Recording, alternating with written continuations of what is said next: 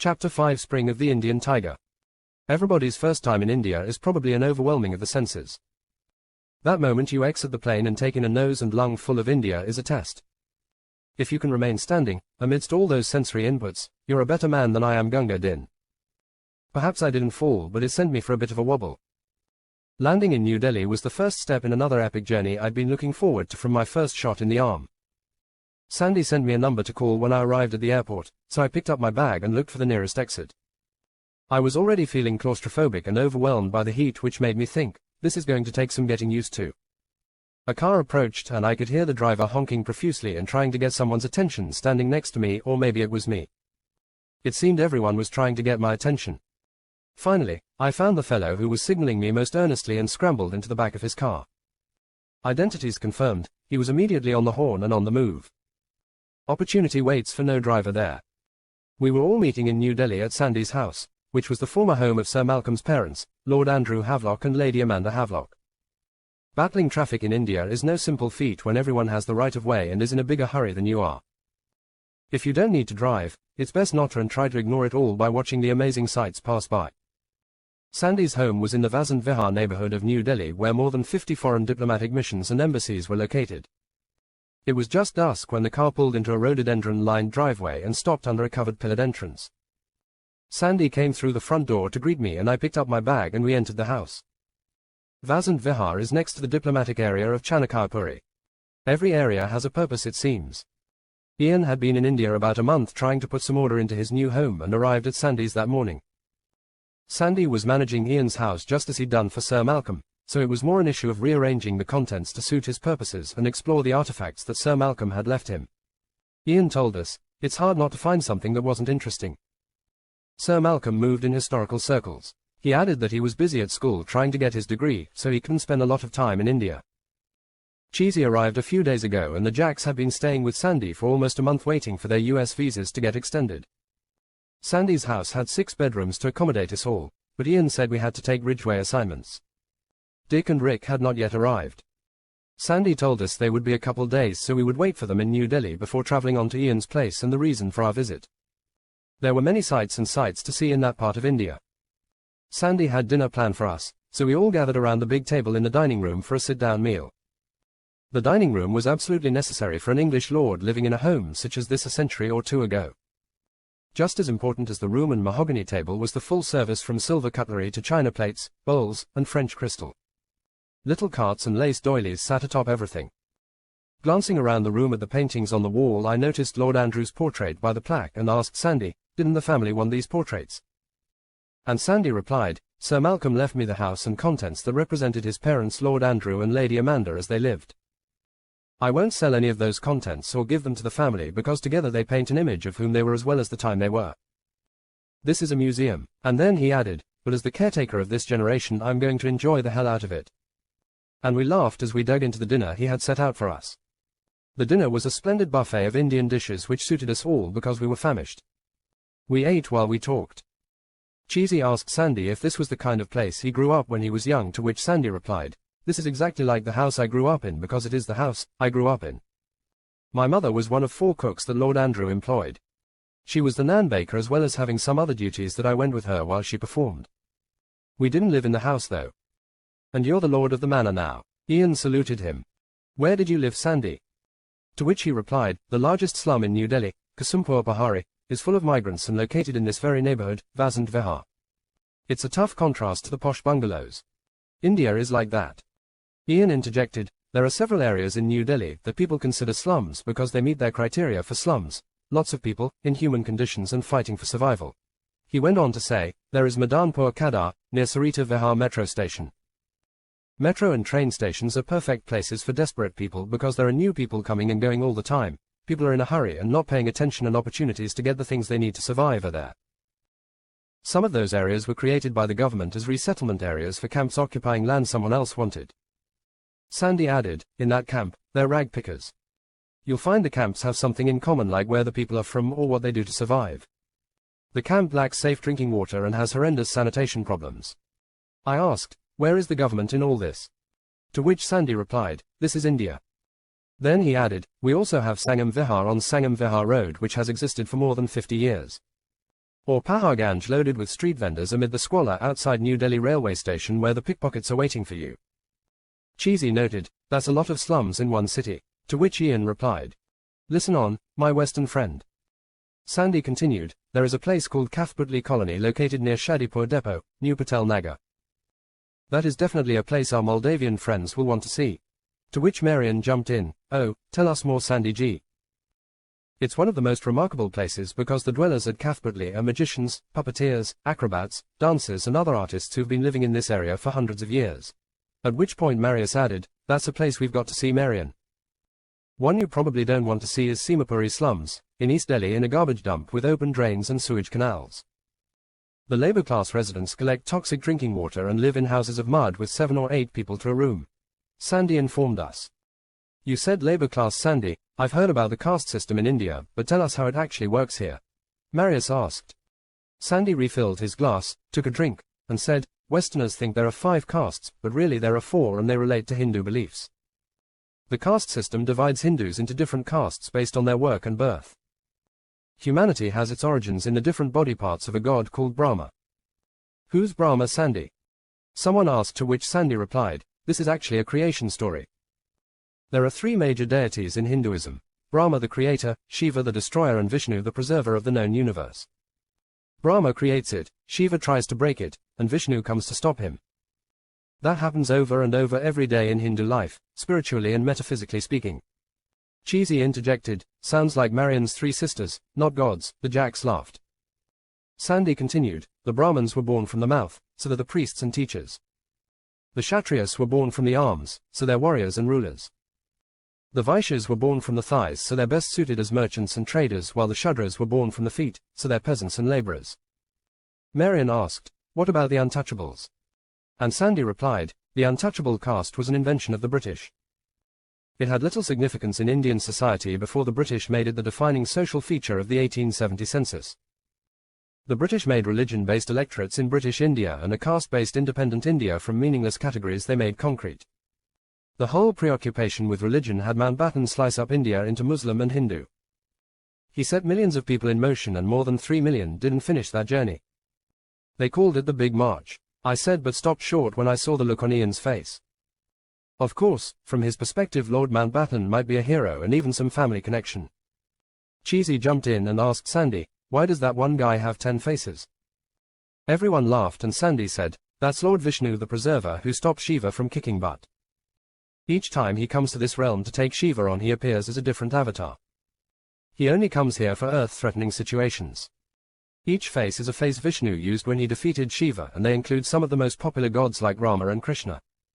Why does he not have a last face? Asked Ian and Sandy replied, he's saving that for the last time he has to come to earth to save humanity. Do Hindus follow the Bible? Marian asked as his interest was always in ancient books. To which Sandy replied, no. We have many early books in the Hindu culture. Since Indians invented writing with Sanskrit, we have been writing stories down. Indians also like a good metaphysical yarn.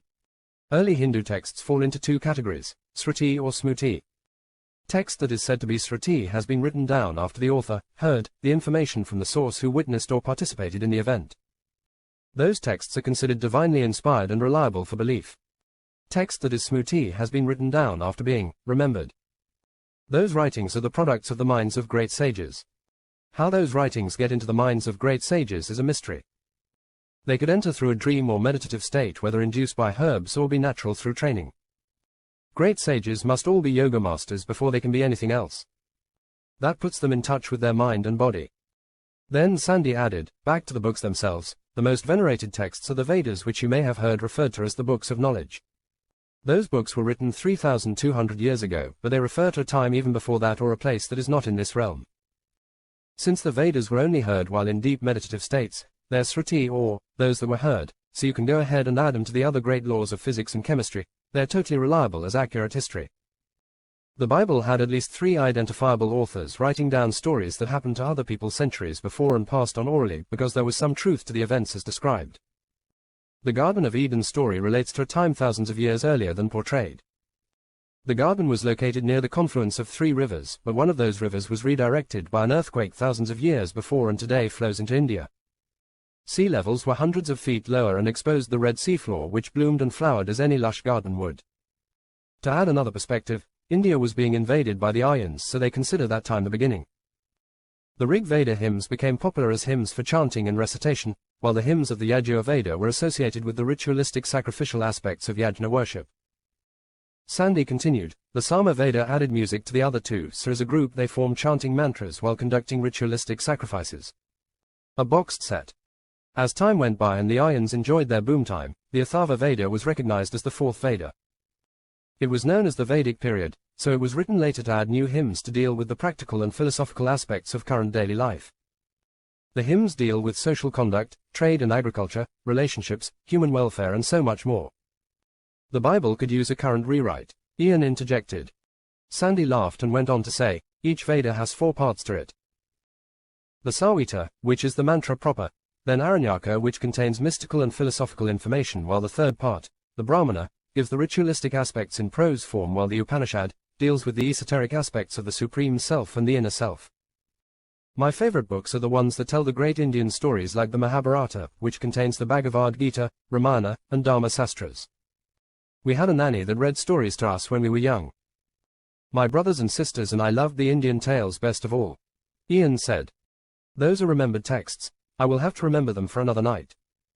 I've had enough religious talk for tonight. Over our next few dinners, I will at least give you the highlights of those stories, as I remember them. The Mahabharata is also the longest book ever written, you know. With that we all retired to our respective rooms and slipped exhausted into slumber. The next morning, we woke to a full English breakfast, although the kippers seemed to pile up on the side of most plates. The Cell Tradeds and Cheesy were off to the New Delhi railway station to taunt the pickpockets. Cheesy told us, it's such a laugh. Marius strolls casually by the pickpocket and lets him steal money from his back pocket. Marius walks away, the pickpocket walks away, and we watch as he opens up what he thinks is money, but it's an exploding ink pack that spays him.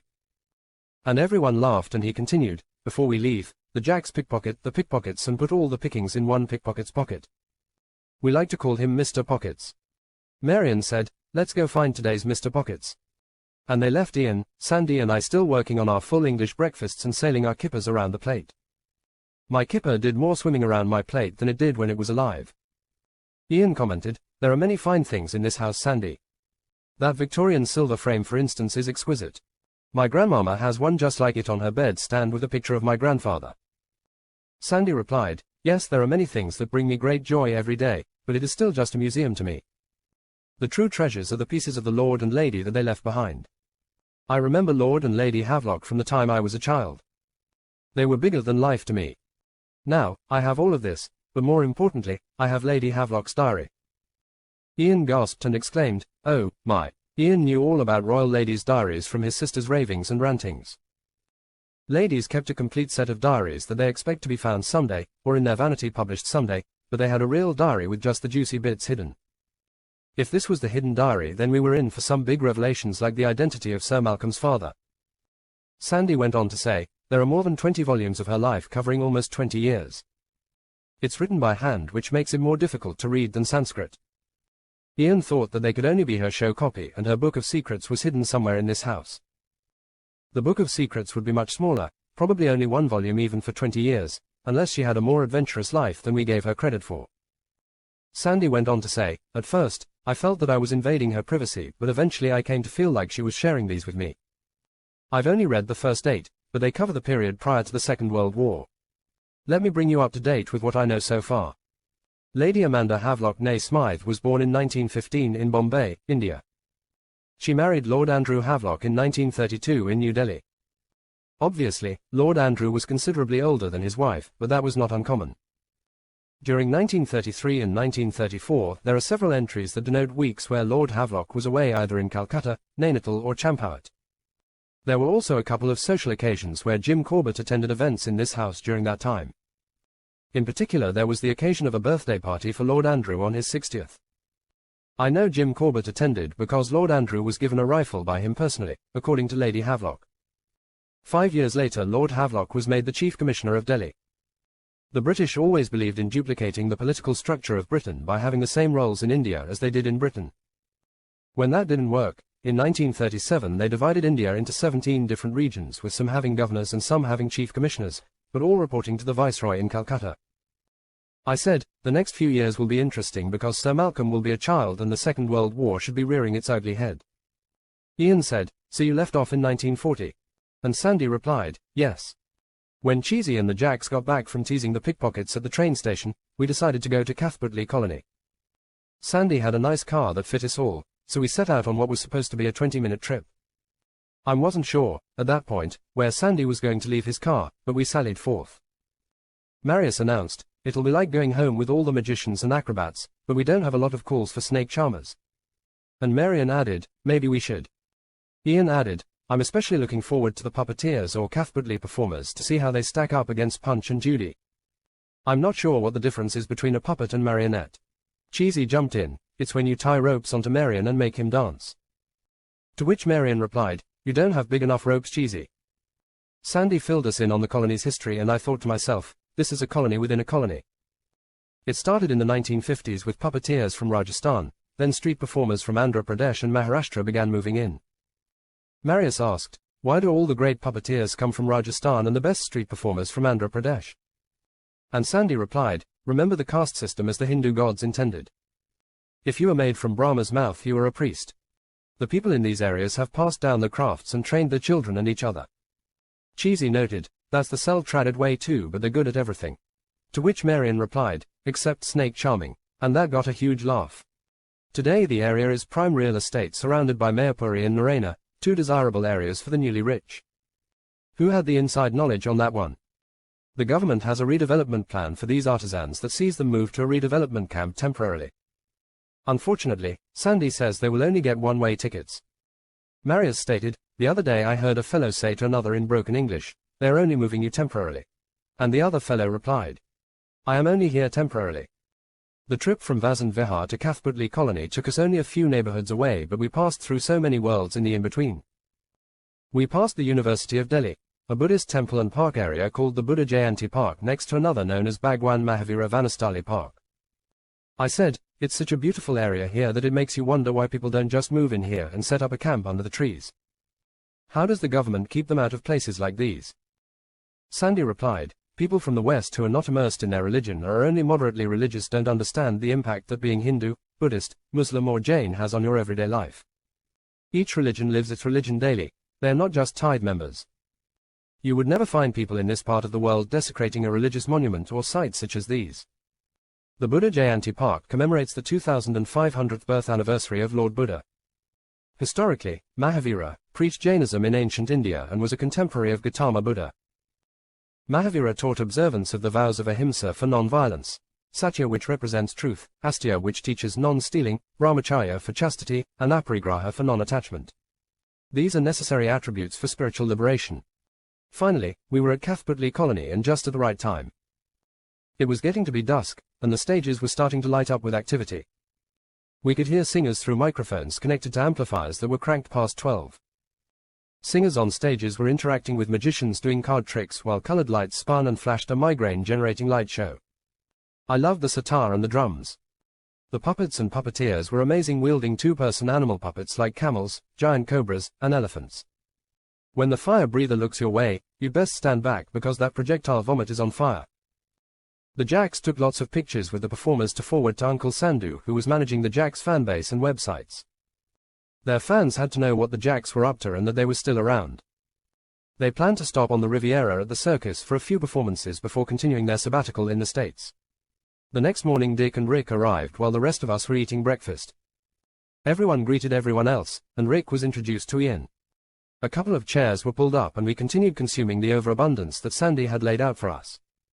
Sandy asked Dick, how are things on the sea? To which Dick replied, they're on schedule, I think. I ran into Senator Sheldrake's daughter at one of those West Point dances and she was trying to tell me about it. Later on, when I danced with General Porter's daughter, she tried to sell me on picking up something down there with her. Then I dropped her off at the table and went over to the bar to get drinks. Bigfoot and Hunch, some cadets I know, were standing, drinking at the bar. They told me they heard about this great real estate deal in the desert. It's like buying Palm Springs at Detroit prices. I asked, has anyone heard from Carl recently? And Marius said, Yes, Uncle Sandhu talked to him yesterday and he said we have all the spots we wanted plus a few large desert areas that we can develop later or sell to developers as we go. That made everyone happy, so we turned our focus to the trip we were going to make to Ian's new place in Nainital. That trip was estimated to take 6 hours, but we assumed at least 50% more traffic and other potential issues. The area we're going to was in the foothills of the Himalayas, where things can go pear-shaped very quickly according to Sandy. We sat down to lunch and asked Sandy what he had on the agenda for this evening, and he informed us we would be visiting a temple that worshipped Shiva through one of his lady friends. That sounds interesting, Marian said. I sent some information to Cheesy so he can make a presentation on the goddess Kali while I finish off the Benedictine tonight. Are you ready for your big show to begin, Cheesy G? Cheesy started his presentation with, this story is about a young lady by the name of Kali. Kali's first appearance was in the Atharva Veda, where she was not a goddess at all but played the part of the fierce black tongue of Agri, the god of fire. He had 7 tongues, so it was just a bit part. Everyone laughed. Skip ahead 400 years and Kali gets her first credit as she is described as an individual in her own right when she appears in the Devi Mahatmya as a battlefield goddess personifying the wrath of Durga. That's no small part because Durga is a major star in Hinduism and wrath is a potent part of her being. Durga is the principal face of the mother goddess Devi and revered among other Indian divinities. She likes protection, strength, motherhood, destruction, and wars. Not a great introduction for the dating game, but when Durga requires wrath, she brings out the Kali in herself. After the laughter he continued, Kali appears as a skeletal, frightening crone, colored black, wearing animal skins and carrying a kartanga, which is a skull-topped staff typical of tribal shamans and witch doctors. From there she began appearing in other texts of the period co-starring with Shiva. They were the first Bollywood couple perhaps. He stopped stopping for laughs and just continued on. The Linga Purana describes how Shiva asks his wife Parvati to defeat the demon Daruka. Shiva and Daruka were having a dispute because Daruka attacked a Shiva devotee named Supriya and imprisoned him along with many others in his city of Darukavana. The city under the sea, as it was known, was inhabited by sea snakes and demons. Shiva's wife Parvati had actually given Daruka the skill to do that. Daruka could only be killed by a woman, so Parvati merges with Shiva and reappears as Kali to kick butt because she's Shiva's wrath just as she was Durga's wrath. The problem is that she really liked kicking butt and the only one who could calm her down after a good butt kicking was Shiva. Cheesy continued, in the Vamana Purana, Shiva addresses Parvati as Kali, which pisses her off to no end and she shakes off her dark complexion, generating Kali as a separate entity. Kali is often associated with Shiva and regarded as the Shakti or power of Shiva, and Shiva is Kali's consort.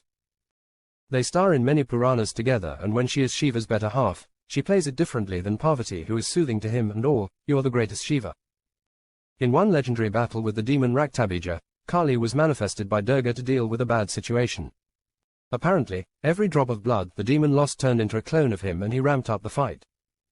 Kali grabbed a vessel and filled it with the demon blood, drinking it right down before it hit the ground.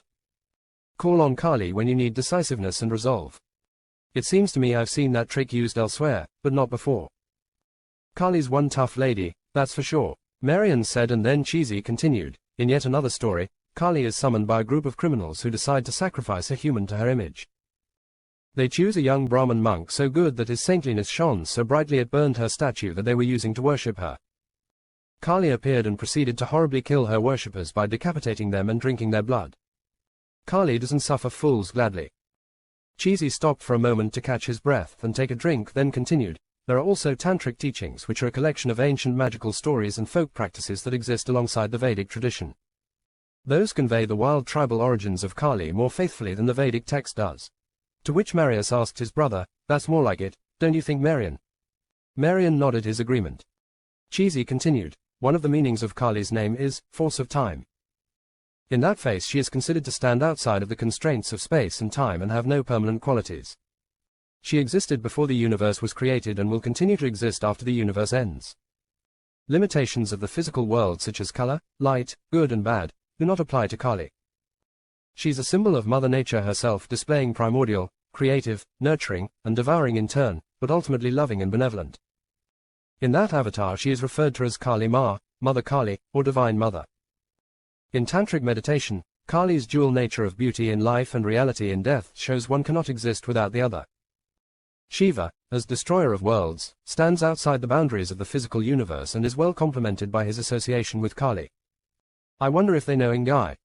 I thought. On our trip to the temple later that day, we decided to take the magenta line to Kalkaji Mandir, also known as Kalkaji Temple, dedicated to the goddess Kali. Hindus believe that the image of goddess Kalika in that particular temple is self-manifested, and the shrine dates back to Satya Yuga, when the goddess Kalika incarnated and killed the demon Raktabija. According to a Hindu legend, Kalika Devi was born at the site where the temple is situated today. It's believed to be the holy shrine where one gets the blessings of goddess or mother Kalika for the fulfillment of one's desires. Sandy instructed us, we simply followed him and emulated everything he was doing, or so we thought. It was the first time in a Hindu religious establishment for any of us other than Sandy. We provided tributes of flowers and poured milk over a lingam. The temple's an interesting place, and we spent about an hour looking at the statues, pictures, icons, documents, and even conversed with a few English-speaking devotees. Our return trip gave us another opportunity to see the extremes of India, as we passed through just as many posh areas as slums on our way back to Sandy's posh bungalow. The next morning, we took Hoi 9 to escape New Delhi through Hapur and then fast-tagged it to Moradabad. Sandy had rented an extra car and several of his friends were doing the driving. This was an epic journey. Crossing the Ganges for the first time sent a shiver up my spine. I'd been reading about this river for so many years and knew about its importance in Indian culture. Sandy told us, the Ganges hadn't always flowed across the top of northern India if you believe the stories that predate our current accepted knowledge of history. In fact, 10,000 years ago it didn't flow at all because it didn't exist. Satellite images of the area, including Pakistan, display the remains of an ancient river called the Saraswati. The Saraswati ended at a site known as Dwarka, home of Krishna, arguably the most popular deity in India since he starred in the Mahabharata, a very important Hindu text. Many early people of northern India made their homes on this river system until an earthquake changed the direction of the Saraswati to become the Ganges. Most of the people migrated with the water. Hopefully they migrate with the water that Dick's dad and grandfather are putting in the Salton Sea, I thought. Sandy continued, one of the earliest and largest cities on Earth was located in the area of the Saraswati known as Mohenjo-Daro. It has never been fully explored due to current political issues. Even though Mohenjo-Daro is a Hindu site, Lord Mountbatten, in his infinite wisdom, decided to put it on the Pakistan side of the new border. Perhaps Louis had an important dinner date that evening or a polo match early the next day. Things began to change as we hit the 65W through Bazpur on our approach to the mountain ascent. That part of the world was fairly close to Jim Corbett Park, which was only 15 kilometers east of where we were as the tiger runs. The park runs for hundreds of miles under the Himalayas, ending in the largest tiger reserve in the world, Kaligarh Tiger Reserve. The terrain began to climb significantly and the trees closed in on us. When they cleared, the views got better and better as the air got to thinner and thinner. One mountain gave way to the next and one valley followed after another valley on what seemed to be endless string of undulating waves. By the time we reached our destination and the mountains finally snapped shut on us. This must be tiger country, I thought. The lake at the bottom of Nainital looked similar to the Salton Sea in shape. Nainital rose above the lake and offered a picturesque view of the community below. Navigating through Nainital to Ian's house was made more difficult by the fact that every road seemed to be named the same. It was more a case of knowing where you were going by sight and landmark than by following any addresses or street signs. The house was extremely remote without a neighbor on either side, just very rugged jungle in the form of streams, trees, and hills. I remember looking around when I got out of the car just in case a pair of eyes was watching me, but of course I would never see them. Nainital, in the Kumaon region of India's Uttarakhand state, was formerly a British hill station. Colonialism is evident through the buildings and other trappings of day-to-day life the British enjoyed. A cable car runs to Snowview, why walk? The house was modest by Ian's standards, but considering the location, it was gorgeous. A one-floor plan that seemed to stretch out forever, reaching to every edge of real estate. Then, perched on the edge, providing an observation porch. Sandy gave us the tour and Ian handed out the bunking assignments. Dusk was approaching, so we gathered food from the platters Ian had laid out for us onto our plates and converged on the porch overlooking the vast forest below and the amazing peaks above. We're caught in the middle world, much like most religious existences. We can see heaven and we can see hell, perhaps. Ian asked Sandy about cults in India. I read about the Barari deaths in New Delhi a couple of years ago. Apparently 11 members of a family died in a house in the Barari area following an occult ritual gone wrong. Neighbors quoted in the article one read said, they still experience an eerie sensation outside the house 2 years later. New tenants live in it. Sandy told him, that was a very extreme case. There are many cults in India, but the only ones I can tell you about are the ones everyone knows about and are likely harmless anyway.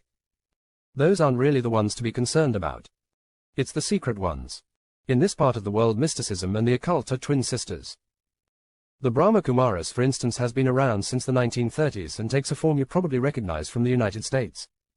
Their charismatic leader attracted rich women who pledged their fortunes to him, his cause, and gave a vow of celibacy. Marius said, if they're celibate, they won't find somebody they like better than him. Sandy continued, the Ahori Babas originated in the 14th century. The Ahori are known to perform crude rituals like eating rotten food and animal feces.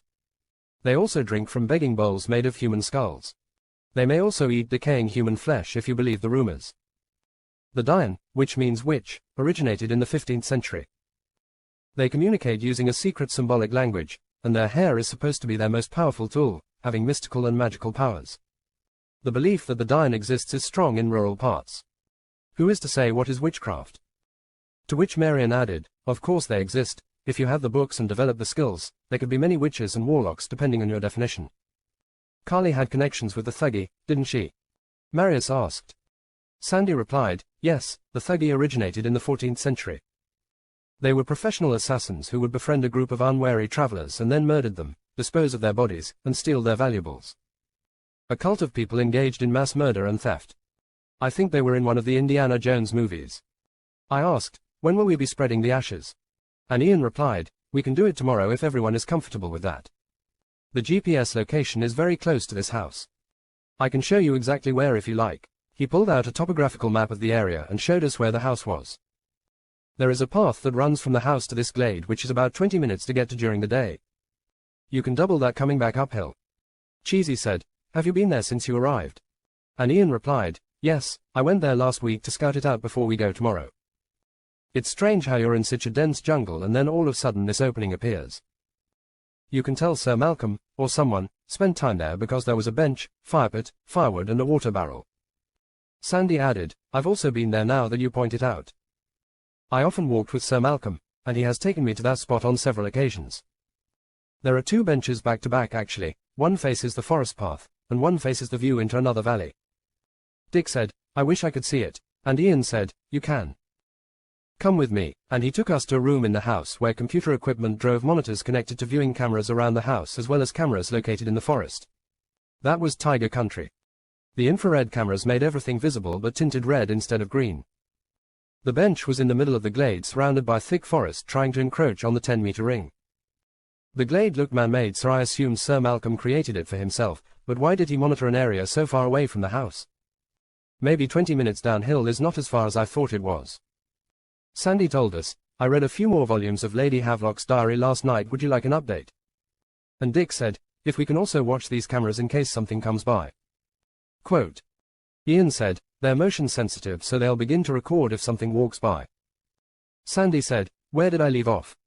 And Ian replied, 1940. Okay, we know Lord Andrew was Chief Commissioner at that time and he had just turned 60. Jim Corbett, his buddy, had given him a rifle for his birthday. Lady Amanda knows Jim Corbett. Sir Malcolm is 5 years old. Cheesy said, he already got the baby pith helmet and stick. And I added, the moustache was just coming in. And we all laughed. Sandy continued, over the next few years it was difficult because the war was in full swing and the Quit India campaign against colonialism placed Lord Andrew smack in the middle as Chief Commissioner. During that time there were the usual trips to Calcutta to meet with the Viceroy as well as to Nainital and in particular this house. I looked up the deed and Lord Andrew did own this house, but willed it to Sir Malcolm upon his death in 1955. The purpose of his trips here are not entirely clear. Lady Amanda made several trips to Nainital as well, sometimes accompanying Lord Andrew and other times while Lord Andrew was away tracking and photographing tigers with Jim Corbett. Sir Malcolm made a few of the journeys with Lady Amanda. In those days, the trip we just made would be a much more arduous journey to an even more remote area. We need to find Lady Havelock's secret diary as well as Lord Andrew's and Sir Malcolm's diaries to know the whole story.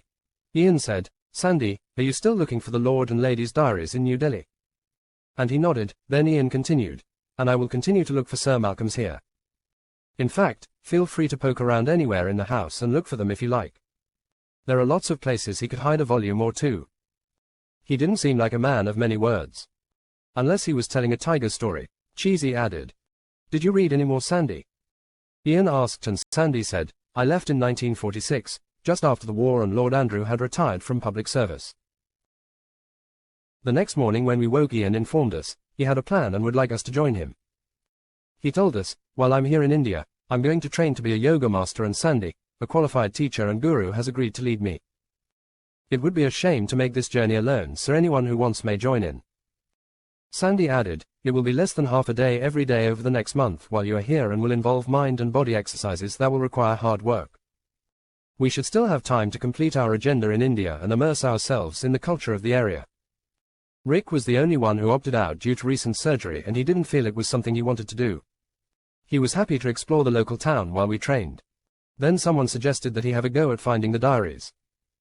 Now that we had that settled, Ian picked up the urn with Sir Malcolm's remains and said, let's get ready, those making the journey. And of course, everyone came. Paths seemed to run off in every direction in the forest. I was trying to watch where I was going as we descended, but it was dense and this was tiger country. We didn't hear any game or birds, which made it feel kind of eerie. 2 streams were crossed, or perhaps it was the same stream twice, it was hard to tell. Some great vistas overlooking the valleys in between appeared when the sun shone through the occasional crack in the canopy. The trees in this region of India included oak, chestnut, walnut, ash, rosa musk, Himalayan cypress, rhododendron, and pine. One tree that stood out amongst them all was the hill maple, a sacred tree whose bark was used to make tonics, stimulants, and blood purifiers. The flowers of the tree are dioecious, meaning individual flowers are either male or female. Perianth, the male flowers are bell-shaped and the female flowers are bluntly toothed. Their capsule encloses more than 100 seeds once they have swung each other's pendulums. The Niani lake has Hindu lore attached to it like everything around here. It's believed that Shiva carried Sati's body around the universe before Vishnu cut her body into 52 parts with his Sudarshan chakra weapon. The body parts fell to earth to become sacred sites where all people can pay homage to the goddess. The lake is believed to be the place where Sati's eyes fell and came to be called Nainital, or Lake of the Eye. There's a belief that the lake goddess will claim one white person a year. Finally, we broke through the dense forest, and I saw the glade for the first time as it spread in front of us. The glade seemed suddenly cool from the breeze rather than warm from the sun as I stepped into it. We mingled around the bench and Ian reached into the bag he was carrying and pulled out the urn. Marius and Marion never met Sir Malcolm and Cheesy, and I only had last summer with him. Ian met him half a dozen times in this life, but Sandy spent his whole life with Sir Malcolm, so he gave the eulogy while Ian waited to disperse the ashes. You touched many lives, Sir Malcolm, including those who have made the journey here today and those who made your journey before you. Nobody has made a longer journey through more turbulent times, but your love for tigers and for this country sustained you through it. Be reborn here again as we let the wind carry you across the Indian soil. Then Ian released the contents of the urn just as a gust of wind came up and spread them across the entire glade. The walk back up the hill was much slower and even quieter as we reflected on what Sir Malcolm meant to each of us. When we reached the final slope, Rick came running out of the house and called us. The camera has caught something you won't believe. Quote. We all scrambled into the study to see the computer screens on the table, and specifically the one showing a tiger lying on its back in front of the bench in the glade we had just left. Less than half an hour ago we were there, and now it's the tiger and Sir Malcolm. The tiger appeared to roll around on the ground where Ian had released the ashes, and then it laid on its back again. She was saying goodbye. None of us had sufficient skills to determine the sex of the tiger. Eventually the tiger left on the same path it had arrived on, according to Rick. Then Rick added, even better news, I found some diaries in a secret hiding spot. Apparently, while looking around for the diaries, he knocked a picture off the wall, and when he tried to replace it, he realized there was a space behind the wall. Once he pried off the board, a pocket with 3 books revealed itself. He handed the books to Ian, who opened the first one and said, this is Lord Andrew's diary. They all are. Very interesting, let's sit down and read some. We all got beverages and sat around the table while Sandy and Ian took turns reading the diaries out loud. Sandy said, listen to this entry, a gang of killers set a village aflame today. I was told they hacked men, children and the aged to death, then carried off the young women to be raped.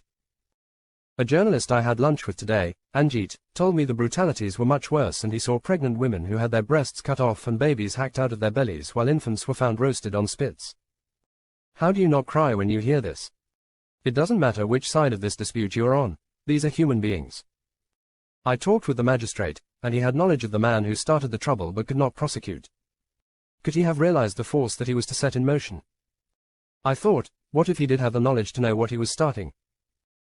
Here's one that changed things, Ian said, and then continued, Suhrawardy, the Muslim League chief minister of Bengal, today said, bloodshed and disorder are not necessarily evil in themselves, if resorted to for a noble cause. The end never justifies the means, and only one who knows they're doing wrong will tell themselves that. He should have been brought to justice, Cheesy said. How does a system prosecute millions of people at once? Sandy interrupted. Here's an entry about a night that was described to him. A man was tied to the connector box of the tramlines with a small hole drilled in his skull so that he would die as slowly as possible. That same night a Hindu mob stripped a 14-year-old boy naked to confirm that he was circumcised, then threw him into a pond and held him down with bamboo poles. Ian read the next one. Today Nehru said, I want those who stand as an obstacle in our way should go their own way. What kind of a fool is he? How can Nehru throw gasoline on a fire and expect it to calm things down? India has always been tolerant of all religions. How has this become the defining issue? In another entry, he blamed Churchill. This is all Winston's doing. He made deals and now he has to deliver. To put out a flame of Quit India, he started a bonfire today. When he entered the war and dragged India into it, he needed the support of the Muslim League. Ian tried to clarify. I think what he's saying here is that when Churchill dragged India into the Second World War and Gandhi's Quit India plan was against him, the Muslim League supported him. Now he delivers Pakistan and Bangladesh as separate Muslim states. The same thing happened at the end of the war when he used religion to partition Palestine, or when the British partitioned Ireland 100 years ago. I interjected. Stalin must have got something out of that deal too. Marius said, I'll have Uncle Sandhu see if there's anything in the library from that period. You never know. Sandy continued, here's one. Cyril Radcliffe is a pompous twit. These borders are ridiculous. People moving both ways across the Punjab, why? What's he thinking? How do such incompetent people get put in charge? Rhetorical question. And later an entry says, at the stroke of the midnight hour, when the world sleeps, India will awake to life and freedom. But no name was noted as to who said that. Jawaharlal Nehru. Ian said, listen to this one. Foot caravans of refugees fleeing the violence stretched for 50 miles today. The passengers carried everything they owned, going to a place they had never been to find whatever is left there. As they went, mounted guerrillas burst out of the tall crops that lined the road and mowed them down like sheep. I'm looking for the names of those responsible for this, as it occurred very close to here. The magistrate is a man known to me. Cheesy said. What do you think he meant by that? And nobody wanted to say anything. His next entry read, refugee trains bursting with families and their belongings when they started out were attacked at every stop along the way. Less people got on at each stop and those on the train were dragged off and beaten to death. When the train came to the border it was dripping a trail of blood.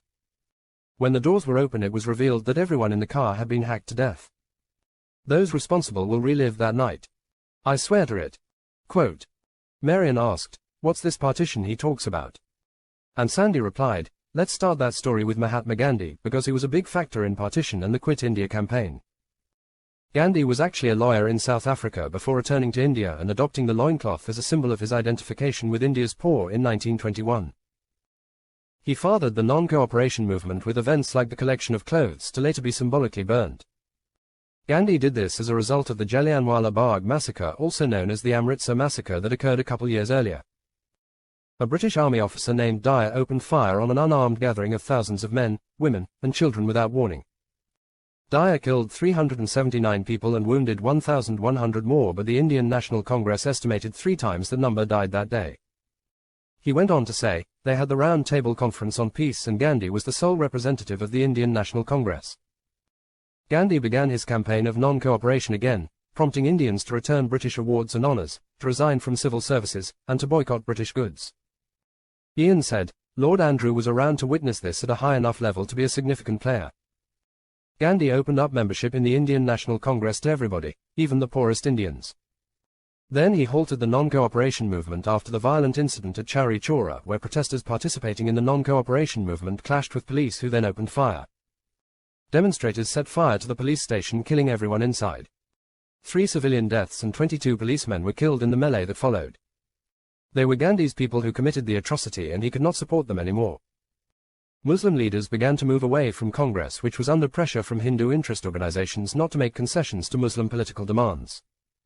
Ian said, Muslims didn't have the representation that their numbers supported to be called equal representation. Sandy said, yes, that's true, Muslim representation in future central government assemblies was reduced to a quarter, rather than a guaranteed third as demanded by Muslim political organizations. In the 1930s, Gandhi launched further All India civil disobedience campaigns based on full independence from British rule.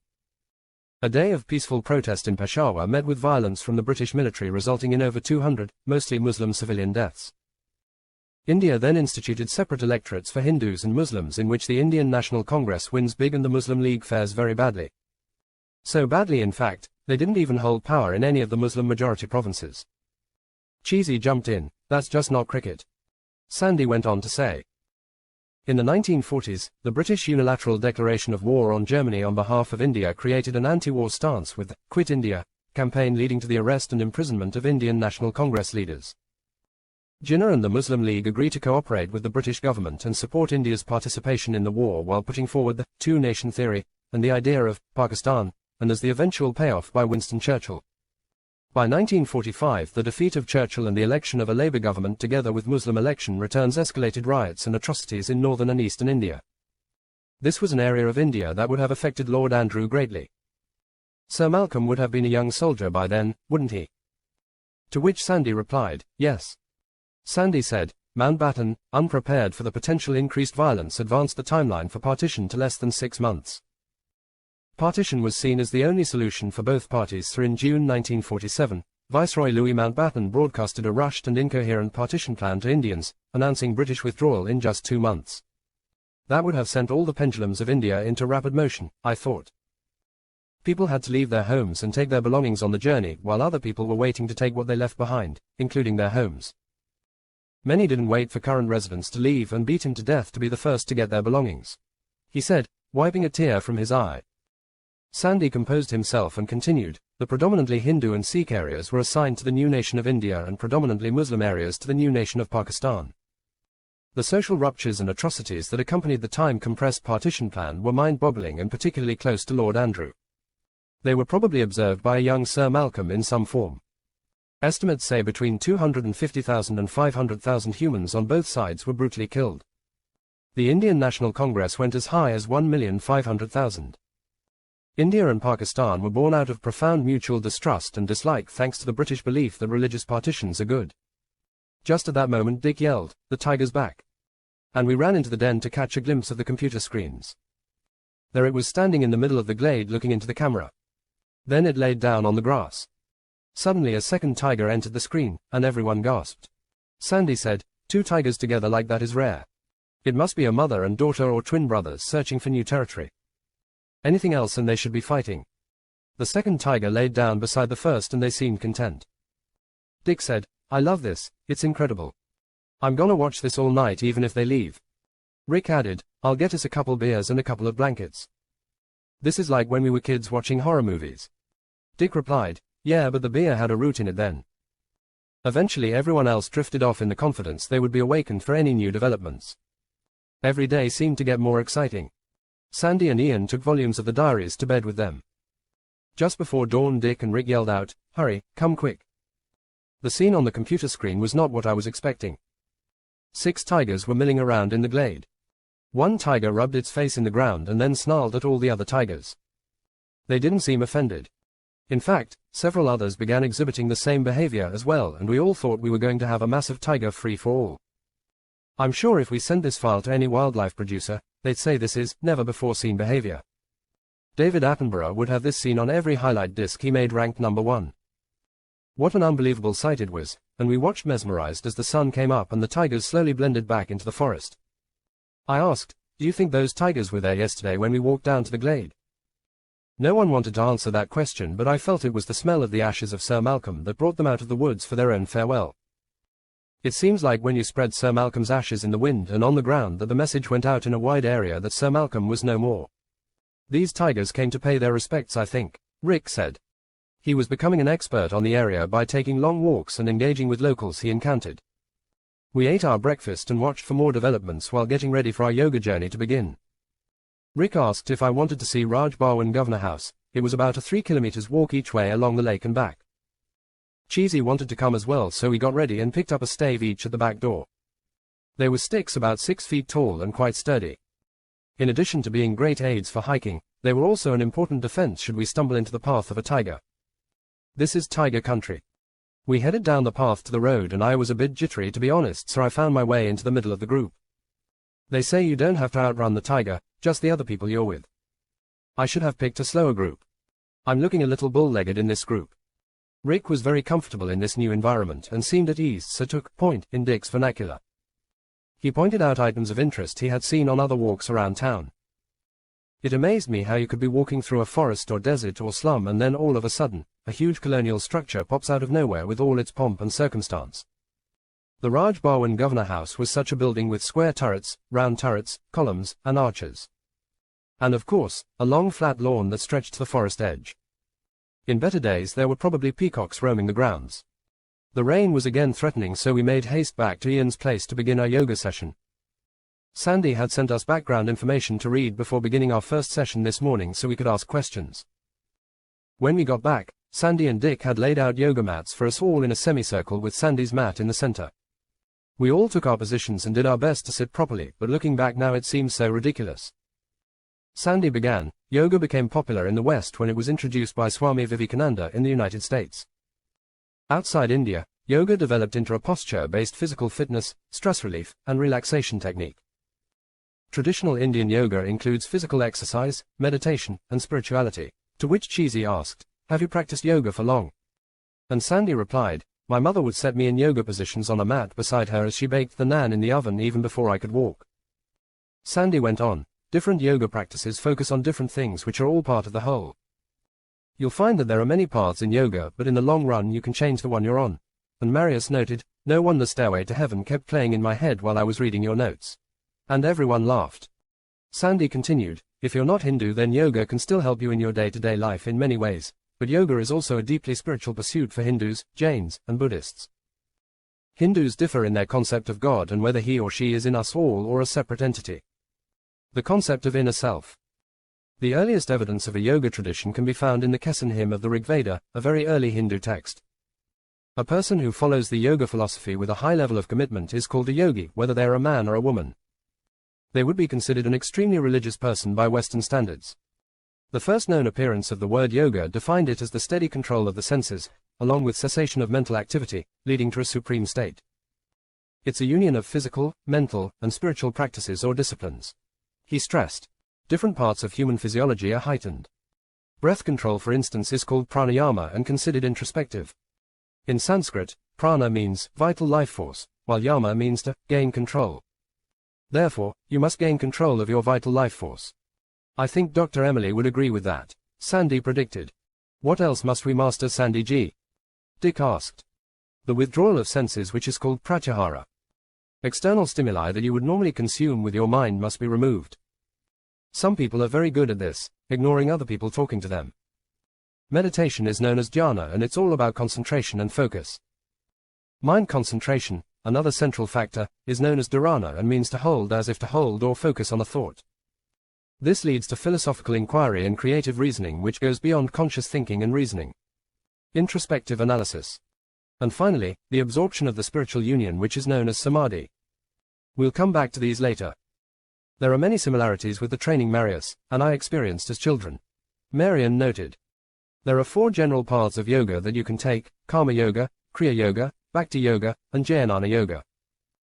They are traditional yoga systems that include breathing exercises with asana or postures, chants, and meditation, which can reduce stress and improve immunity and lung functions. I thought, there are yoga systems within yoga systems, it seems. Each seems customized to suit a short-term purpose on a long-term journey. Sandy went on to say, yoga has its own focus on what's known to be true, which assumes concepts such as existence, being, becoming, and reality.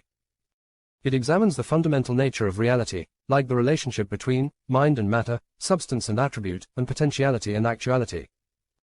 Purusha, which is self or pure consciousness, and prakriti, which is your human nature or primal instinct, are at loggerheads if your self is not aware of your nature. The lack of knowledge between a person's purusha and their prakriti is the source of the binding. To free yourself, you must gain knowledge of that which binds you and identify within yourself what would be the source of your liberation. In the Amazon, the Indians take a drug called ayahuasca, which is made by heating or boiling the Banisteriopsis carpi vine combined with the leaves of the Psychotria viridis shrub.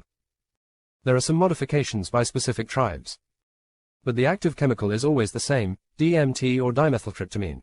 Marian told us and then continued after a short pause, DMT is a hallucinogenic tryptamine drug that produces effects similar to those of psychedelics, like LSD or magic mushrooms, but to a much higher level. The Indians take it in an overnight ceremony to induce introspection.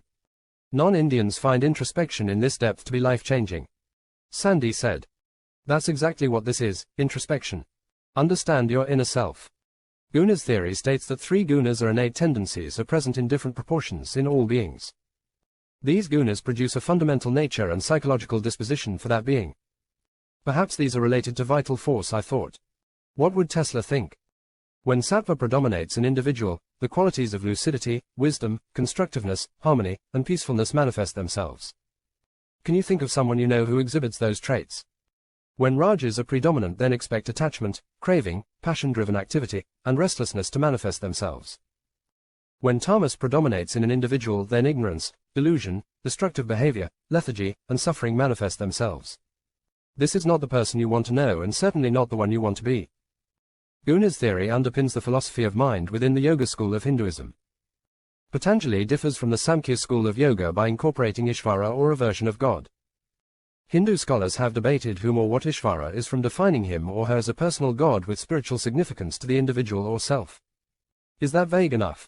Quote, is he Ngai? I wondered. It was a great first session and we were all looking forward to learning how to meditate and sit properly, but the background gave us some perspective to make this more than just an exercise journey. Perhaps it was being in India, but the spiritual nature of yoga appealed to me since I wasn't religious at all. For another hour we learned how to sit, focus, and block. After yoga, it was our intention to explore the town around the lake, but the rain set in and at that time of year Sandy told us it was very wet in this part of India, so we were to expect this and deal with it. Many shrines were located on the lake because of its sacred Hindu association. When the rain stopped, we grabbed walking staves by the back door and headed off to the Hanuman Gahi shrine, a 3-kilometer walk away. The shrine showed Hanuman ripping open his chest to reveal an image of Rama and Sita, which was a scene from the Ramayana. When we returned, it was time to watch the glade and listen to more of Lord Andrew and Lady Amanda's diaries. Sandy began with Lady Amanda's diary. I believe I left off in 1951.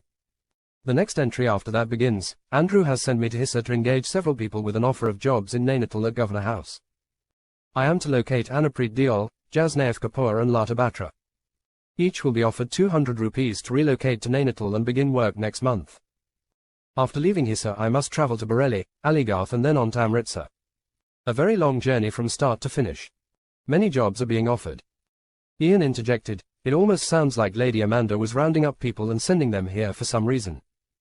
I wonder who these people were.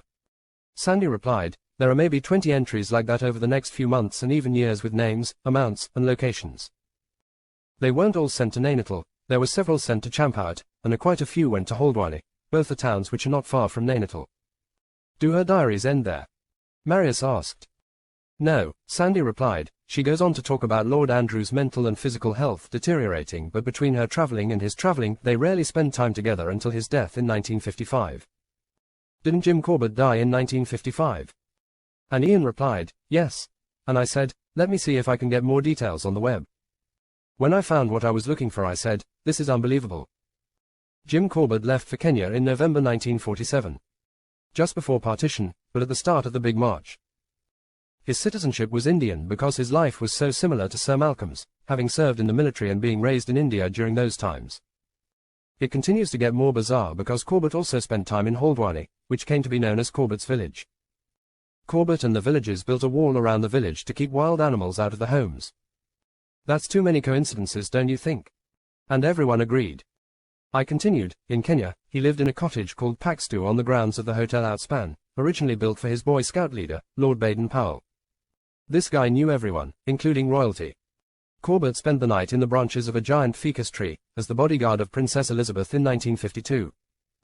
That night, her father, King George VI died, and Elizabeth ascended to the throne. Dig jumped in with, here's a famous Corbett quote, for the first time in the history of the world, a young girl climbed into a tree one day a princess, and after having what she described as her most thrilling experience, she climbed down from the tree the next day a queen. God blessed her. I finished, Corbett died in Kenya of a heart attack April 19, 1955. To which Ian added, Lord Andrew died on April 1, 1955. There has to be a connection with all this, it's too coincidental for me. Cheesy added, it does defy logic, but so do many things in India. Maybe the answer is in the rest of Lord Andrew's diary or the secret Lady Amanda diary. The rain had stopped, so we decided we needed to get some fresh air. A walk down the hill and around the town should clear our heads. It was about 5 kilometers around the lake and back to the house, but the terrain certainly had an impact. Ian decided to stay and finish Lord Malcolm's diary and then help Rick search for any other diaries that could be coaxed out of their hiding places. An umbrella stand stood by the door and held a number of staves. Each staff was customized from a different local tree. They stood 2 meters high and were sanded, carved, and finished to a high luster. A bronze plate adorned each staff and provided the common name of the tree and the Latin name as well as complete species information.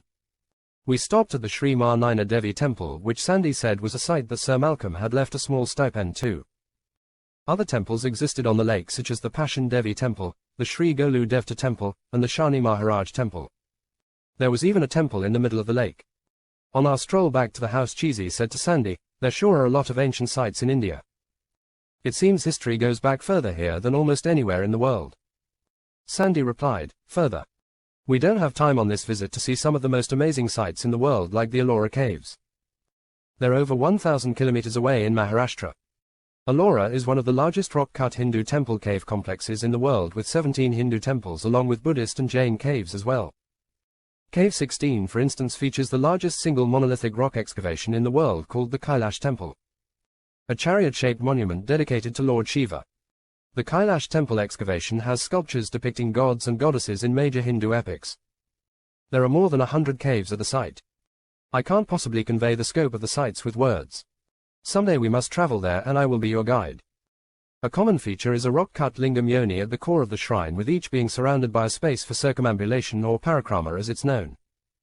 Cheesy asked, "What does circumambulation mean?" And Sandy told him it was the ability to walk completely around a sacred idol. "No," he said, "what is a rock-cut lingam yoni?" "Oh yes, we have not mentioned lingam and yoni before. The lingam and yoni together symbolize the merging of microcosmos and macrocosmos, the divine eternal process of creation and regeneration, and the union of the feminine and the masculine that recreates all existence. In a nutshell, they are shaped like a penis and vagina to represent both earthly and divine existence," he said. The lingam represents Shiva, and the yoni represents goddess Shakti, who is energy, ability, strength, effort, power, capability, and the primordial cosmic energy which represents the dynamic forces of thought that move through the entire universe. Sandy added, "Is she the goddess of vital force and not Kali?" I wondered to myself, "How do you worship Shiva with the lingam and yoni?" asked Marius. Sandy answered, "The traditional lingam rituals in major Shiva temples include offerings of flowers, grass, dried rice, fruits, leaves, water, and a milk bath for the lingam. Hymns are chanted while devotees go into the sanctum for a peek at the deity, followed by a clockwise circumambulation of the sanctum." Then continued, "Getting back to the caves, Cave 21 has a number of unique pieces, such as those depicting the story of goddess Parvati's pursuit of Shiva. Carvings depict Parvati and Shiva at leisure, Parvati's wedding to Shiva, and Shiva dancing. There's a large display of the Sapta Matrika, the 7 mother goddesses of the Shakti tradition of Hinduism. These are all major players in the stories," Marius noted. "Shakti is important because she is her spouse's energy, and she has some significant goddesses in her portfolio due to relationships with almost all the gods. Shakti is Brahmani, who emerged from Brahma, Vaishnavi from Vishnu, Maheshwari from Shiva, Indrani from Indra, Kaumari from Skanda, Varahi from Varaha, and Chamunda from Devi. Never short of a job. There were a couple of others, Nrsimhi and Vinayaki, but they don't fit into the 7 mothers concept of Hinduism." Dick noted, "That's like a who's who of Hindu divinity. She's had more spouses than Jerry Lee Lewis." Sandy continued, "The entrance to Cave 21 is flanked by large sculptures of the goddesses Ganga and Yamuna, representing the 2 major Himalayan rivers and their significant contribution to Indian culture. They're flanked by Ganesh, our elephant god, and Shiva, whom you all know. Inside the temple are goddesses important to the Shakti tradition like Durga. Cave 16, known as the Kailasa Temple, is carved entirely out of a single rock. 3 million cubic feet of stone, weighing approximately 200,000 tons, had to be excavated. You cannot get your head around numbers like that and appreciate the human effort required to do that." Cheesy pretended to make a note, "I guess we'll just have to see them next time." The Ajanta caves are worth seeing as well. They're a Buddhist site, but they're an amazing visual with caves cut into the cliffs. I think you'll see that type of cave more in Nepal and China, where Buddhism has a very strong following. And of course, Tibet when separated from China. We've been focusing on Hinduism, but if you look at sites based on the history of India, you would see the Taj Mahal, the Amber Palace, the Golden Temple at Amritsar, and so many more. That's why some people come to India and never leave. That is India. We arrived back at the house near dusk and went to see if any tigers had been seen, but there were no sightings in our absence.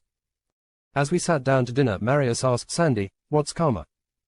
Sandy replied, "Karma is the result of a person's actions and can determine your reincarnation options." Is karma vital force? Can you measure a person's karma? I thought, then asked Sandy, "Do Hindus believe in reincarnation?" Quote, "Most Hindus believe humans are in a cycle of death and rebirth called samsara. When a person dies, their Atman is reborn in a different body." He said, which prompted Dick to ask, "What's Atman?" Sandy replied, "Hindus believe that Atman is the universal self of a person, just as Brahma is the underlying universe. A person's Atman either transmigrates to a new life or attains release. Release is known as moksha, and it's an escape from samsara, the continuous cycle of birth and rebirth." But where do you escape to? I thought. Brahma is in a divine existence, as I'll show you when we talk about the yugas, so he doesn't live on earth. Some believe rebirth happens directly at death, others believe that an Atman may exist in other realms awaiting rebirth. Hindus believe that an Atman may enter Swarg or Narak for a period before rebirth. A sort of good limbo and bad limbo, but neither a hell. Every time you educate us, Sandy, there are just more and more questions. What's Swarg or Narak? Asked Rick. Hinduism is complicated, I will admit. When souls can't move to higher levels, they get stuck in the lower levels of the realms of this earth. The stage that is present here is known as Narak. Do good deeds and move to Swarg. When I have a chance to explain the yugas to you, it will modify that concept somewhat. Are we living in Narak in this realm? I wondered. Sandy resumed his talk about Atman and told us, karma, as the sum of your intentional actions determines your Atman's rebirthing options. If the Atman cannot be reborn into a higher form because of bad karma, it must reside in another form within this realm, such as an animal. If successful, and you reach moksha, the Atman becomes absorbed by Brahman, where each Atman is believed to originate. Other Hindu scriptures describe moksha as living in the realm of a personal god. I'll let you know which is true when I achieve it. Marius informed us. I can see it now. I collect vital force, do no evil, and then send my Atman to live in the divine realm with Brahma, Ingai and the other gods from all the various religions. I thought to myself and smiled. Ian asked, "Why are you smiling like the Cheshire Cat?" So I told them what I was thinking, and an audible gasp went around the room. Rick, Marius, and Marian had not been to Africa, so Cheesy filled them in. It gave us all food for thought as we drifted off that night. In the morning we sat down to our usual breakfast with the diaries for our listening pleasure. Sandy was going to finish off Lady Amanda's diary, and Ian said he found some mind-boggling entries in Lord Andrew's. But just before that, Rick came in with a stack of photographs. Rick told us, "I went down to Jim Corbett House to see if they had any tiger pictures on display because I want to buy some to take home. The house was closed, but I was lucky enough to find the owner and she let me in. There were all kinds of memorabilia pieces from Corbett's amazing life, but I was interested in tiger pictures. I pulled these photos out of his archives, but she wouldn't sell me the real picture, only a photocopy. Take a look at some of these and the captions that were on the back that I wrote down. Here's one of a tiger named Karma. Can you believe it?" Rick spread the pictures on the table, and we all started looking at the tigers involved and their markings. Karma was a beautiful tigress, and in one picture Corbett had taken was Lord Andrew, a young Sir Malcolm, and Karma. We continued to pass them around as Sandy began to read from the diary. Andrew is in a terrible way. He has not slept for days and spends all his time now in the house at Nainital. My only relief comes during the trips I take off for jobs, but I'm plagued with a horrible feeling that there's something wrong with those positions. The people I have approached with offers do not appear to fit the typical government mold. Another entry read, "Andrew has had a call from Jim. I'm afraid things are getting out of hand. He's angry with everyone, and Malcolm has begun to show many of the same signs. I'm glad Malcolm will be going to Windhaven for a while. Perhaps Andrew will be over whatever is plaguing him by the time he returns." Still another read, "Andrew has gone to the glade. I've not seen him for hours and it's very dark now. I fear for him, but if anyone knows these forests, it's Andrew or Jim." The next entry read, "Andrew returned home this morning looking very haggard. He would not tell me what was going on, but I sense he is not the man I married. I know partition has hit him very hard, but he is taking it too personally. He tells me, we stood by while evil ran rampant. If we're good people, then why did we do nothing? Eventually he would shorten it to only, why did we do nothing?" Quote. Another one read, "I tried to tell Andrew we were good people, but can ants fight an elephant?" His reply was, "1 billion ants should be able to kill one elephant." Ian interjected, "If she knew more about what Lord Andrew was doing, she would have said." Maybe her secret diary will tell us, but we do have some new information from Lord Andrew's diary. Information you may or may not believe, but I want you to hear the exact readings before you make up your mind. Marius said, "You've tweaked our interest, my English friend." Ian began, "Jim told me he looked into the eye of the Champawat tigress when he killed her. That was almost 40 years ago, and the vision still haunts him today. When the tigress made her final leap, he said he saw Shiva in her eyes. When I heard that, I knew what my path must be. The divine presence must be Kali if it is Shiva's wrath. Or is it Shakti returning to this realm in the form of a tiger to deal retribution?" Ian added, "The next entry says he has sent Malcolm to Windhaven in the company of Dr. Ali Singh. In Kenya they will meet up with Jim Corbett." Then Ian continued, "When they return, that's when things change. They built the glade and put in the benches, a fire pit, and added a barrel for water, indicating Lord Andrew spent a considerable amount of time in the glade. The path from the house is well worn. For a period of time, he would spread spores around the glade and along the path towards the tiger sanctuary in Nainital. Several entries refer to ingesting mushrooms, but no identification of the species of mushroom. Lord Andrew's next entry after Malcolm's return from Windhaven was a doozy. He wrote, "It worked, I've made the connection with Shiva. Praise Shakti. I'm basking in her primal energy. She doesn't feel evil but innocent and content. The feeling can't be explained, only be experienced. Oh, great sage, I've followed you here. This is my destiny. I'll call her Karma." "Oh my God, is he talking about a tigress?" I asked, and Ian replied, "Yes. I've read further ahead, and I don't want to spoil it for you, so I'll let Sandy read them to you." Sandy read the first one. "I can't see through Karma's eyes as I can through my own. I must be able to influence her to go where I want her to go. Her eyes are too far forward. I must look from side to side to gain peripheral vision. Why does she not need to?" Another day read, "I can see more perspective than I have ever seen. It's a depth perception I'm unaccustomed to, but I feel her impulse to jump to a spot she knows she can. Things are paler now, like a veil has washed away the color from my vision. Another dose each day has heightened our awareness. Karma is more aware as well, I can sense it." Cheesy took over the reading duties and gave Sandy a break. "I can feel things in my feet and hands that give me a tingle. They must be Karma's feet as they touch the ground. Which is which, I don't know, only that they are not the same." A few days later Lord Andrew wrote, "I've never experienced such a sensation from a single hair. Well, not a hair probably, but a whisker. They tell Karma things I don't understand. I can tell by her reactions that she felt something, but I haven't yet been able to understand what it's telling her. The sensation is all over my body." Marius said, "Those must be the guard hairs. They're thicker and rooted deep in the skin with a bubble of blood. When the tiger comes in contact with something, like brushing up against a bush or rock face, the information is sent to the brain. The cell traders had many tigers associated with their circus for hundreds of years. I can feel them on my legs, on my face, my eyebrows, my cheeks, they're like pinpoints. There is such a sensation when moving past something that I can feel it even if I can't see it, but maybe it's not there. I don't know. So many more sensations than I would ever feel in my own inner self. My senses are so alive." Cheesy continued with another entry, "I can hear things that are invisible to my vision. They must be here, but Karma doesn't pursue anything, at least when I'm with her. The sound comes from everywhere and she turns her ears to amplify the sound." Sandy returned and took over again. "Today I heard such a shriek as I have never heard before. If the banshees were wailing at the gates, I wouldn't hear them.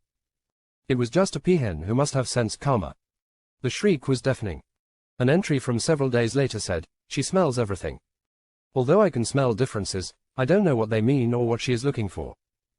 I've tried to persuade her to go in directions I want her to, but I can't do anything but confuse her. She senses when to return, or perhaps I'm becoming a burden to her, and she's figured out how to be free of me, at least for a while.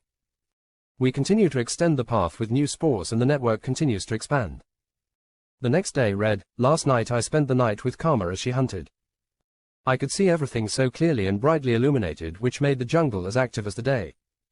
I could see so much more here at night than I could in the day.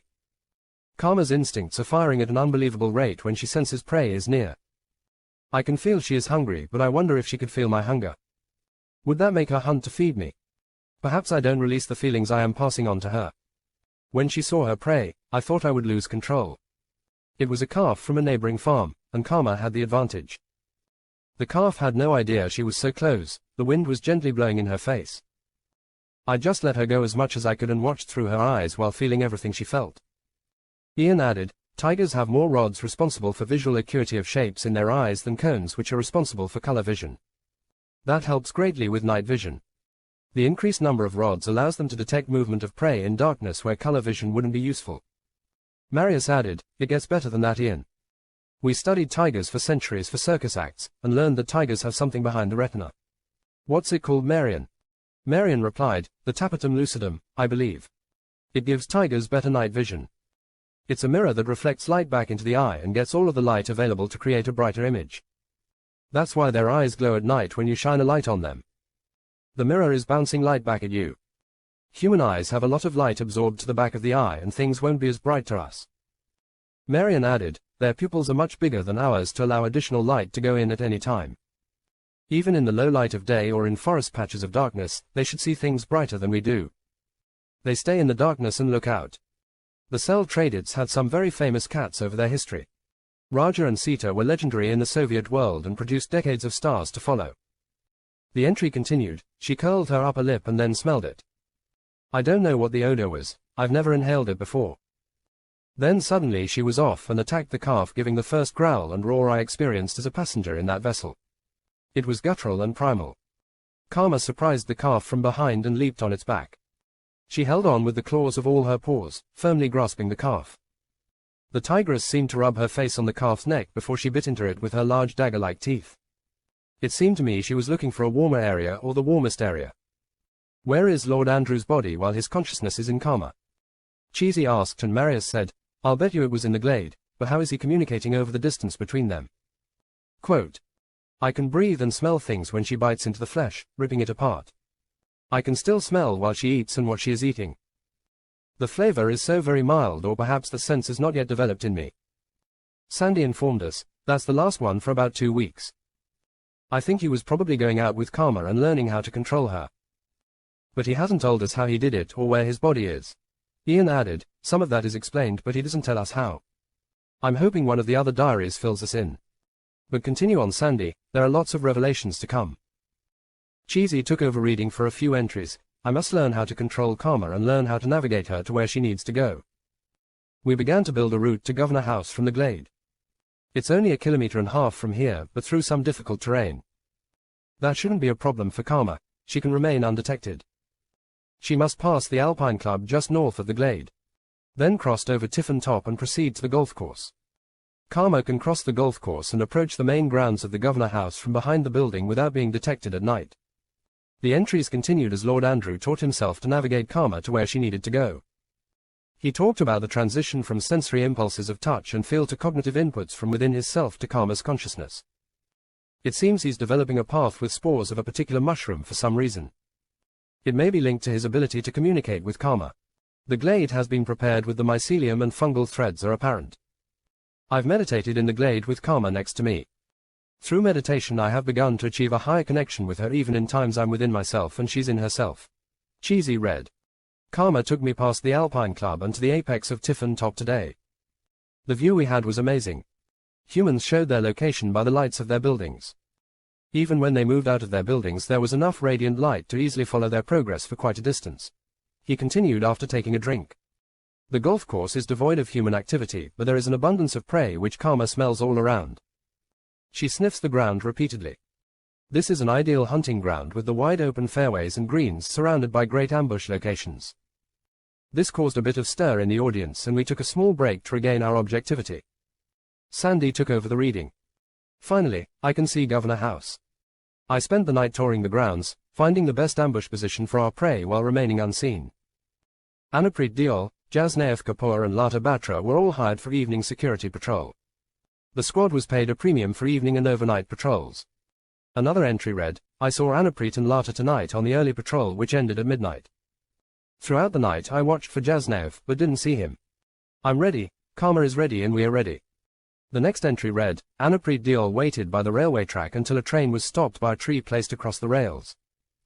It was Anupreet who opened the door on the railway car which held 42 refugees huddled together. None left the train. Tonight, Anupreet Deol will find out where his Atman will be reborn. Karma will dictate his path. Oh my. This is giving me shivers." Marius said, and Marion replied, "Only because you believe it to be true."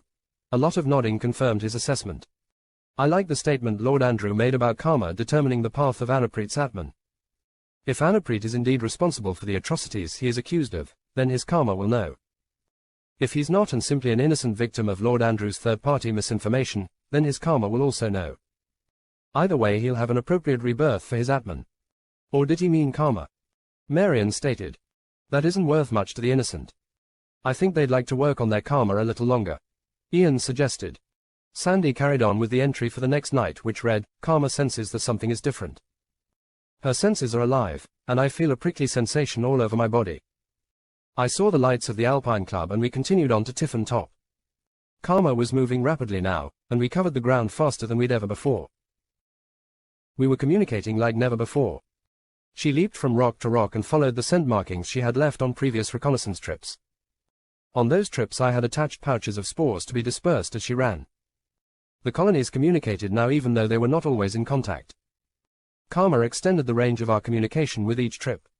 I can feel her presence as if she's lying beside me yet she's a kilometer away. Karma raced across the golf course fairways as if she didn't care if she was exposed. Through the forest down the hill to the ambush spot. It seemed like we covered the kilometer and a half path in just minutes. I felt exhausted already. We sat watching in the moonlight as patrols went by on their regular rounds until finally, there he was and Jasnaev was with him. It was like Karma had the focus and decisiveness of Kali as she leapt silently onto the manicured lawn and covered the 20 meters to where Anupreet stood in just a few strides. She leapt off her feet and onto his back, digging her claws in and biting him on the back of his neck. The others in the patrol ran away as quickly as they could. No one came to his rescue even though they were holding their security batons. I saw Jasnaev running away, and Karma released her bite on Anupreet and pursued Jasnaev. Jasnaev tried to open a door, but it was locked, and Karma was able to leap onto him and bite the back of his neck. I could sense that he fell limp and Karma dropped him. As I looked around, there was no one still in the vicinity and Anupreet and Jasnaev were having their Atmans rebirthed. Karma knew it was time to return to the glade. She raced to the forest cover, up to the golf course and headed for Tiffin Top. I could hear noise behind us as people began to arrive to try and assist the victims. When she got to the top of the hill Karma looked back and I could see people with lights gathered by the edge of the forest but nobody was venturing in. I think she did that for my benefit. It seemed to me like she strode triumphantly back to the glade that night. Karma sensed she had pleased me or done well and was content with that. I don't know if I've pleased myself. Is this justice or revenge? Quote. That's truly the most amazing story I've ever heard even if it's not true. Rick said and we all agreed. Ian added, Lord Andrew goes on with several more of these entries and works his routes to Haldwani as well as Champawat. He gets faster at teaching the route to Karma, but they're longer distances, and it takes several months even with some unwitting assistance. Ian noted, the trip to Haldwani was over 20 kilometers from the glade as the tiger runs, but the terrain is too rugged for anyone to follow her. The targets Lord Andrew was looking for were working at a retirement home on the outskirts of Haldwani. The residence backs onto dense forest at the bottom of a hill. The route is an hour and a half by car. Haldwani is a town he knew well from his friend Jim Corbett, who had helped build a wall around it.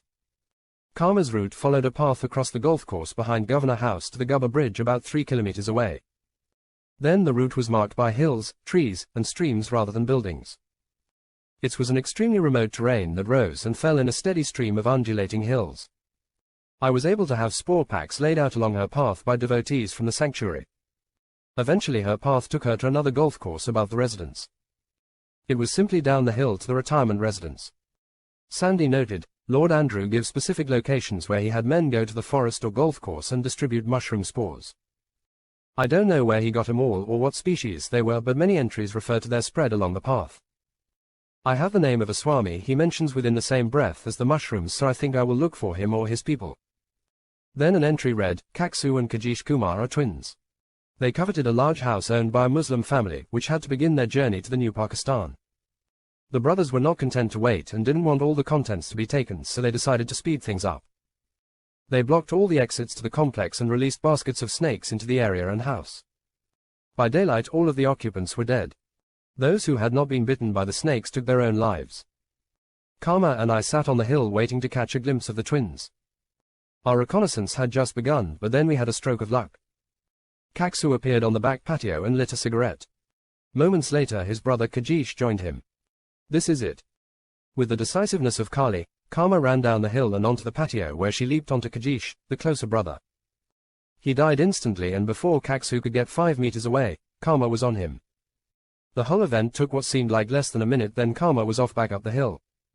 How is Lord Andrew communicating with Karma over such vast distances? Cheesy asked, and everyone considered the question for a moment, but had no one came forward with more than a hypothesis. Sandy was convinced of the mushroom connection. Ian continued, the trip to Champowt was almost 60 kilometers from the glade, which made the round trip in one evening impossible, so Lord Andrew rented a hunting lodge near Champowt for a brief period of time. He wrote, Karma came to me at the lodge, and I spread the spores in a clearing on the hill behind the main building. We have planned the route carefully and begun to build the path. This is an important target, even though so many still remain. The entry for that night read, Vikram Singh. Andre from the Post informed me that Mr. Singh claims more than 20 ambushes along the refugee route, resulting in hundreds of massacres. His presence at the top of my list is justified under any set of rules that determine what is right and what is not right in this world. He couldn't finish that entry. At that point he's losing touch with those around him like Lady Amanda, young Malcolm, and Jim Corbett.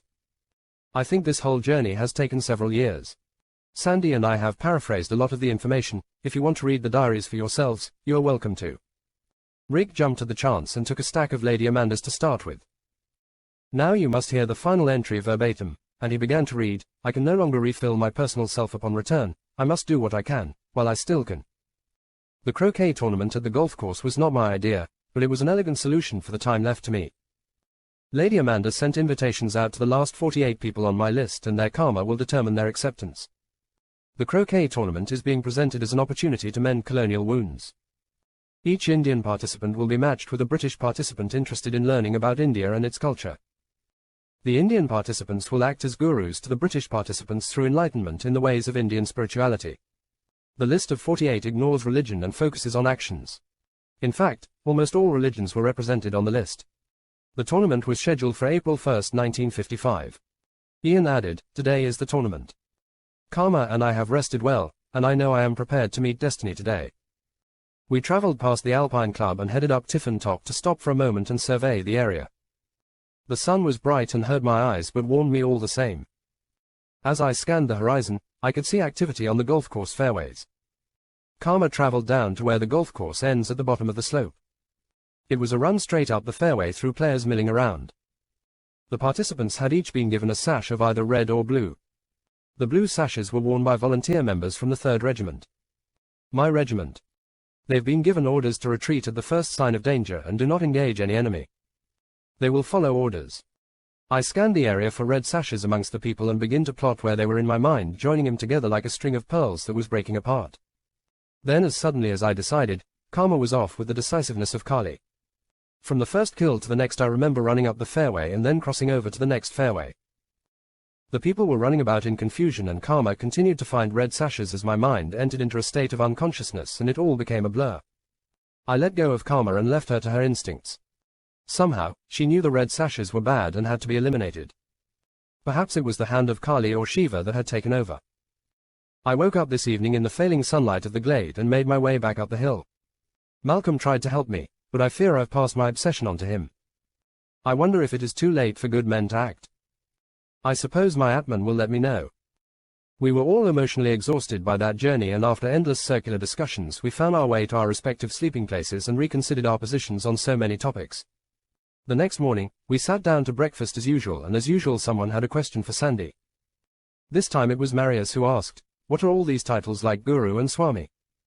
Sandy answered, they are holy men of various distinctions in Hinduism.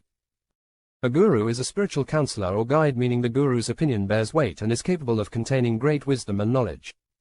The title may be overused these days, especially in the West. Swami, Maharishi, or Yogi are terms used by famous gurus. Swami means master or teacher of Hindu philosophy, while a Maharishi is bestowed on Brahmins, who are reputed to be great seers. A yogi is someone bound by a code of moral conduct and restrained like celibacy with a view toward their moksha. There are some famous yogis who can lower their body temperature and reduce their heartbeat. Sandy added, a guru is a master or teacher whose teachings you accept as truth or fact. Viewed from a Hindu perspective, they are more properly defined as the removers of darkness, illusion and ignorance.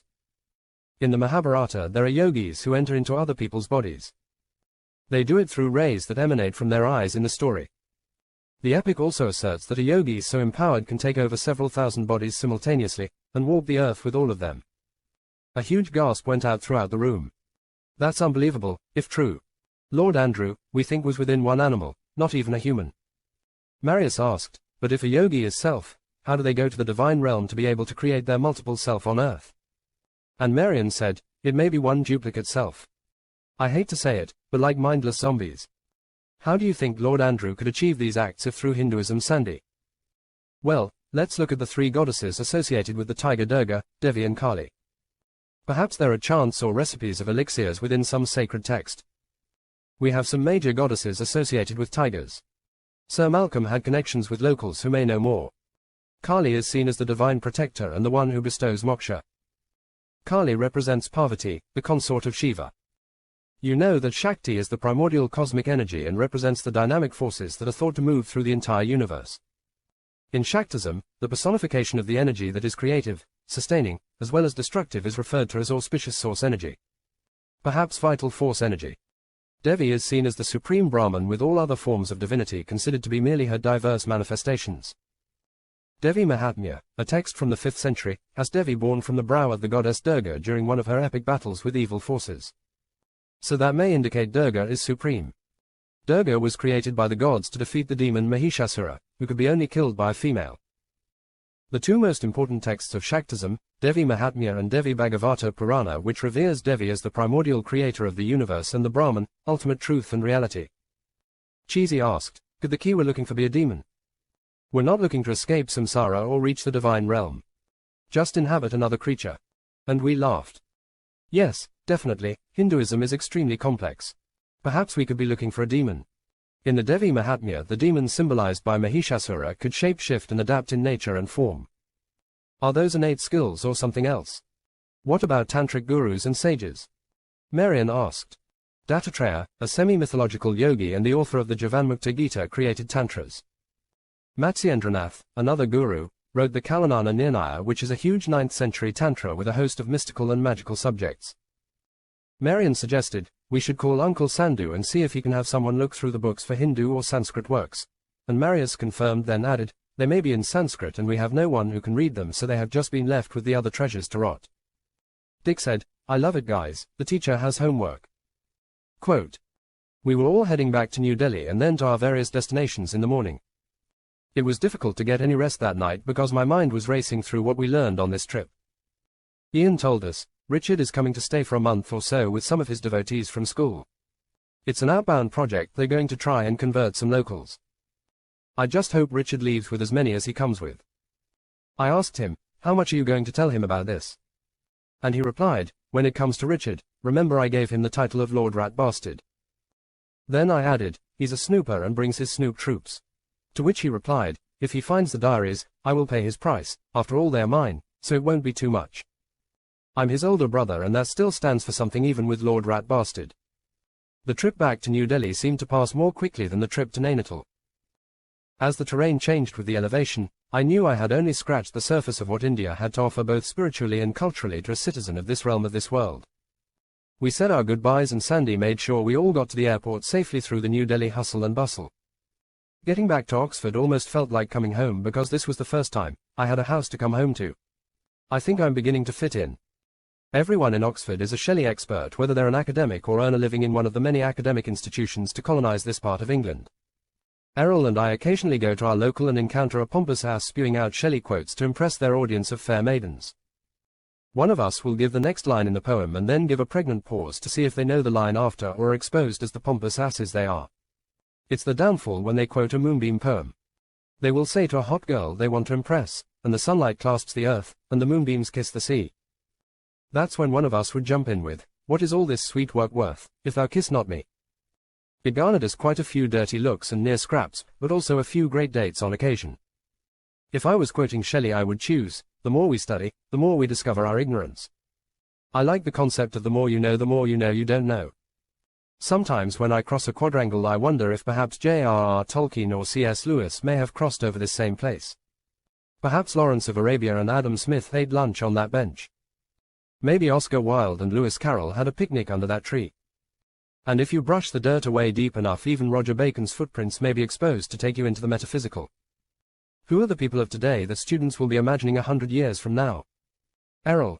Me. Errol and I have explored a few locations in Oxford like the Bodleian Library's historic rooms, but in truth we spend most of our time in the Western Library, the main research library of the University of Oxford. Exploring the block around our campus is generally as adventurous as either of us get as the school burden gains momentum every year. In third year bioscience, a typical week for us includes 8 hours of lectures, with up to 100 students, but generally 60 or 70 attend them all. We also had 6 hours of lab and 1 hour of computers that Errol and I usually did together. In the first year we learned about the diversity of life, how to build a phenotype, ecology, and how evolution fits into the picture. The diversity of life examined biodiversity to include plants, animals, and microorganisms. Interestingly enough, it included the genes they contain and the ecosystems they form. Biodiversity includes its processes as well as the variety of living organisms, the genetic differences, the communities, and the ecosystems they exist in. Dr. Ben told us there were 3,500 species of mosquitoes, but if you count all the species, that number grows to almost 2 million and is projected to grow to perhaps 30 million when we're finished understanding everything there is to know about this realm. Rama had it easy: throw them to earth and be done with it. Oh, the joy of being divine. Those almost 2 million species are subdivided into the 6 kingdoms of life known as Animalia, Plantae, Fungi, Protista, Archaea, Archaebacteria, and Bacteria, Eubacteria, although some schools group bacteria together. I think the fungi will eventually prove to be the most prolific. Biodiversity usually refers to species diversity only, but it should include biological diversity and include a wide array of ecological services that they can deliver, like providing clean air, water, soil, food, and shelter. I also have courses in ecology and evolution that highlight interactions between organisms and their environment as they run nature's gauntlet from biology through ecology. Errol and I took a look at an interesting piece of computational software known as MEGA, or Molecular Evolutionary Genetics Analysis. Computer software for conducting statistical analysis of molecular evolution and for constructing phylogenetic trees holds some interest for us. MEGA includes sophisticated methods and tools for phylogenomic and phytomedicine, introducing nucleotide changes, mutations, variation, phylogenetics, and molecular evolution. All this information for free thanks to the school. That's why all the students used it instead of CRISPR, but CRISPR is still very much on my plate. The CRISPR immune system worked to protect bacteria from repeated viral attack. It could be the key to the devil's pendulums. Cheesy seemed interested in software development in this area as well, which proved to be a huge benefit due to the complex nature of both the subject matter and the software analysis. Last year we specialized our focus and learned about genomes, the complete set of genetic information of an organism. All of the information the organism requires to function is found in long molecules of DNA known as chromosomes. The host-pathogen interaction is how microbes or viruses sustain themselves within host organisms on a molecular, cellular, organismal, or population level. They refer to disease-causing microorganisms such as mosquitoes. Dr. Sue and Dr. Ben could teach that course because they enlightened us on these topics last summer. I learned a cell was a mass of cytoplasm bound by a cell membrane and that it's the smallest structural unit of living matter within all living things. Where are you, Dr. Sue and Dr. Ben? I need you. Ian continued at McMaster University in Canada, trying to fast-track his education and working in the hospital. He's met a couple of doctors that struck up a friendship with him and they're mentoring him. Windhaven is always on his mind, so he decided to make a monthly video call for updates now that the technology makes that easy. Of course, everyone shows up and it's an hour of personal updates and perhaps a few extra minutes for Jay. Dick is now beyond his plebe year. A year which he had extreme difficulty with. Meditation got him through it, he said. His yearling year was a bit better, and now in his cow year he's looking forward to next year when he rules the roost. Then it will be on to military service. Dad and grandfather have great things planned for young Dick once he clears those hurdles. Cheesy decided to transfer to the University of California, which was less than an hour away on a motorcycle straight down Highway 111 from the Salton Sea camp of the Cell Tradeds. It's not the greatest academic institution in the United States, but they have graduate programs in cognitive science, brain sciences, and human-computer interaction that all hold some varying level of interest for him. He'll probably do them all. The Cell Tradeds added a few structures to the Avenue of the Palms address, such as a shed and outdoor furniture including swings, trampolines, and a climbing wall. A few small trees were placed in large pots and each must carry its own wind chime.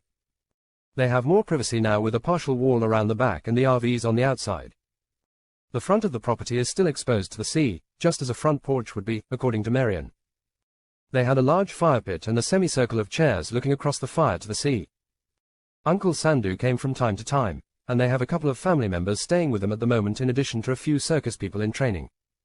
At least, that's who I thought they were. That summer the Jacks and Uncle Sandhu invited us to Moldavia to visit the Seltradet family homestead, or as Cheesy calls it, Castle Seltradet. In India, religions include Hindus, Muslims, Jains, Sikhs, Christians, Catholics, and dozens of other religions that do their best to provide their devotees with a history of creation, guidance for living life the right way, and a place to go to at the end of it all. Some have a single god, some have no gods, and some have a plethora of gods. Each believes their way of life, dharma and method of worship will lead to the best options for their soul in the afterlife. Some religions can't tolerate other religions which may see the right way of life differently than they do. These differences can be major distinctions that even within a religion, one sect cannot get along with another sect. When state and church become one, must one be a devotee first and a citizen second? Some religions extract a pound of flesh from their devotees for their service to purchase icons of their faith. The funds go to build structures, acquire icons, or simply pile up under the Supreme Being's representative on earth. The Pope is sitting on a stash of ill-gotten booty acquired over 2,000 years that would make Smaug envious. Can any religion be tolerant of all others and provide the best version of the right way of life that grants health and dignity to all? When Leo X had the job, he invented the sale of indulgences that would put modern Ponzi schemes to shame. The printing press had just been invented, so he thought, what do we print? And Leo X shouted out, let's print out forgiveness for sins and sell them by the sheet, no expiry date. They were big sellers, especially the Sodom and Gomorrah 10-pack. That sent Protestant pendulums swinging. When Alexander VI had the job, he figured the world was his, flat or not. Alexander divided the world in half, between Spain and Portugal, as he figured it was his right to do. The pendulums of every Central and South American peoples must have been set in motion that day. Even today Francis must apologize for the atrocities committed by pedophile priests and the church hierarchy that systematically covered it up. If the leaders of a religion do not extol the virtues of the religion, how can they testify to their validity? Regrets cannot change the past, only the future. That future will last until it happens again. Some religions have a different approach to their own karma and help improve the daily life of all people by feeding hundreds of thousands of those people each and every day, as the Sikhs do at Amritsar. People of all faiths. It may just be a gentle nudge towards equilibrium of the pendulum, but a constant breeze will eventually blow the boat to shore. Chapter 6: Spring of a Moldavian Sun. I arrived at the first destination of my journey last summer, Bucharest's Henry Coandă International Airport. Getting to where I needed to go required a connection to Suceava Stefan cel Mare International Airport in Suceava, Romania. Disembarking from the plane, I made my way through the maze of passengers to pick up my bags and find a good spot to wait for the rest of the crew to arrive. The destination of the third leg was Castle Seltradet, as Cheesy called it. The Seltradet family home was high in the Carpathian Mountains, deep in the forest. I wasn't about to get lost in this one-building airport nor miss anyone arriving, so I acquired a beverage and settled in for the wait. We had to travel about 60 km from this airport, and that should take about an hour in normal traffic, or so I was told. While sitting on the bench I wondered why I was in Romania and not Moldavia. I would have to ask the Jacks, I thought. A young man was performing tricks for a couple of travelers on the next bench. He was quite good based on their reaction and from what I could see from my vantage point. I stifled the urge to go over and watch because I thought he would probably migrate in this direction as my group grew in size. Cheesy was the first to arrive from California, where he was attending California State and living at the Salton Sea site with the Jacks. We had a bit of catching up to do, so we were busy talking when Ian, Richard and Sandy arrived together. They arrived from New Delhi, where Ian had taken an extra week to make a stop in India and visit the house Sir Malcolm left him. In reality, he wanted to take another look for the diaries based on something his father had mentioned to him. Richard was staying at the house at the time, and when he heard where Ian was going, he begged to come along. Ian talked to me about bringing Richard to Moldavia. We knew he would be snooping through their house given half a chance, so Ian had a candid conversation with Uncle Sandhu to make his concerns known, but also extol the benefits of bringing Richard. Uncle Sandhu replied he would have better luck breaking into the Vatican, and was not concerned, but he was grateful to be duly warned. Then Ian told me he said something profound. The value of advice is determined by the receiver. I see value in all advice, but enhance that value by the value of the source. I thank you, my friend. When we had a moment, he told us, father was in Nainital once that I know of with Sir Malcolm. It was in the early 70s, I believe. Sir Malcolm brought my father to India because his passion, at that time, was photography. Father wanted to get some pictures of big Indian cats to go with the images of cats he had taken in Africa the year before. Did you find the diaries? I had to ask. No, was the response. Then Cheesy and Sandy sat down, and he continued, I did find a few other items. There was a Chinese puzzle box in a chest that he had stored in the basement. I know there is something in it, but it's a very elaborate puzzle box that looks extremely old. And you didn't look inside? Cheesy asked, and Sandy tilted his head and shrugged his shoulders like he had already asked Ian that. It's just wood, isn't it? Well, the box is obviously old. I don't know how old it is or if it's from an ancient Chinese dynasty. It could be a piece of artwork by a local artisan. The beauty of the intricate carvings prevents me from destroying it in either case. I brought the box with me so any of you that are inclined can solve the box puzzle if you wish. I've read about boxes such as these, which may require up to 1,000 moves such as a push, twist or pull on a panel or inset. I would prefer not to destroy it. In fact, anyone who can open it will get 2 weeks at Christmas in Nainital, my treat. Sandy added, I've heard that in the dynastic period of China, they would have these types of treasure storage boxes trapped somehow. Not necessarily to stop the rightful owner who could open it without danger with the proper solution, but to destroy the object rather than let it fall into the hands of those who may try but fail. A vial of acid may destroy the contents or friction will set it ablaze. They can be lead-lined if important enough, although I have heard of more mystical ways of cloaking the contents as well. Ian added, I talked to my father about the box because I thought he may know where I could find the solution to it or whether he had even seen it before. He knew nothing of the box but gave me a few other places to look in the house for some of Sir Malcolm's artifacts. A few letters Sir Malcolm received from various people over the years were in a box. They all turned out to be from England and many of them were relatives asking for money. A few trinkets were in the box which was silver-lined and more than a meter in every direction. A silver frame and some old pictures that must have been from the time of the invention of the camera. Most were wildlife photos from India that included elephants carrying passengers. I imagine they were famous or royal. Some temples and shrines were shown with locals standing in front of them. They looked to be impressive individuals, but I have no idea who they could have been. It would be nice to have someone try and locate these shrines and perhaps identify some of the individuals. Perhaps that would be a good path to set Richard on. There was lots of that type of paraphernalia in the box. I found the box on the morning I left for Sandy's, so I'm not sure I did a thorough job of it. I left everything in India and just brought the puzzle box. Dick and Dr. Sue arrived at the same time. Dick met up with Dr. Sue at the Bucharest airport on the connecting flight. She was so excited about this trip. As a child, she didn't get the opportunity to travel much. By the age of 18, she already had her bachelor's degree and was a fast-rising prodigy in her field. With both parents being doctors, her path was inevitable, and etched in stone by her first private tutor. She took the exciting post in Africa only to find more insulation in her life than ever before. Now at almost 30, she had her doctorate, was well respected in her field, but had not experienced much of the rest of life. Cheesy made the call and we were told it would be a 5-minute wait. Our instructions were to meet the car in front of the building. We picked up our bags and as we brushed past the magician I didn't get to see, I put a few dollars in his hat because I had enjoyed the show even if from a distance. He nodded at me as we left the building and I felt he was more aware of me than I thought he should be. It wasn't even 5 minutes before a huge black stretch limousine pulled up at the curb. The back door opened and out stepped the most vivacious raven-haired beauty with astounding green eyes that I had ever seen. I think it was a shiver that ran up and down my spine. She approached us and looked me in the eye. She said, "You shouldn't be having those kinds of thoughts, you don't even know me." And everyone laughed. I don't think she had to be a mind reader to make that statement. That had to be Darla. It was confirmed when she introduced herself and directed us to pile into the limo. There's lots of room for 7 in the back if we squeeze in. And she looked at me. I think just to make Cheesy jealous because then she looked at him and he got the shiver. And a fully stocked bar is at your disposal, she finished.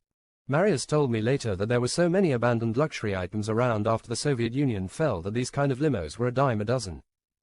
One day he went into a shop in town and there hanging on the wall as a decoration was a Rembrandt. It wasn't a fake. We all got into the back of the limousine with Darla getting in last and having to squeeze in between Cheesy and myself. The next hour took us along Highway 17 through the town of Iestri where we climbed higher into the Carpathian Mountains. Darla informed us the river we kept crossing was the Moldova River. She added, "Today we are in Romania, but this is a historical region known as Moldavia." The Moldova River is the right tributary of the river Siret, which falls from the Obcina Ferideu mountains of Bucovina in Suceava County. The river Moldova joins the Siret River in Cotu Vames, then flows onto the Black Sea. This was an important route historically. We passed through towns with difficult names to pronounce let alone remember, but I believe Dala announced, Pahinosh, and Palara Makalui. The next road was narrower and wound its way through higher elevations, taking a feng shui approach. The forest was dense in this area, with a canopy reaching over the road supported by massive deciduous trees. In winter the approach wouldn't have this leaf cover, I thought. Then I thought again, why am I thinking about defending this place? Cheesy has me thinking it's Castle Cell Tradit when it's probably just a really nice house. Mind you, we are close to Transylvania, where such places exist in old horror movies. We reached a plateau and I could see an opening in the forest ahead with sunlight streaming in from above.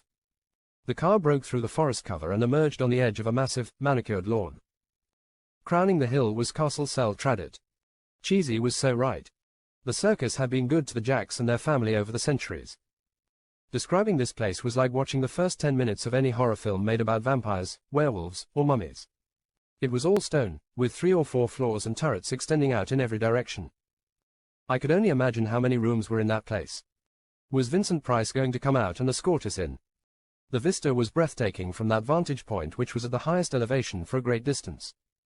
Although these were not the Himalayas, they did eventually end in the Alps in Switzerland, which I was very familiar with. Alpine habitats reminded me of where I grew up, but not necessarily where I called home. That wasn't quite an alpine habitat, but a dense forest that sheltered thousands of peering eyes. A definite mystique hung about this place. In fact, all of Romania was beginning to give me the willies. A stream of young people flowed out from within the building to unload the car and transport our belongings elsewhere. All we had to do was carry ourselves through the large double doors to the front hall and absorb the sight before us. Marius, Marian, and Uncle Sandu were waiting to greet us as their kin scurried about performing the duties. I've arrived at expensive hotels that didn't provide the level of service we got there. The hall was several stories high, with large double doors leading off to rooms on the sides and stone stairways heading both up and down. Chandeliers hung above ornately framed portraits of ancestors that flanked our route as we weaved a path over plush carpets from the Ottoman Empire through a sea of occasional tables laden with medieval European artifacts and trinkets. Welcome to our humble home. Uncle Sandu greeted us with his arms in the air and a huge smile on his face. After pleasantries were exchanged, Uncle Sandu had various people assigned to take us to our rooms, and we were to come back in an hour for the tour before sitting down to dinner. The young lady escorting us introduced herself as April Anapov, so I asked her, "You're not a Cell Tradit?" To which she curtly replied, "Uncle Sandu told me you are learning about DNA. You should know you can't always tell a book by its cover. My mother is Uncle Sandu's sister, and my father is General Alexei Anapov, ex of the Soviet Union and 1972 Olympic gold medal in the pole vault." And all I could say was, "I stand corrected like a man in orthopedic shoes." April led us up a stone stairway and took the left ascent. This is the guest residence wing for visiting students, teachers, and various performers who come here to become stars in the Cell Tradit circus. Of course, add friends of the boss and family too. Eventually we arrived at our rooms, and she dropped us off one by one, beginning with me. The room was nice but not overly elaborate. A double bed, a chest of drawers, a full-length mirror and a chair beside the table and lamp. The window had its shutters closed, so I opened the modern glass window installed in front of them and then pushed the shutters open. What I saw blew me away. This window had a panoramic view of the entire valley that it faced. The hills rose steeply on either side to focus your view straight down the valley. I could have pulled up a chair and sat there all day. Perhaps I can get a view of this when I meditate in the morning, I thought, and tried to capture a mental image. I hadn't brought an extensive wardrobe of fancy dress clothes with me because I didn't anticipate that was a necessity, so I had to dress casually for everything. When I got to the bottom of the stairs, I realized how underdressed I was. I should have known. The Jacks are all about style when they're in the circus world. Cheesy and I were the only two that were casual. Ian and Sandy looked like they could have met the Queen, Dick and Dr. Sue were dressed for their proms, the Jacks wore Armani suits, and Uncle Sandu could have been the maitre d' at the finest restaurant on the Riviera. Cheesy and I looked at each other and tilted our heads with a shrug our shoulders. "What are y'all gonna do?" I asked. He replied, if we were at a rock concert they would be out of place. Magda and Krista took turns leading the tour and giving us a Cell Tradit history lesson that could have been a history lesson for this part of the world. Magda, Krista, and Dala looked very similar in build and complexion, but Magda had startling blue eyes that were almost iridescent, while Krista had deep brown eyes almost primal like a tiger. Add to that Dala's green eyes and I thought they must be contact lenses. In all the time I was at Castle Cell Tradit I couldn't get anyone to confirm or deny that they were. Even in whispered tones nobody could or would tell me. I did learn that Darla was the oldest and that Magda and Krista were twins just 13 months younger. They were younger than the Jacks, but older than the next oldest brother, Henry. I didn't want to ask the Jacks, Uncle Sandhu or Cheesy, for fear my interest might be misconstrued or inferred along lines I didn't want to pursue, at least not at that time. The Jacks were sons 6 and 7, in no specific order. So, I asked Uncle Sandhu where the rest of the family fit in. Apparently, the oldest son Stefan Sel-Tradit managed the circus on the Eastern Run, which went to Moscow and St. Petersburg. The next elder brothers managed the other two routes, Darian and Anton. Brothers Nikolai and Joseph were killed in an accident many years ago when Marian and Marius were just 6. There was also Stephanie and Maria, they are also older than Marian and Marius. And I thought, that's a big family by my standards. 13 children was a normal-sized medieval family that would lose a few at birth, a few to wars and a couple to disease and disaster. We passed portraits of all the famous Sel-Tradits, some of which I was already familiar with from the first time I met the Jacks and Uncle Sandhu. From the earliest Sel-Tradit, Caesarea, to Alan Sel-Tradit and of course, Darian Sel-Tradit. His portrait had a special place of honor because he received this castle from Ivan the Great. We continued into the library where pictures of Petra and Mate Sel-Tradit were displayed along with another Mate Sel-Tradit. Magda explained that, over the years, there were many Sel-Tradits with traditional names like Mate and of course, Darian was popular as well.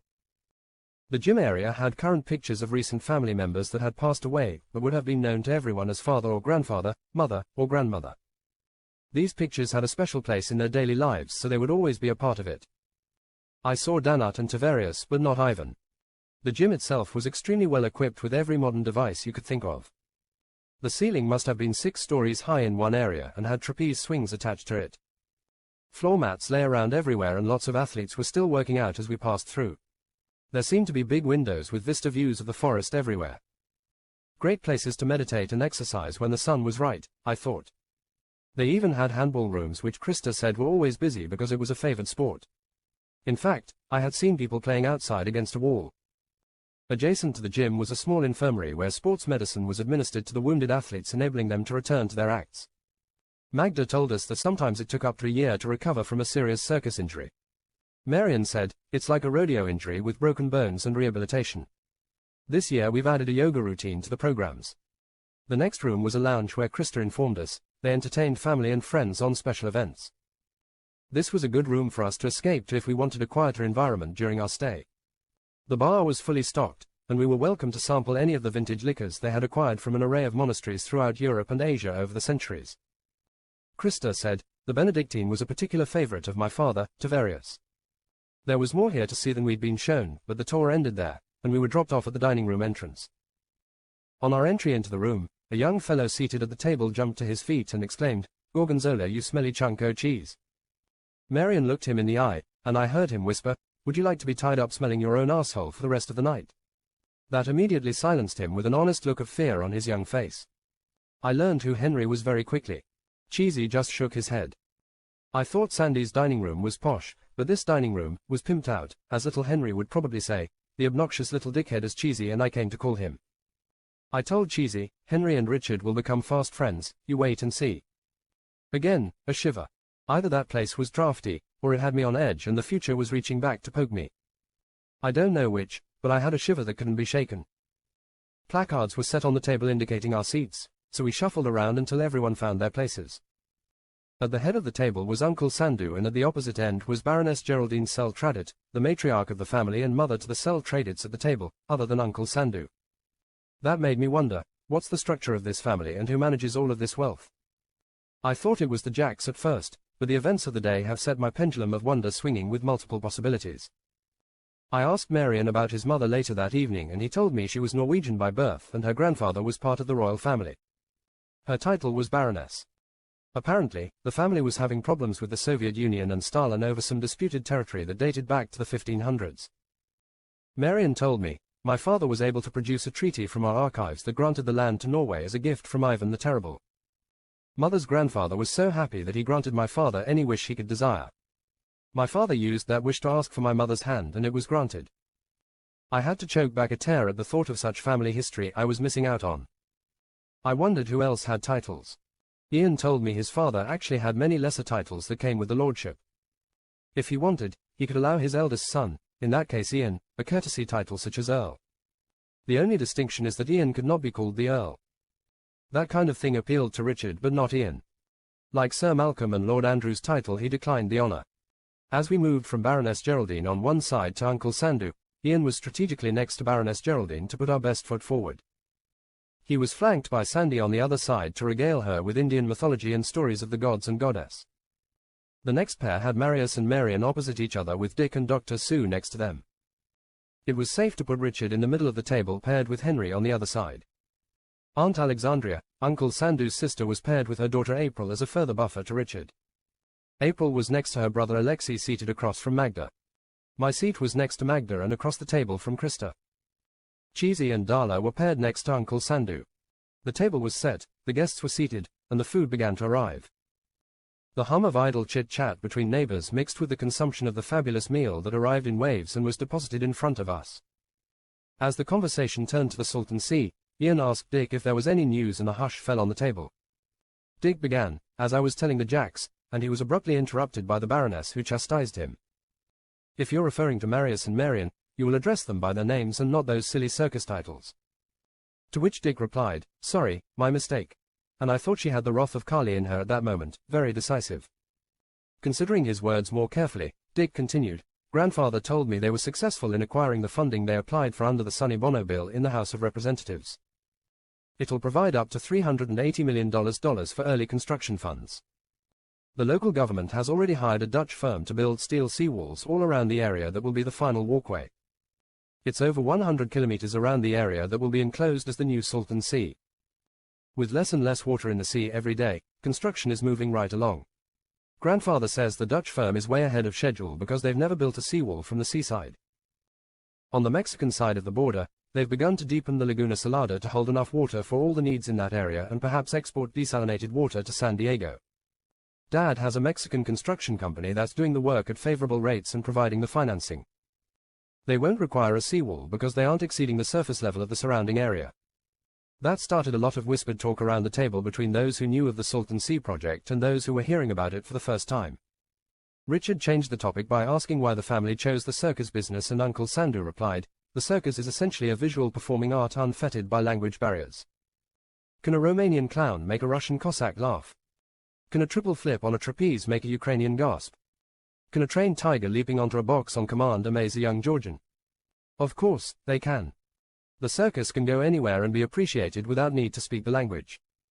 The cell traders learned this centuries ago and embarked on extensive international tours throughout the Soviet Union and beyond. Everywhere the train can go in the Soviet Union, so can the circus. There are many towns in Siberia who wait for the circus to come once a year.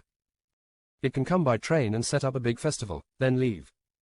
In many places the roads are only accessible a couple times a year, and this is the only annual event they have. People travel for days to see the circus. Then Richard made the comment, the Cirque du Soleil presents a fine performance. I've seen him several times in London. To which Uncle Sandu replied, Cirque du Soleil is a contemporary circus with amazing visual arts. In another 300 years they may even create a tradition. Even Circus Krone is only 100 years old. The Moscow State Circus has several wonderful circuses like the Circus Nikolin and the Bolshoi Circus. The Chinese acrobatic acts that perform in the Chinese tradition of marshi, or hippodrama acts with no live animals used are sights that must be seen to be appreciated. It's like you have taken a drug and entered a fantasy world. And to be truthful, that's exactly what happened 100 years ago. With the audience in a receptive mood, you can transform their minds to see incredible sights. The Chinese State Circus is amazing, drugged or not. April was extolling the virtues of Lake Baikaz. The Baikaz Gorge is part of the country near Nemt and Harghita. It is part of the Hyela Baikazului Hazmas National Park. The gorge was cut out by the waters of the river Baikaz and has great rock climbing walls in many different spots on the lake. There are many such gorges in Romania, but Baikaz is the best and only 80 kilometers from here. April and Alexei loved rock climbing and spelunking. We finished the meal and were directed to the lounge for after-dinner drinks. Uncle Sandu informed us, over the centuries the Cell Tradets have visited many places and sampled many delicacies. Darian Cell Tradet had a taste for liqueurs, so he began developing a cellar of the best liqueurs he could find. Did you know whiskey was invented by medieval Irish monks? And I don't think anyone in this particular crowd knew that. He went on to say, Chartreuse is considered the world's best liqueur by some experts due to the spectrum of distinct flavors that can be observed by the human palate. We have an array of Chartreuse made at different times over the centuries by different sources.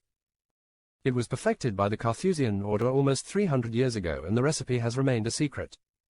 Now that I must try," said Richard with more enthusiasm than I had heard from him in a long time. My personal favorite was the Benedictine DOM. Created in 1510 by an Italian Benedictine monk by the name of Dom Bernardo Vincelli as a tonic for his patients. There are many vintages that go back to the 1600s and are stored in casks in the cellar. I've had the luxury of sampling more than a few, and I will recommend to you a 1732 that we have, which embodies the real essence of what Benedictine should be. One liqueur you may not be familiar with is a cherry brandy known as marasca. The Dominican apothecaries created this in the 16th century, he said while holding a decanter in his hand which I assumed held the liquid in question. It has a very unique flavor and an oh-so-sweet taste that remains on your palate for quite some time. Do not get a hangover on this one, my young friends. And just to show the depth of the cellar, Uncle Sandu showed us a bottle of Carmelite water created by nuns known as the Carmelite Sisters. They were unknown to all of us with the exception of Richard. This topic was very much up his alley, and he and Uncle Sandu sampled the night away. I think Uncle Sandu was intrigued by how different Richard and Ian were. Marion called our attention to the center of the room where Darla and her sisters were going to perform for us. We gathered around, finding comfortable vantage points. Each of the sisters had a pet. Darla had Mr. Whiskers, a ne'er-do-well cat. Magda had a small dog with big googly eyes called Peepers, while Krista's raven was known as Thief and lived up to his name every chance he got. Magda sat in a chair in the middle of the floor with a cello in front of her, while Darla and Krista placed tubes about a meter high and almost as wide around her in a circle. Magda began to play a cello piece that was wonderfully melodic and soulful. A tube was moved to a position in front of Magda. Out from the tube popped Mr. Whiskers, and just as quickly he disappeared down one of the other tubes. Then out of the same tube popped Peepers, who scurried off to find himself another tube. But the tube he chose was already occupied, and Thief flew out and straight down the tube in front of Magda. For the next 2 minutes the animals were popping out of tubes, bumping into each other, trying to get away, while all the time Darla and Krista were pretending to catch them by moving the tubes, while Magda kept playing and accelerating the tempo. Then suddenly the cello started making strange sounds and the melody was shattered. Krista and Darla came over and looked at Magda, who looked back at them as if to say, "What's going on?" She stopped playing and banged the side of the cello with her hand. A meow came from inside the cello. The girls looked at each other as if they were puzzled. Magda spun the cello around and opened a small door at the back of the instrument, and out strolled Mr. Whiskers, who promenaded around in front of the audience with his tail in the air collecting his applause. Peepers came up to take his bow, with Thief stealing a ride on his back. We all applauded and laughed. It was a great performance. Even the Baroness had to smile. As people eventually drifted off to bed, Marius invited us to visit the study. My father created this space so that he could contemplate serious questions and have some solitude back in the day. It has a library of the books that were important references to him, as well as being a sanctuary where he wouldn't be causally disturbed by one of a dozen different children. My father was an approachable man, but when things required reflection, he would come up here and we knew he was not to be disturbed. He didn't spend a lot of time here, just important time. Sandy, Ian, Cheesy and I followed the Jacks up a staircase to the second floor, down a corridor and then up another staircase to a third floor. The doorway opened to a room right out of some supervillain comic book. Superman would be redesigning the Fortress of Solitude if he saw that place. The windows must have been 4 meters high and 8 meters across. Their view opened onto a vista that would take your breath away. A full moon and a clear sky. Millions of stars populated the heavens, laid out in their constellations on a Milky Way background. The mountains and valley created hundreds of pockets of mystery to be scanned and studied in the moonlight. This was wolf country, or perhaps a good night for vampires. Marion told us, "Oh yeah, sometimes we sit on the terrace on a night like tonight and listen to the wolves for hours. We listen to them hunt and communicate with the others in their pack and chase out rivals. Magda can tell you exactly what they're doing, which pack is which, and she is always within seconds of the kill or a close call and escape." Marius said, "You should experience it some night before you go.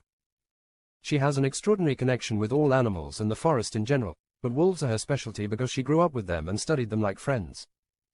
Just like Marion and I, the girls had to specialize in various skills to enhance their circus persona. Ian had stopped off at his room to pick up the puzzle box, which he passed around for each of us to give a closer inspection. When we were finished, Cheesy took the box to be the first to have a try at solving it. There were 4 slides on the top and 4 slides on the bottom. The combination required multiple advances of each slide in order, it appeared. Additional levers may appear that you have to watch for, but none were apparent at the start. Marian informed us that the next day we would get to see some of the important books in the library and start the search of the basement levels. There's one room dedicated to books of an occult nature where you might like to start, depending on what you're looking for. The documents in that room include grimoires of spells, conjurations, natural secrets, and ancient wisdom. Their origins date back to the dawn of writing, and their history is entwined with mostly Christian religion from this part of the world, but science as well. Richard would love those, but I'm sure Henry will be his personal guide. Marius told us, some books took a monk an entire year to copy, and then another monk took over the engraving of the images. Monasteries couldn't produce books fast enough, so when the printing press came in it was a real boon. Many of the documents in this collection have very few copies and fewer accurate copies. Only a select few people could read in those days, and probably fewer people can read the language they're written in today. Marian explained, a grimoire is a book of spells or a textbook of magic, if you like. If it is a good one, it will include instructions on how to create magical objects like talismans, charms, and amulets, how to perform magical spells, or divination methods to predict the future. The sixth book of Moses, for example, is a magical text that was allegedly written by Moses and was supposed to be a book of the Hebrew Bible. Perhaps the church knew it was counter to their best interests, so decided not to include it in the final printing. If you can talk to God directly, then you may not require the church's services. It's one of the founding texts of Rastafarianism. I'll bet Bob Marley has a copy of that book. Marius continued, the seventh book takes events of Moses' life and gives a reputed pairing of an incantation and a drawn magical object, called tables. There are 12 tables, each said to control powers associated with certain angels, elements, or astronomical symbols. For example, the breastplate of God spell that Moses and others used to communicate with God shows a series of symbols arranged on a disc, and it has an incantation to be chanted. The English version is provided by interpreters, but would you have to speak the original Hebrew? Who says any god speaks Hebrew? Besides, he should understand all humans, shouldn't he, or she for that matter? You decide which one is valid. They're just examples of how this type of grimoire works, but there are countless variations. We have most of the popular ones, but in truth it's the obscure ones that hold the true secrets. A folded page or two inside another tomb or tucked behind the binding. Those are the pages that hold the true secrets. Ian replied, yes, that's part of it, and that's why we brought Richard, to interpret the text. He's very good with Latin, Greek and various ancient Spanish dialects, which should help for anything in the Christian world, not to say he knows all of them. In addition, he's learning Sanskrit specifically to help us, but he is still far from an expert. Richard has a great eye for languages. I think we have more mysteries here to work on. There is the Lord Andrew and Karma puzzle we want to solve, but we are also anxious to help our doctor friends from Windhaven. Dr. Sue is working on finding a way to prevent malaria, and Dr. Ben is working on preventing dengue fever. I was hoping you had some documents on Russian phages that we won't find elsewhere. Another puzzle for our consideration is something we call vital force, for lack of a better term. Dr. Emily is trying to find a way to measure and harness the part of a person's being that makes the journey when their Atman leaves their mortal self. In the Kikuyu traditions, they provide lots of suggestions as to how age may be a factor, which could mean it's modified by DNA. They also claim that their ancients walk among them. Until we can measure it, it remains invisible, just as the ether. That brings us to another opportunity of being here. We're also looking into the ether question, as it was understood by Tesla, to see if we can measure vital force or at least find a connection. Rare earth elements may be a factor due to their exceptional and unique magnetic properties understood by Tesla. His understanding of Earth's geomagnetic field may be crucial to many of those concepts. Tesla was born in that part of the world, and many of his documents which left the States were brought here. Throw in world peace and I think you've a full day's work. Marius proclaimed, and we all laughed. But seriously, Marian and I should do the rare earth search, because we already use several elements in our act, and we know what to look for. Florin can probably help too with his knowledge. The cell traded diary entries should help us as well. Ian added, Dick and Dr. Sue should focus on the phage research. Perhaps April or Alexei could help if the documents are in Russian. To which Marius replied, April can help you out with that.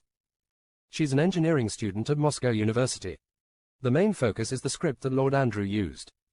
Cheesy and I will work with Richard to try to find scripts from any ancient sages or Sanskrit text in general. I realize many of your documents are Russian, but I understand from Uncle Sandu that there were some Arab interactions that may have produced texts collected and sent back from Africa. They could be in any language. Ian then said, of course Sandy will be working with you as well. Marius suggested we assign Darla, Magda and Krista to your group to cover more ground and give Richard something to read as quickly as possible. That leaves me on the Tesla trail. And Marian added, Alexei is well versed in physics. He could be a great help to you and Florin. Sounds like a plan, Ian said, and with that we all drifted off to our first night's sleep in the castle. I spent a moment looking out my window and down the valley. It was a peaceful, quiet night with a warm summer breeze blowing into my room, so I left the window open that night, vampires or not. The next morning, I went down to breakfast in a room other than the formal dining room. It was more like a cafeteria with lots of tables and a buffet-style array of food presented on a massive table with access all around it. This was where whomever was staying at Castle Seltradit would come for sustenance. People were active around the clock, which made it always seem busy. People training for the circus, their trainers, Uncle Sandu's staff, Florin's staff, or even the crew making costumes, all had to be fed. I brought my yoga mat with me and joined Dick and Dr. Sue on the terrace for our morning constitutional. "You've converted her, Dick," I said, to which he replied, "Yeah, if I can get her to take her face out of the book, it's a good day." To which she replied, "I'll pretend I'm focusing and ignore that." Dr. Sue was obviously enjoying herself in this environment. I stayed for about half an hour enjoying the sun and breeze as my focus and readied myself for the great day of exploration that lay before us. Magda had offered to take me into the forest to find the type of trees I was looking for to take core samples from, and I accepted. Trees in temperate regions undergo an annual cycle composed of a growth period and a dormant period. They produce their foods to carry on respiration and other physiological processes, but anything left over is used for growth. That varies between good years and bad years, environmentally speaking. Analyzing that information is just a big data question, because if you capture enough data, you can extrapolate the good years from the bad regionally and adjust formulas to estimate dates. The science of dating trees is called dendrochronology, and Errol and I have been considering the trees in Tasmania as a future business after we get our M.Bio degrees and need to support the Tasmanian devil research. The tool used to take core samples is known as an increment borer, designed with a bit, a handle, and an extractor. The cores can be analyzed by gas chromatography, but that solution is not available for amateur collectors like me. My goal is to build a collection so I can study the DNA of various trees someday and determine climate change throughout the world. The length of the core should be at least the outermost 10 centimeters, not including the bark. That length was required to identify contaminants. Of course, larger trees require longer and thicker core samples. Errol told me some of the largest and oldest trees in the world could be found in Tasmania. For 2 centuries sailors felled those trees to build large ocean-going ships requiring masts. Such were the ships of the early explorers. Large trees generally take their sustenance from the top of the tree and deliver it down rather than trying to pump it up from the roots. That allows them to reach phenomenal heights like the giant redwoods of California, which can have highways built through them. There are trees that communicate with their young as they grow. They send out networks of roots that encourage their growth. Researchers in the Canadian Northwest have documented root networks of more than a kilometer that allow the parent to take more than a passing interest in their offspring. A tree can do that. That's more mothering than many humans receive. I found myself collecting core samples from trees that I thought were more than 100 years old, or at least big enough to get a long core sample that would let me observe the rings with the naked eye or a magnifying glass. It occurred to me that every living thing has DNA. Surely the most important DNA is humans, so that we can solve mankind's problems. But if all things have DNA, we need to consider what's been here the longest and can tell us the most about what's happened since they arrived.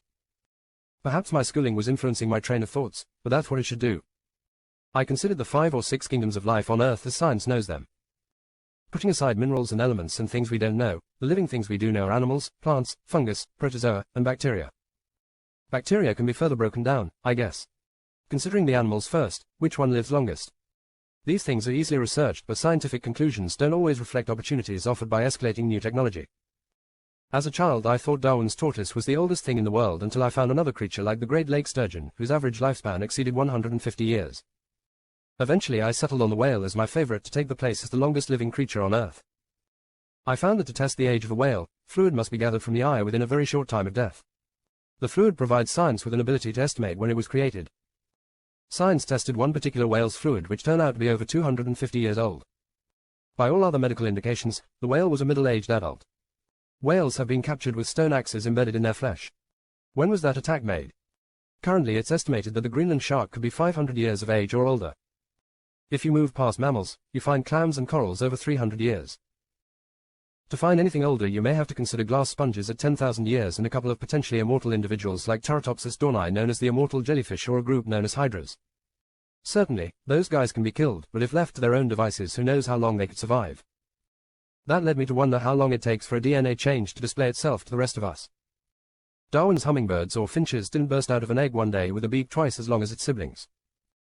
His mother gave him a little bigger beak than his brother, hoping that he would pass this longer beak on to his prodigy, and they could all drink the nectar of a very specific flower that tasted better than any other nectar in the world. If the new look is fancied by the opposite sex, required to create those prodigy, then Mom will be proven right. That presented me with 2 further questions. How did Mom modify her DNA upon recognizing the opportunity before passing it along, and how long will it take until her great-grandbabies start showing signs of having those really massive bills? I don't think Mom knew how to do it consciously, but something in her DNA understood that a longer bill, or one of the other concurrent modifications Darwin was observing, would be better for her peeps. Perhaps the ultimate goal of a nice long beak came to her in a dream, but beaks like that don't happen overnight. How does the next mom know to keep ramping up the beak length identifier in her DNA and eventually when to stop before that beak starts preventing her offspring from leaving the ground? The DNA of grandma must be modified again and then passed on. That's why Errol and I are looking into CRISPR and Mega, because humans will be looking to skip all those generations so that Mom can give the very next generation beaks to be proud of. Those little darlings will be drinking the best nectar in town in no time. But should we? Enough people will be asking themselves that question in the future that eventually someone will say, hell yes. So much for animals that currently top out at around 500 years, but what about plants? Plants can live thousands of years.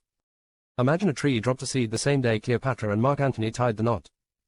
That tree dropped a seed to create its first prodigy before Nero played a single note on that fateful night. The tree had different DNA than its parent who was still living next door. In fact, they both kept dropping seeds carrying their personal DNA changes on for the next 1,000 years. Errol told me that a Huon pine in the Lake Johnston Nature Reserve in Tasmania is believed to be part of a stand of trees and clonal colony that dates to over 10,500 years ago. In the Wollemi National Park, the only known stands of Wollemi pines grow. They recently discovered Wollemia nobilicis, which is an ancient conifer-like tree unlike anything scientists have ever seen before. Through the rise and fall of thousands of human races, that ancient tree that dropped the first seed may still be living happily next to a prodigy of thousands of DNA modifications. Do I know you? You look different. Are you one of mine? The older tree may ask the younger tree. Don't flower yourself, Gramps, the younger might reply. What is fast and what is slow when you consider changing DNA? DNA provides instructions on how to take the carbon pieces supplied in the box and assemble them to create your very own tiger, mushroom or human. The bigger kits would probably come in a wider selection. If Lego made God kits, they would cost more, and if Steve Jobs made God kits, they would be proprietary. Ooh, that thought sent another shiver down my spine. As I was contemplating the universe, Magda finally arrived. What kind of plants would you like to see? We have cow parsley, as you can see. She pointed at a plant on the ground. They call it devil's parsley because it looks like a hemlock, but this one can break your mother's heart. I smiled and she said, don't you believe in magic? I've seen and heard things I can't explain, but calling them magic wouldn't help explain them. I said. Knowing what plants can do to other living creatures can seem like magic. Chamomile tea to calm, feverfew for a migraine, or white horehound to cure a cough. Is that magic or science? Then she continued, what if I gave you an amulet with herbs and a spell incantation on it and told you what it would do for you and it did it? Quote. As we walked, she stopped and pointed at a tree. That's the blackthorn tree, which is referred to as the witch's tree. A blackthorn walking stick pointed at a pregnant woman or animal was said to cause immediate miscarriage, or cause crops to wither. That would make an interesting core for your collection. I agreed with her, although some might not be big enough to core, but I could get a DNA sample. The DNA of the tree would be of interest to me someday. Folk tales can often shine a light on disguised science. I began to prepare for the process of taking samples while Magda scouted around for other blackthorns worthy of our attention. You should also take core samples of the elder trees, they are mystical. Each elderflower has 5 petals, 5 yellow stamens, and 5 sepals which form a tiny green star. It's associated with superstition surrounding the number 13. When she pointed one out to me, I had a flashback to all those movies I saw at boarding school where evil things lived in or under trees. This was the tree they lived under. The berries and the leaves are both rich in vitamin C. The leaves can be made into eardrops to treat pain and inflammation. The flowers make a tea that is good for treating coughs and irritable throats. It can be made into a skin cleanser and lotion. The bark of the small new twigs can be made into a laxative. The bark, roots, berries, and leaves can all be used as dye. And the berries are good for making jam, wine, vinegar, and syrups. She informed me. That's quite a tree. I said. Rowan is another magical tree that gives protection against malevolent beings. You must of course have the proper species of rowan, Sorbus orchiparia. Some plants grow as epiphytes on a larger tree. They don't hurt the tree but join with it. These particular plants are a strong counter-charm against sorcery. The tree was also called the traveller's tree because it prevents those on a journey from getting lost. It was said that this was the tree the devil hanged his mother on. Another involuntary shiver. We finished collecting cores well after lunch and decided to head back and get something to eat. Wait a minute, let's see if you believe in magic. She bent down to a plant was growing beside the stream. Her hand caressed the leaf, and she blew on it. In seconds the flower opened up to its full glory. Now you try it. I bent down and touched the leaf and then blew on the flower. Nothing happened. She took my hand in hers and said, try again. I reached down to the leaf and touched it. This time I felt a tingle, but it was not something I could label. I drew a breath and then exhaled onto the plant and could almost see my breath. To my amazement, the flower opened to its full glory. That was incredible, Magda. How did you do that? And she replied, I didn't do it. You did. I just helped, and the mystery was left there for now. We enjoyed the rest of our stroll back to the castle. We met with the others in the lounge where they were working on finding, deciphering, and translating the text that had the keys we were looking for. Ian decided to attend just for the briefing before going on to his project. Sandy and Richard were there with Cheesy, Darla, Uncle Sandhu, and Krista. Sandy began by saying, let's consider the great sages of India over time because they were the ones writing the epoch texts. Perhaps one of them may have encountered the information we are looking for and created a story about it that will provide us with some clues. The bottom line, of course, is we're looking for any Sanskrit text. But for perspective, let's start first with Kashyapa, one of the ancient Saptarishis, son of Rishi Marichi and father of the Devas, Daityas, Danavas and all humankind. Christo asked, who are the Saptarishis? Sandy replied, the Saptarishis are known as the 7 sages or 7 rishis of ancient India. They appear in many places in the Vedas and other Hindu literature. The earliest list of the 7 rishis is given by Jaiminiya Brahmana, but the list changes in different epochs. I compiled a list of known rishis that you can go by in the handout, but there are many. We're looking for any Sanskrit, but if you happen to see a reference to one of these names in another language, it could be very relevant. The Big Dipper is called Saptarishis and the 7 stars represent the 7 rishis. There is, however, another star slightly visible within the Big Dipper, known as Arundhati.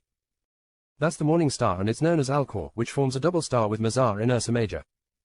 Arundhati and Vashishta were married, and together formed the Mazar double. Vashishta is regarded as the epitome of chastity, conjugal bliss, and wifely devotion. The 7 rishis change from Manvantara to Manvantara. Cheesy interrupted, that's not a term we've heard before.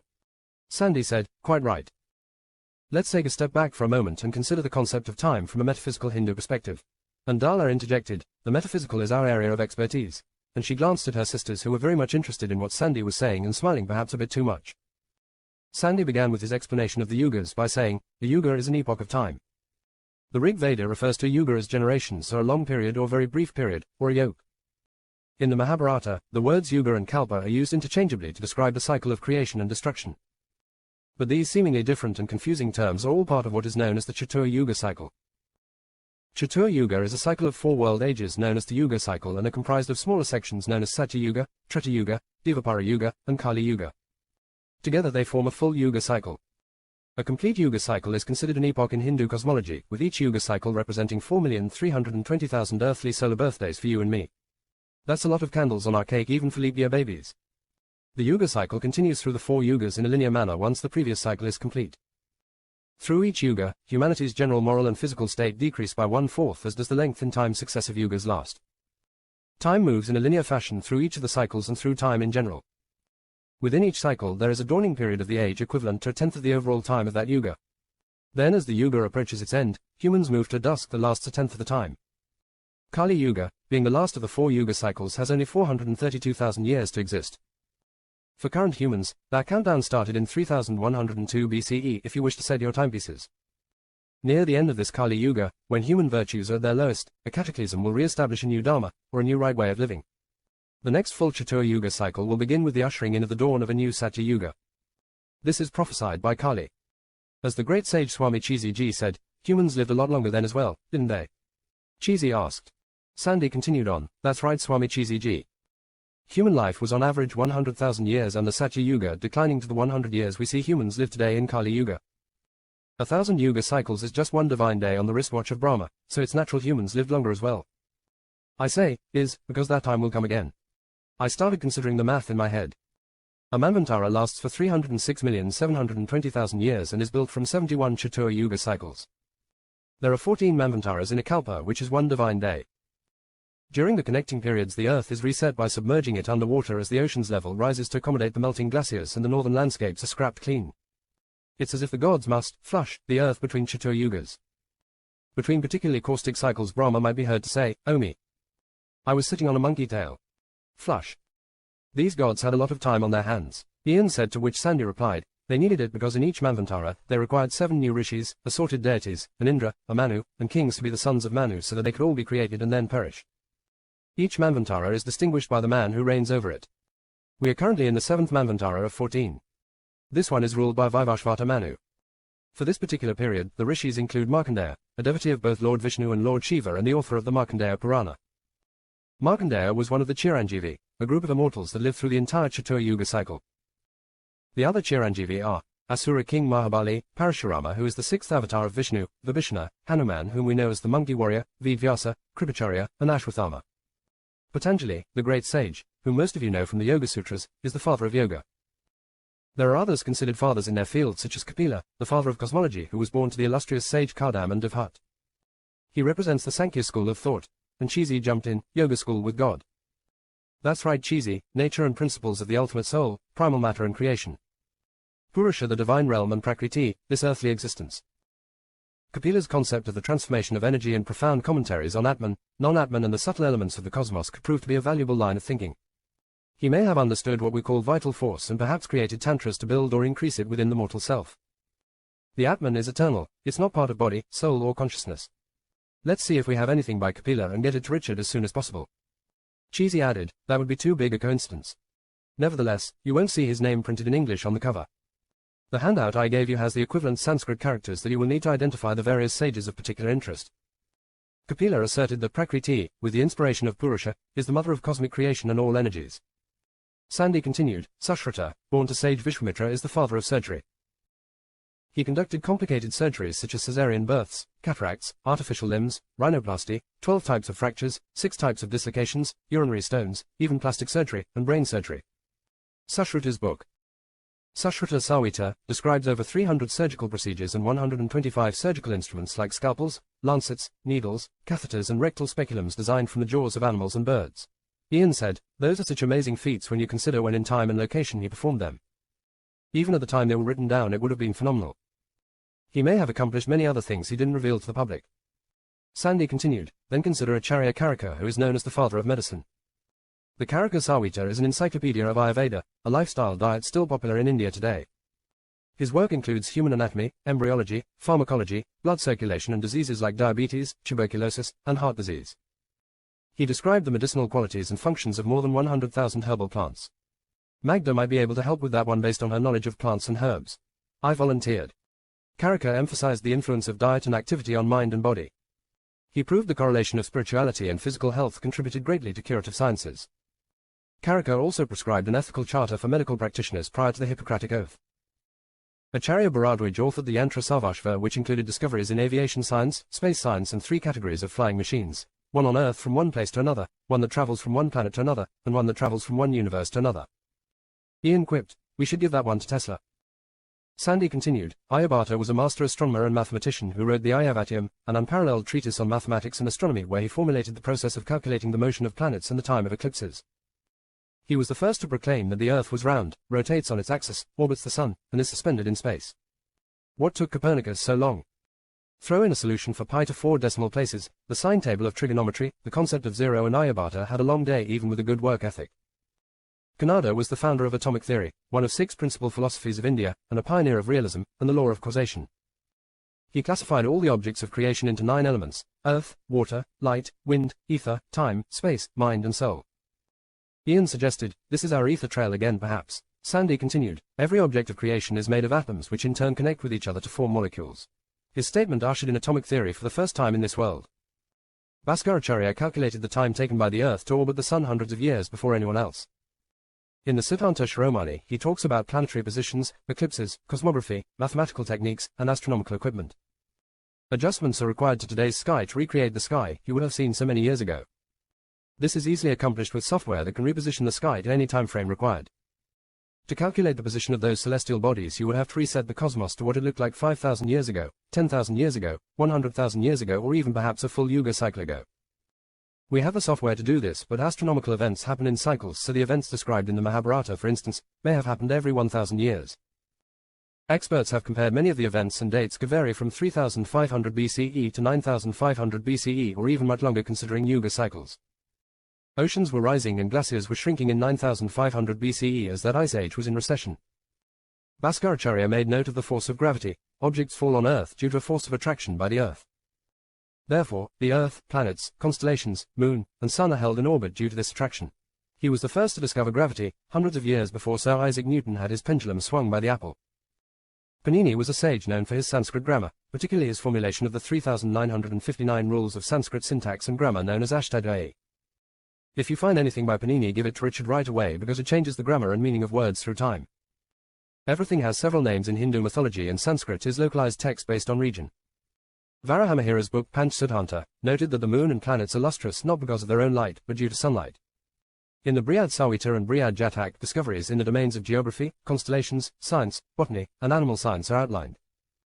In botanical science, he presents cures for various diseases afflicting plants and trees. If in our search we stumble onto something else earth-shattering, we certainly won't throw it away. I'm looking so forward to being a trailblazer, Richard voiced sarcastically. Uncle Sandhu added, you might be wondering why we've not just gone into a room of shelves and taken whatever texts we have off the shelves. The cell-traded libraries have existed for many centuries and have accumulated many documents and larger items that have never been catalogued for one reason or another. You will go into rooms in the basement levels that no one has been in for perhaps hundreds of years. In those rooms there are chests, boxes, bags, and letters from important figures in history. Treat the documents with care and try to keep the notes of where you found things so we can follow up and appreciate what we have here. If possible, we will try to match the item to a log entry in the diaries which will provide background information. I'll be here in this room, so any documents you find I will look at immediately. Richard told us, and then off we went to search the castle. It seemed quite an adventure at first, but at night it was a whole lot creepier in retrospect. We spent the day looking through rooms in the first basement with flashlights while wearing gloves and masks. It was dank and dusty in rooms off halls that seemed to go on forever. Plaques appeared over doorways, wrought iron gates blocked passages, and it seemed like a tunnel system or a dry sewer system that was built to confuse the wanderer. Dala and I found a box with Sanskrit text containing documents with images and symbols unfamiliar to us. The box was taken to Richard, but he needed time to determine what the text revealed and if it was of any use to us. One thing for sure, these were unique documents unknown by any scholars of this time. I was more than ready to get cleaned up and have something to eat by the end of that first day. When I got to the dining hall, I saw Cheesy and the Jacks just finishing their meals. They told me they would be in the lounge later if I was interested in joining them. Everybody had a busy day, so they were also making it an early night as I dropped by the lounge. Marius was explaining to Dick, that's the cell-traded way. Skills and knowledge. The skill can be split into body, to perform the skill and knowledge stored in the mind, to know and execute the skill. You won't see an overweight cell-traded here, because physical fitness is the first step in the process. We have a great gym where people keep fit or train for their circus acts. All cell-tradeds, from the moment they can crawl, are brought to the gym to enjoy exercise and enjoy family. Yoga has really caught on here since Marion and I came back from India last year. You probably saw a few people on the terrace with you this morning. Learning new poses, positions, transitions, chants, it's great. It doesn't take a lot of room, so during travel time on the train it's ideal. Everyone spends a lot of time on the rail with the circus. We have 3 trains running on 3 different Soviet track systems as well as the Riviera Arena and Casino that require a big, healthy, happy family. There was that family image that I was unfamiliar with again. Marius continued, the skills use the body but come from the mind and are not only the blueprint for the task at hand, but the access to the raw materials of knowledge required to construct it. You may have the plan in your mind through synthesizing cognitive inputs, but you must also find the information you have stored in your mind if you wish to execute upon those inputs. Take Cheesy for instance, he has an eidetic memory, so the step of mapping the storage device so he can retrieve that information is very well developed. Marius told us. It's true, I can remember facts and envision everything around those facts once I start looking. I like to add more facts rather than contemplating the ones I already know and how to use them. Marion says it's a journey. I'm working from the other side to him, and we're going to meet in the middle. Cheesy revealed. Marius continued, but knowledge is only half the equation of a complete solution. What's the solution that knowledge is going to apply to the problem to create the desired outcome? The current stimuli must be examined to contemplate a possible solution. It's the AI of the brain that synthesizes the knowledge it contains to make the connection. Then he continued, so we try to figure out at an early age what type of mind the child prefers and work to strengthen both. That's where the huge library we have here comes into play. The cell-tradeds have been building knowledge for centuries. You work harder on something you have a passion for. Cheesy turned to me and said, now do you know why I want to learn how to build the perfect eye? Quote. And I did. The next morning after breakfast and yoga, I joined Ian, Uncle Sandhu, Dick, April, and the Jacks for Dr. Sue's introduction to Russian phages. Although I was taking microbiology, I was just a student compared to Dr. Sue, who had been in the field for more than 5 years working closely with pathogens and their transfer to humans. Let's start with bacteria, a single-celled organism found almost everywhere on Earth and vital to the planet's ecosystems. Most bacteria in the body are harmless and some even helpful. A relatively small number of bacteria species are pathogens that cause disease. We have 10 times more bacterial cells in our body than we have human cells. What exactly is considered a pathogen? Marius asked. A pathogen is any organism that can cause disease in its host. Therefore, a pathogen can come in the form of a virus, a bacteria, a fungi, algae, or as a unicellular or multicellular eukaryote. Unicellular eukaryotes are organisms getting by with only one cell like brewer's yeast or diatom, an algae. Multicellular eukaryotes are organisms whose cells have a nucleus enclosed within a nuclear envelope. Is that right, Drive? Sue? Ian interjected. Yes, that's right, Ian. The domain eukaryote makes up one of the three domains of life, the prokaryotes. Bacteria and archaea make up the other two domains. Eukaryotes can reproduce both asexually through mitosis and sexually through meiosis and gamete fusion. In mitosis, one cell divides to produce two genetically identical cells. In meiosis, DNA replication is followed by 2 rounds of cell division to produce 4 haploid daughter cells. They act as sex cells or gametes. Each gamete has just one set of chromosomes, each a unique mix of the corresponding pair of parental chromosomes resulting from genetic recombination during meiosis. Ian asked, isn't that what happens in the mosquito's gut to convert the pathogen to a disease that can infect humans? We spoke of that when we were in Africa. That's exactly right, Ian.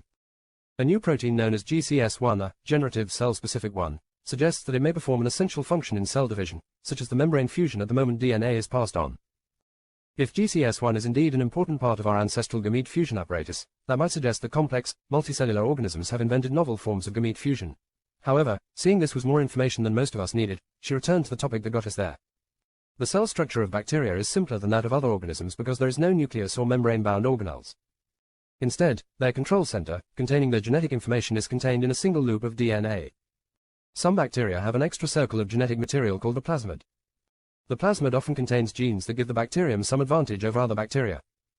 For example, it may contain a gene that makes the bacterium resistant to a certain antibiotic. How many different types of bacteria are there, Sue? Dick asked. Bacteria are classified into 5 groups according to their basic shapes: the spherical or kochi, rod known as bacilli, then spiral or spirilla, comma known as vibrios, and finally corkscrew or spirochetes. They can exist as single cells, in pairs, chains, or clusters. In all, there are over 30,000 named species of bacteria. Bacteria reproduce by binary fission. In that process, the bacterium, which is a single cell, divides into 2 identical daughter cells. Binary fission begins when the DNA of the bacterium divides. The bacterial cell then elongates and splits into 2 daughter cells, each with identical DNA to that of the parent cell. Some bacteria, like Escherichia coli, can divide every 20 minutes, so in just 7 hours one bacterium can generate 2,097,152 bacteria, and after 1 more hour a colossal 16,777,216. That will get you under the weather and swing your pendulum pretty quickly. Antibiotics fight bacterial infections by killing the bacteria or slowing its growth by attacking the coating surrounding bacteria in a process called lysis that causes the disintegration of the cell wall. Does that wipe them out? Dick asked. Some bacteria can form endospores that are extremely resistant to hostile conditions, so eradicating them is very difficult. Endospore-producing bacteria can be nasty pathogens like Bacillus anthracis. The cause of anthrax, she told us. Ian interjected, phages are being used to treat bacterial infections that don't respond to some methods. A bacteriophage is a virus that infects and replicates within bacteria and archaea to devour them. What are archaea? Marion queried. Archaea are single-celled microorganisms with a structure similar to bacteria. They're evolutionarily distinct from bacteria and eukaryotes and form the 3rd domain of life. Archaea are obligate anaerobes living in low oxygen, and these microorganisms can be killed by normal atmospheric concentrations of oxygen. Fish out of water, so to speak. Phages are a form of viruses which attach to bacterial cells and inject a viral genome into the cell. The viral genome effectively replaces the bacterial genome, halting the bacterial infection. The bacterial cell causing the infection is unable to reproduce and instead produces additional phages. Pop. Jack in the box, only this one is going to eat you. Marion said with a flourish of the hands. What's the downside of phages? I asked. Phages are very selective in the strains of bacteria they are effective against. Dr. Sue replied, just as mosquitoes are selective of the pathogens they can pick up. Sniper shot, Dick said as he focused his imaginary rifle and pulled the trigger. She continued, but they have lots of advantages, including reduced side effects and reduced risk of the bacteriums developing resistance. Phages are more successful than antibiotics, where there is a biofilm covered by a polysaccharide layer which antibiotics can't penetrate. Virulent phages can be isolated much quicker than other compounds or natural products and isolated from the environment with ease. Development of standardized manufacturing processes would make lab-to-clinic delivery of phages much quicker than traditional medicine. Phages are typically harmless to the host organism and other beneficial bacteria such as gut microbiota, thereby reducing the chance of an opportunistic infection. A phage will only kill a bacterium if it matches the specific strain on its bounty poster, Dick said. Consequently, phage mixtures and cocktails are often used to improve the chances of success. She added. Back to shotgun, Dick said. Alternatively, samples taken from recovering patients can contain appropriate phages to be grown to cure other patients infected with the same strain. Bacteriophages are found wherever bacteria thrive, such as sewers, waste runoff pipes, and even the stools of convalescing patients. Why hasn't anyone pursued this line before? Marius asked. Pathogenic bacterial infections were mostly cured by the antibiotic penicillin G, so leading Western scientists lost interest. Russian scientists have continued to develop phage therapy with an extensive library and research center at the George Eliava Institute in Tbilisi, Georgia. We might want to look there as well if we can, should we find a good lead here. Just as bacteria can evolve resistance, viruses can evolve to overcome resistance. The fight's on now, Dick announced. Uncle Sandu interjected, we should look at this from two perspectives. Firstly, we have a great deal of documented information in our diaries that may lead us to people of interest. These types of cures were typically developed in the rural communities where the circus spends all of its time. We can see if any entries from that time can lead us to more concrete information. Marius, you and I will check those. To which Marius nodded. He continued, next, the archives in the basement hold many documents with Soviet information unknown to the West. I would estimate 50% of the content in the basement is Soviet, based on the last owner of the item. Marion knows the area well and will help direct your search to the most likely locations. The basement is a vast series of rooms and tunnels with lower light than elsewhere and no windows. Make sure you are prepared with gloves, masks, and lights.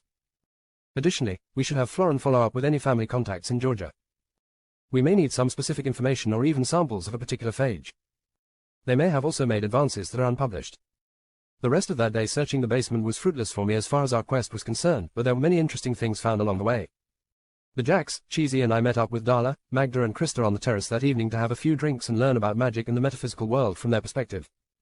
Of course, Darla brought Mr. Whiskers, Magda brought Peepers, and Thief flew about looking for things to steal. He swooped down on the table and picked up a straw that had been abandoned. Stop, thief! Yelled Krista. That gets her in a lot of trouble in town. All the cute young cops that have been watching her seized the opportunity to come to her aid. Darla said. That's not true. If there's a cute fireman or paramedic, they might come too. Krista responded and everyone laughed, but I'm sure that was true. The moon shone brightly on what was another crystal clear night in the Carpathian Mountains with a fresh breeze blowing the forest aromas to our scent. There was just enough breeze to sway the treetops in the brilliant moonlight and replace the summer heat. Darla, can you tell our friends something of the 7 artes magicae or artes prohibitae? Marion asked. Darla replied, you know, if they're the forbidden arts, I'm going to find them. And everyone laughed as hard as they knew Darla. Obviously, there were some family secrets after all.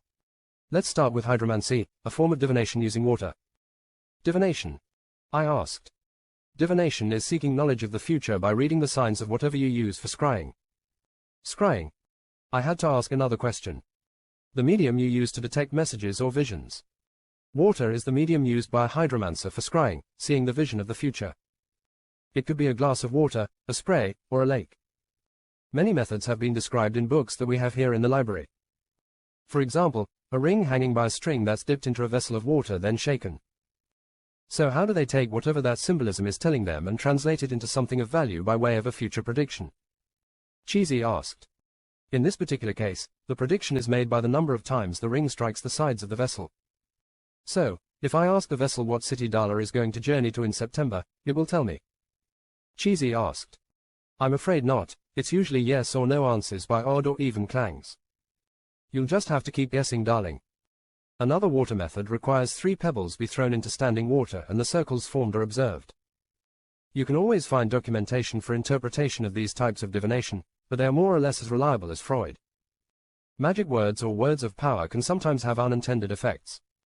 In Mesopotamian incantations, the maklu was said to protect you from witchcraft and the sapu to cleanse you of your otherworldly sins crushing your dharma. Try this solution. Rub some dough on your body, then throw it in the fire and chant. My illness, my weariness, my guilt, my crime, my sin, my transgression. The illness that is present in my body, my flesh, my veins. Be peeled off like this garlic so that the fire god, the burner, consumes today. May the curse leave so that I may see the light. And you must keep throwing a little garlic and perhaps some fruit rinds into the burning coals. Wait an indeterminate amount of time and the deed will be done. In the Orient, charming snakes by incantation is still used today. The snake could be charmed out of its hiding place in order to get rid of them. She told us. Rid your house of snakes by incantation just like St. Patrick did for Ireland. Cheesy added. Hydromancy was a popular divination method during Byzantine times. Isn't that right, Marion? Who replied, yes, Darla, you are quite correct. And I sensed something more to that. Marion placed a glass of water on the table in front of us.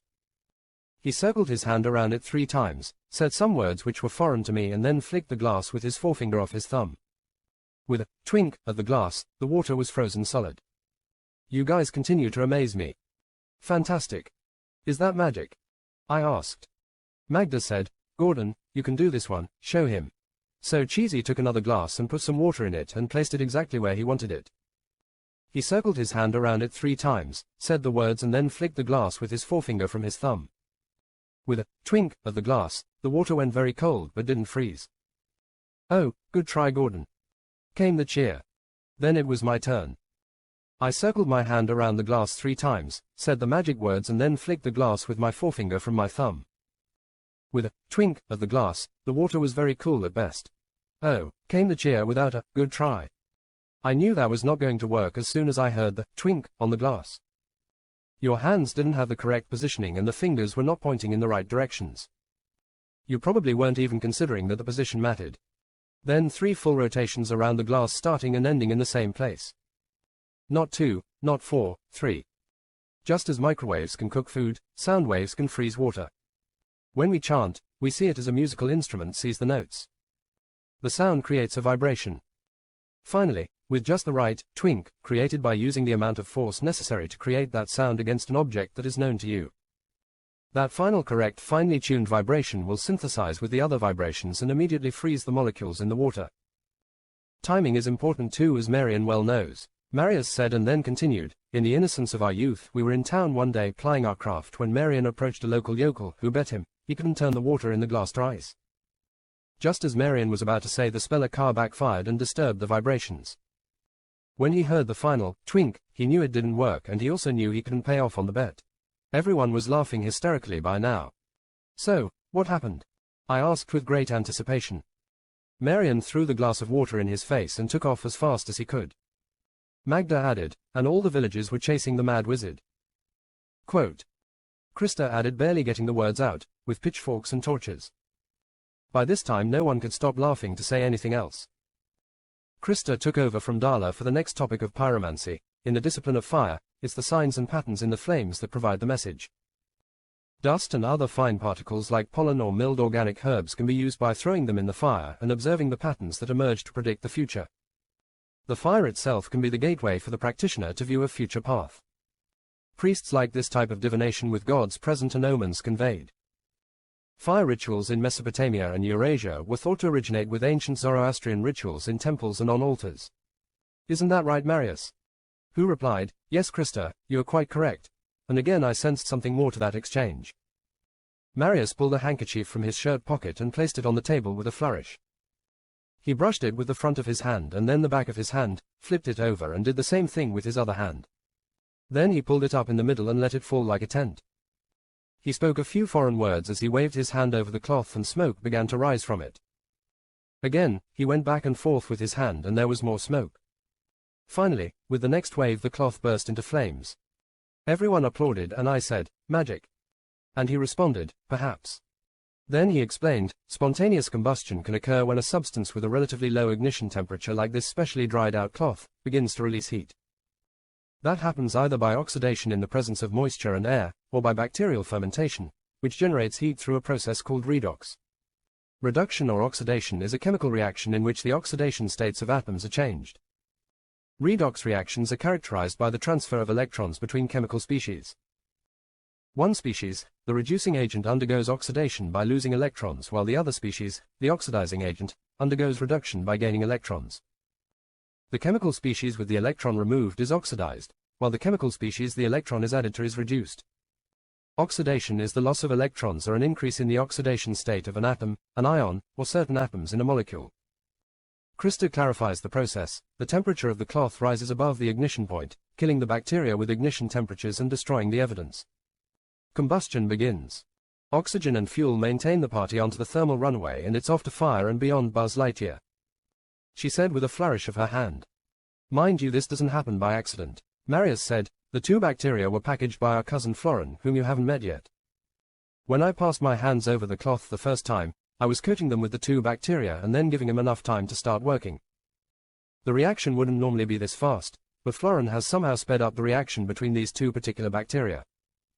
He has ramped up their war and supplied them both with weapons of mass destruction. He's like that. When he was young, Florin was always exploring the basement while everyone else was exploring the forests. There are many secrets which have flowered under his care that might otherwise have been lost forever. That story makes me think of the biophages and bacteria that have little baby biophages to eat their own species. Dala noted. Krista continued with the next method for predicting the future. Geomancy is a form of seeking knowledge of the future by casting 4 binary objects such as coins or sticks with an even and odd side. It's still very popular in the Soviet Union, and we have several very good geomancies in our circus. The geomantic figures which are cast will hold the key to the solution of any question you may have put forward. The analysis of this prediction is based on charts used to read about the attributes of the figures that you cast. I can show you what the figures look like, and she displayed a poster on the table. The chart looked like 16 playing cards from the diamond set, but with 4 rows and 3 columns. Krista went on to say, the 16 geomantic figures are the primary symbols which represent the characters. Close your eyes and imagine you're walking into a tent at the circus to have your future told. Firstly, you must ask a question. Will Henry get strung up by his underwear from the flagpole again this year? Marius asked. No, that happens every year. Let's ask one for the Salton Sea. How about, will Cheesy be able to play at our casino in California? All right, the question has been asked. This is the shield, as it's known in geomancy, and she held up a sheet of paper that had a shield design broken into several sections and multiple rows which laid out the process. The 4 castings we will take represent our 4 mothers. They're at the top level of the shield. We always start from the right and move to the left. The mothers have 4 lines to be cast for each of them. The top line is her fire element, and we'll cast that one first. Krista handed me a die which I cast on the table. A3, she said. So that's an odd number. The fire line of the first mother has dots placed in the outer columns. Now roll the dice for her air element. I rolled a 4 for air, then a 2 for water and finally a 3 for earth. When a row has only 1 dot in the middle column, the element is said to be active. That is the result of rolling an odd number. 2 dots tell you the element is passive. The result of an even number. Krista informed us that the first mother is conjunction, which represents a crossroad. Conjunction is neither positive nor negative but is influenced by others. Now we must cast the second, third and fourth mothers in the same manner. She drew our attention to the shield document again and demonstrated how she calculated the rest of the information once she had the 4 mothers. The mothers generate the daughters who are the 4 boxes on the left side of the top row of the shield. Do this by transposing the left column of the first mother to the first row of the daughters. Each one is transposed in turn until all 4 mothers have generated the 4 daughters. Very binary, Cheesy said. These figures or cards represent different characters which each having attributes for us to explore with respect to the question we've asked. She said. The 4 mothers cast the 4 daughters next to them. The next row of boxes represents the nieces. They're calculated from the 2 parents directly above them. Each row of the parents is added together to be either even or odd, passive or active. From there the nieces are distilled down to 2 figures known as witnesses. The witnesses together form the judge which will indicate the answer to your question. When you add the first mother together with the judge you form the sentence. The sentence represents measures you may take to help make the judgment come to fruition. And that completes the shield. Capis? She asked. Who are these figures? You talk about them like they're people. I wondered. Each character or personality has a name and characteristics which indicate your opportunity for success. However, nothing is black and white. It's all subject to interpretation. The characters are formed by the patterns, so if you refer to your charts you can find out who is 2, 1, 1, 2. Via, for instance, is known as the road or the path. If via shows up it's considered good for matters of roads, travels, or journeys. You must ask the right question to get the response that's appropriate. Each type of question has a house where those matters are resolved. For instance, the 7th house represents matters of the heart. You can look at each of the figures as well as the figure representing the judge. Krista told us. Then Magda said, will it rain on Dala's trip to the Salton Sea? Which made Cheesy smile. No way. Astrologically, Via is associated with Cancer and the waning moon, but astrology is a whole other complicated system unto itself. A full reading is a much more complex undertaking and only for our most esteemed clients. Krista said as she raised her eyebrows and looked at Marius. Dala answered, the figures who have water as their element are Populus, Via, Artis, and Puella. Fire is the forte of Letitia, Corda Draconis, Fortuna Minor, and Amicio, while air is ruled by Pua, Rubius, Acquisitio, and Conjunctio, leaving earth to Fortuna Major, Tristitia, Caput Draconis, and Casa. Who gets Donna, Blitzen and Rudolph? Cheesy asked. All the elements in Via are active, and as such Via indicates change more than any other figure. If you asked, should I change, then Via would answer, hell yeah. Shall I have vanilla or strawberry yogurt? Then Via answers, who cares? Dala said.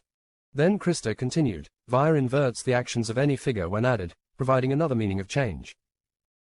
The systems for interpreting these signs were written by Henry Cornelius Agrippa in his fourth book of Occult Philosophy of Geomancy, Heptameron, or Magical Elements of Peter de Urbano and the Arbatel de Magia Veterum. All of those books are in our library if you wish to read or refer to them. She continued, Via has other associations in astrology. She will also look out for your stomach. A brief summary of the others includes Cauda Draconis, the tail of the dragon, and the figure of the south node of the moon, who is considered very bad in most situations. So much so that in older traditions, if this was the first figure drawn, then the geomancy reading would be stopped immediately. She is only good in circumstances for ending or completing things, such as breaking up a relationship. Cauda brings good with evil, and evil with good. Its inner and outer elements are both fire. Magda asked, should you break up with Mieko, Krista? And she replied, hell yeah, I'll send him an ASS firecake with Floren's fast-acting, long-lasting Montezuma's Revenge chocolate icing. Cauda is associated with your left arm. Pure is the boy represented by a sword or erect phallus symbol. He refers to male energies like aggression and passion, but also war and male sexuality. Most cases you don't want to see this guy, but he was good in love and war back in the day. Just in case that day comes again. If Alexander the Great asked, shall I attack Carthage? Pure would have replied, let's go, let's go, let's go. Pure is associated with your head, and she touched her head. She continued, Fortuna Minor is the lesser fortune with success coming down like beams of light from the sun. This guy gives mildly positive outcomes representing transient success that's dependent upon outside help. Fortuna favors situations which can be resolved quickly and don't need to be sustained. A figure of change and instability. So is Uncle Sandu giving you that job surge? And Fortuna would reply, maybe, maybe not. I'll keep it open. Marius adds, I can see Serge slinking away and muttering under his breath, spineless bastard. Fortuna is associated with the spine. Puella is the girl and resembles a woman with exaggerated breasts. She is good in most situations, especially with women, beauty, or feminine situations. Puella represents peace and passivity. She is positive or negative depending on the question, but leans to positive, requiring action rather than inaction. Puella is the symbol of feminine sexuality, balancing the energy of pure. Shall I cut my hair? Dala asked, cut it or don't cut it, hair continues to grow, now your kidneys are another thing. Puella is good with kidneys, lower back, buttocks, and skin. Amisio means loss and appears as two bowls or cups turned upside down. This figure is a bad dude or negative figure except for questions of love or where loss is the desired outcome.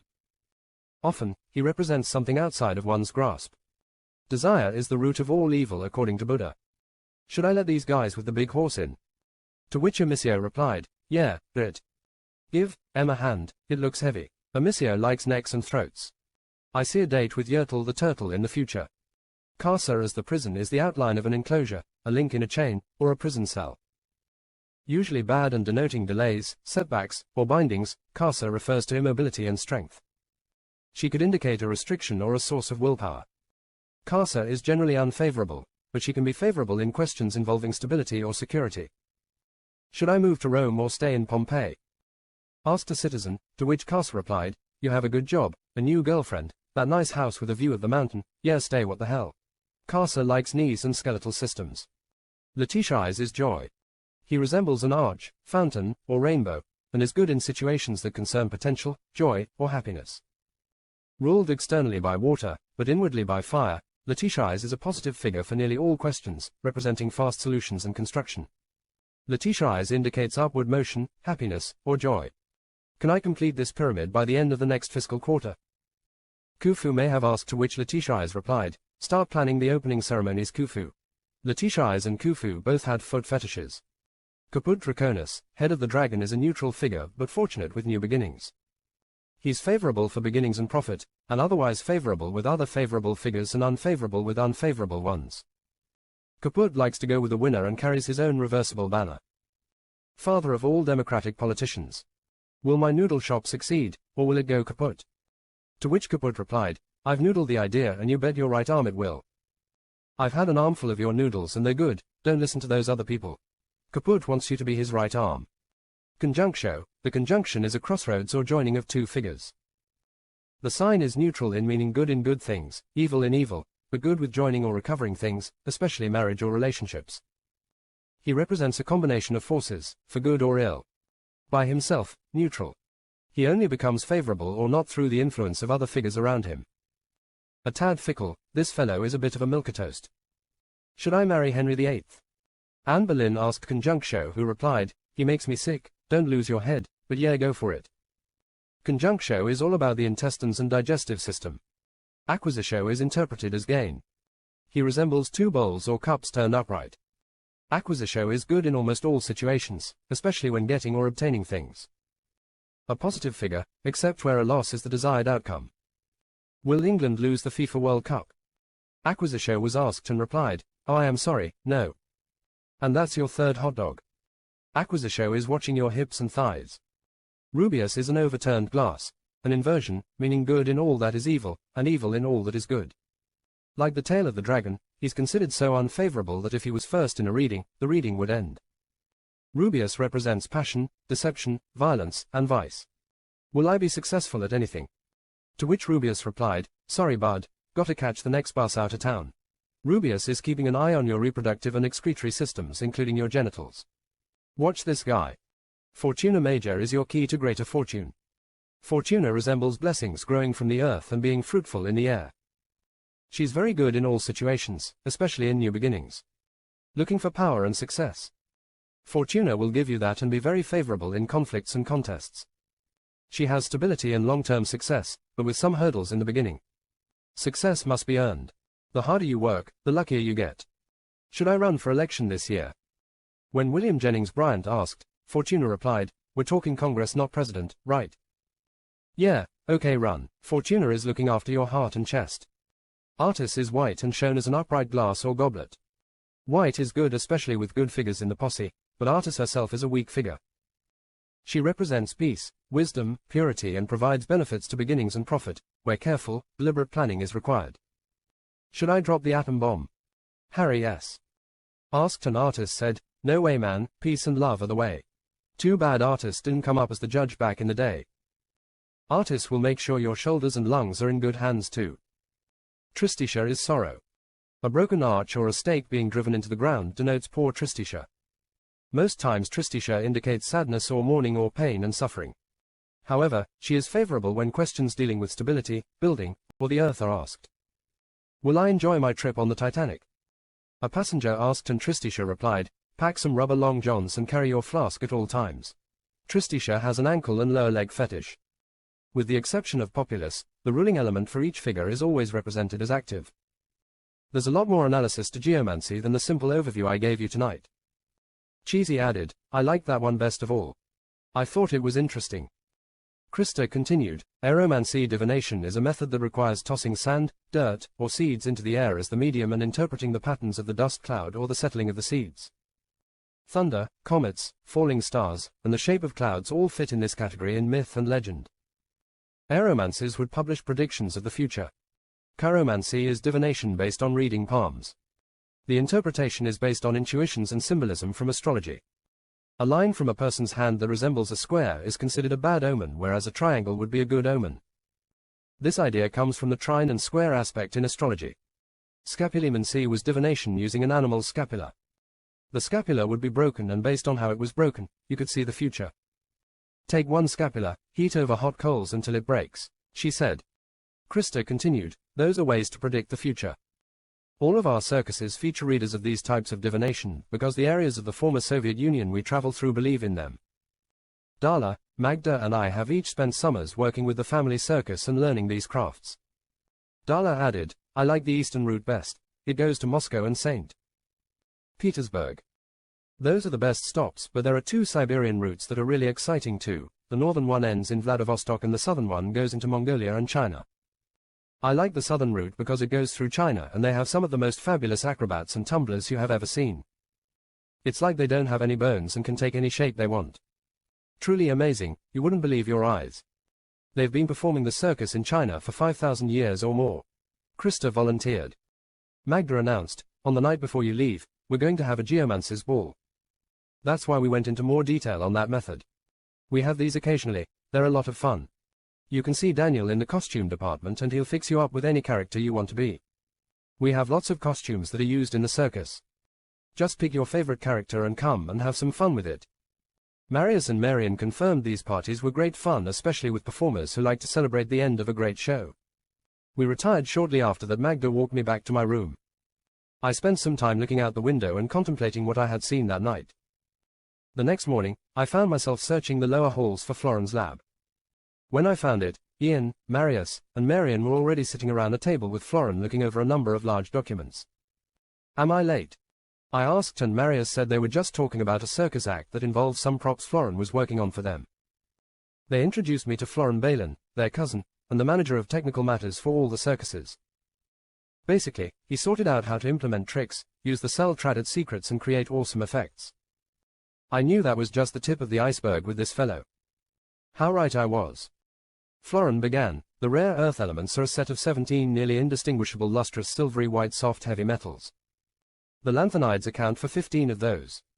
All the elements have one valence electron in the 5D shell, which is not something a non-physicist would need to concern themselves with. It's just what they all have in common and what makes them a group. The elements share properties in common with the first element in the group, lanthanum. Scandium and yttrium are considered rare earth elements because they tend to occur in the same ore deposits as the lanthanides and exhibit similar chemical properties, but they have different electronic and magnetic properties. Normally we drop those when looking for magnetic properties. That has been our primary use for this material in the past.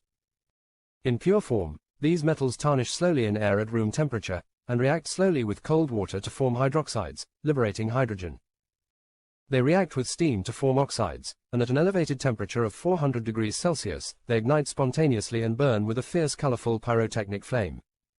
Marius said, "That sounds very crowd-pleasing, doesn't it?" Floren continued, "These elements and their compounds have no known biological function. The water-soluble compounds are mildly to moderately toxic, but the insoluble ones aren't.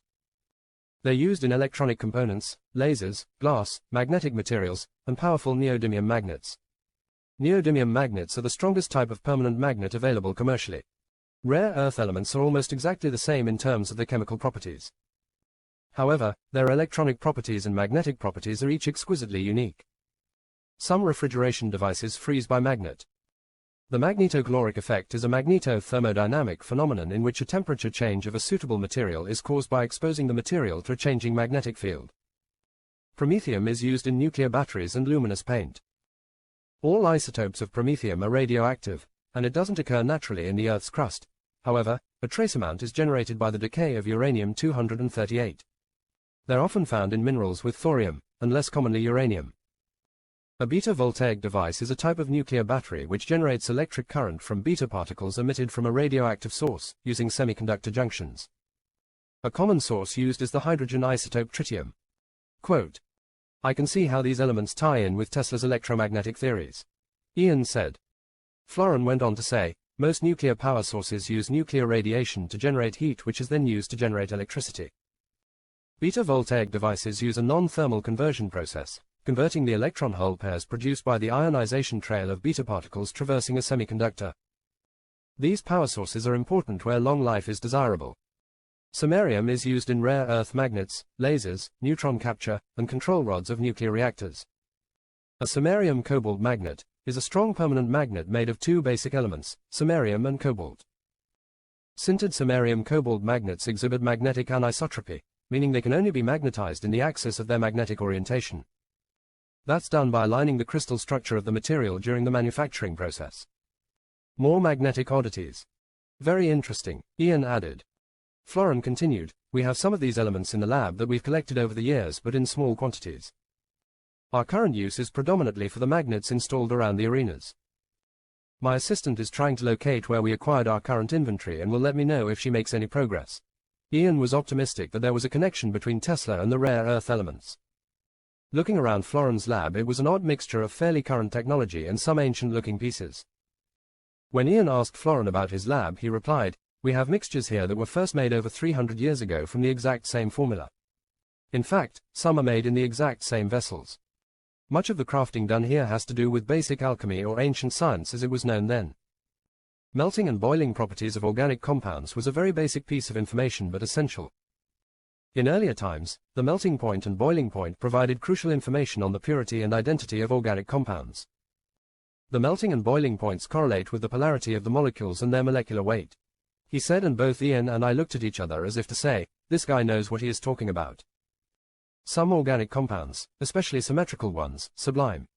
A well-known example of a sublimable organic compound is para-dichlorobenzene, the odoriferous constituent of modern mothballs. Organic compounds are usually not very stable at temperatures above 300 degrees Celsius, although some exceptions exist.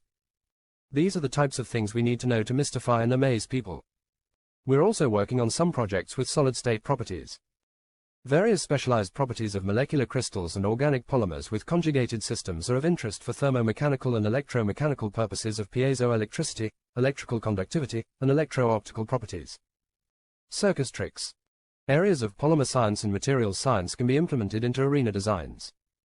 What are hydrocarbons? Someone asked, and I jumped in with a reply. Hydrocarbons are compounds made of only carbon and hydrogen, as well as carbon compounds with elements such as oxygen, nitrogen, sulfur, phosphorus and halogens. In organometallic chemistry we studied compounds containing carbon-metal bonds. Research today is focusing on other organometallics like the lanthanides, or transition metals zinc, copper, palladium, nickel, cobalt, titanium, and chromium. Rare earth elements and carbon bonding could be part of Tesla's solution. By the time we left, Ian had received some samples of dysprosium which he told me is used in dosimeters for measuring ionizing radiation. Crystals of calcium sulfate or calcium fluoride are doped with dysprosium and exposed to radiation where the dysprosium atoms become excited and luminesce. The luminescence is measured to determine the degree of exposure. Ian told me, we also have a quantity of neodymium which is used in magnets and can store about 18 times more magnetic energy than an iron magnet of the same volume. I doff my cap to Florin. One evening that same week, while sitting in the lounge with Marius, Ian, Cheesy and Sandy, Ian asked Marius about Florin's story. He seems quite an intelligent fellow. Where did he get his education? Marius began, Florin is like an older brother to us. I respect him, I admire him, and I consider him immediate family, but we certainly didn't grow up together. His family grew up in the Nicolae Ceausescu era of Romania from the mid-60s until Ceausescu and his wife were overthrown and executed in the revolution of 1989. If you're unfamiliar with Ceausescu, he came to power after Gheorghiu Dege's death in the mid-60s. Ceausescu became the leader of the state and president of the State Council. By the mid-70s he was president and began running the country in a military fashion. His secret police held tight control over free speech and the media. By the 1980s he ordered most of Romania's products be exported in order to pay off foreign debt due to his mismanagement. The lack of agricultural and industrial resources crippled the country, and the lack of medicine, food, energy, and other basic necessities drove the people to the brink of starvation. Elena, his significant other, was spending lavishly during that time with countless luxuries, including 40 homes, while the Romanian people starved. All her supposed scholarly achievements and awards were entirely fraudulent, including her PhD in industrial chemistry. She had the number 2 position in government behind her husband. They had secret police everywhere. Apparently 1 in 3 citizens was a collaborator. When Ceausescu ordered his forces to fire on anti-government demonstrators in Timișoara, the population rebelled. They captured him on December 22, 1989, and he and his wife were executed by a firing squad on Christmas Day. Florin's education after that date changed from surviving to burying himself in the cell-traded libraries and following whatever interested him. With a sharp mind he could have done whatever he wanted to do, provided a different start. But in the years that followed, he developed a very keen mind. You will see. We left it there for the day and eventually made an early night of it as the physical work was catching up with all of the academics. I teamed up with Darla and Krista in a new area of the basement the next day. Fresh cobwebs, things that scurry when you approach, and a dank cold that settles into your bones by noon, were all things that awaited me. The day was not lost, though. We met up with others who had found a rather interesting artifact. Uncle Sandu placed it on the table and asked us, "What do you think this is?"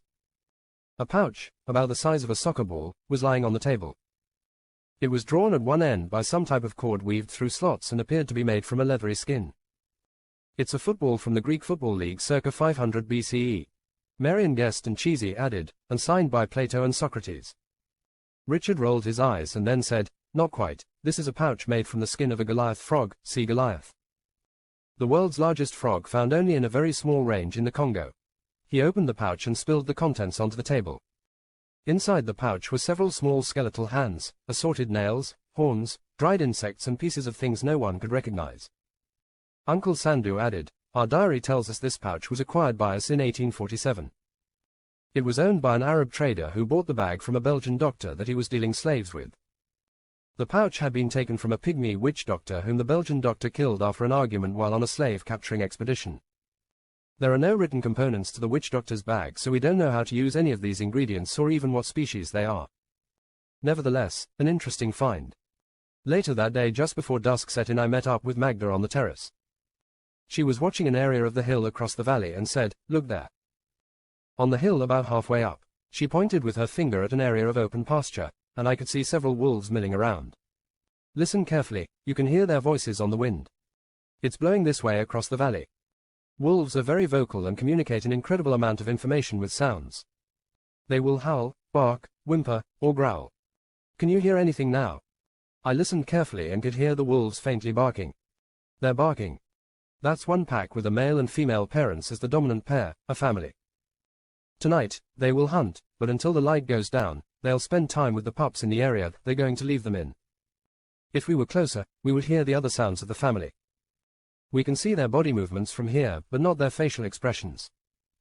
I already know this is a family, so they're not here to look for territory or mates.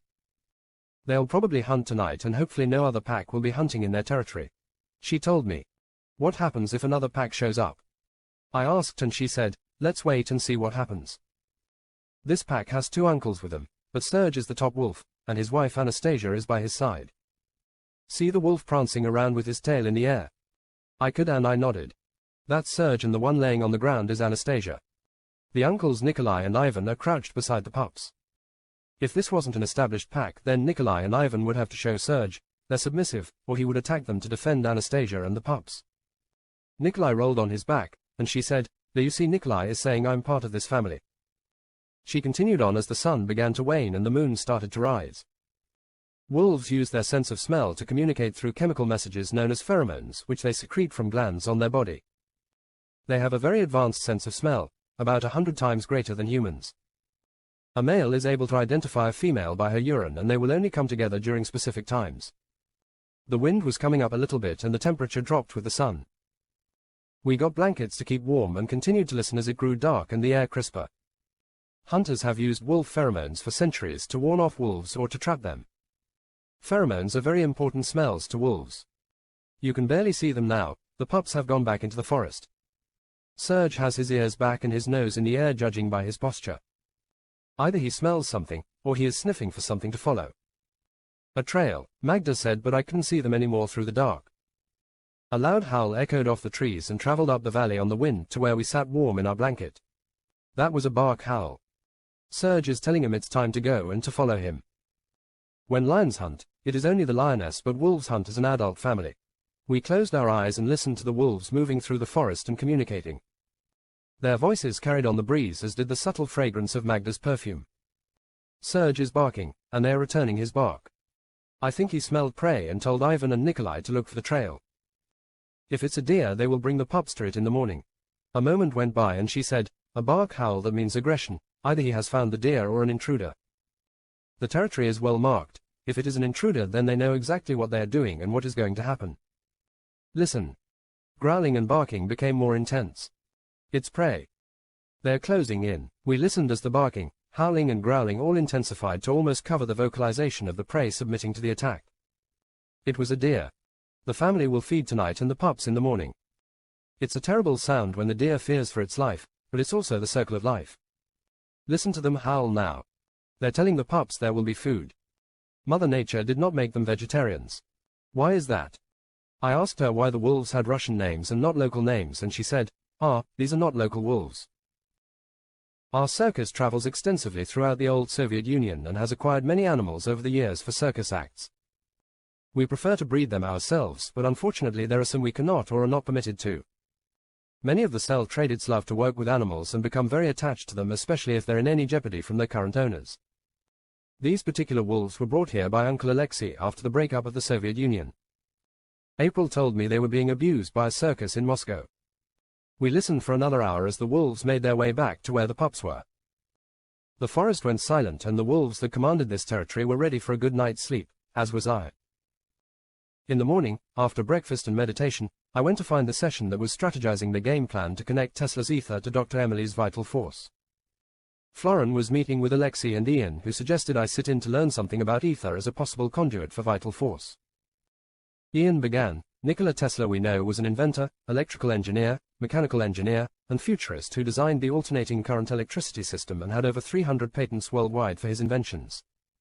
We know of his battles with Edison are legendary, and today he is finally getting some recognition for being one of the greatest thinkers of our time. There were many conspiracy theories and much skullduggery on Edison's behalf that indicate many of Tesla's patents were not accounted for and some even hidden in patent archives. There are a minimum of 278 known patents issued to Tesla in 26 countries. Many inventions developed by him were not put into patent protection. Alexei inserted in his broken Russian English accent, Tesla was great genius exploited by the capitalist pig Edison. Energy for all versus capitalism, just saying. Ian continued, Tesla attempted to market several devices based on the production of ozone. Those included his Tesla Ozone Company, which patented a device based on his Tesla coil. It bubbled ozone through different types of oils to make therapeutic gels. That sounds like ancient alchemy to me, Florin suggested. Formulas like that would have been presented to buyers centuries ago. He should have been selling to the medieval kings, not Edison. Ian continued, Tesla also theorized that the application of electricity enhanced intelligence. A whole room was converted into a health-giving electromagnetic bath. In the end, these ideas that weren't exploited ended up in boxes which, on his death, the Federal Bureau of Investigation ordered the alien property custodian to seize. They sent John G. Trump, a professor at MIT, to analyze the documents, and he spent 3 days before claiming to have found nothing of interest. It should have taken him more than 3 days to go through 80 trunks of documents and other items.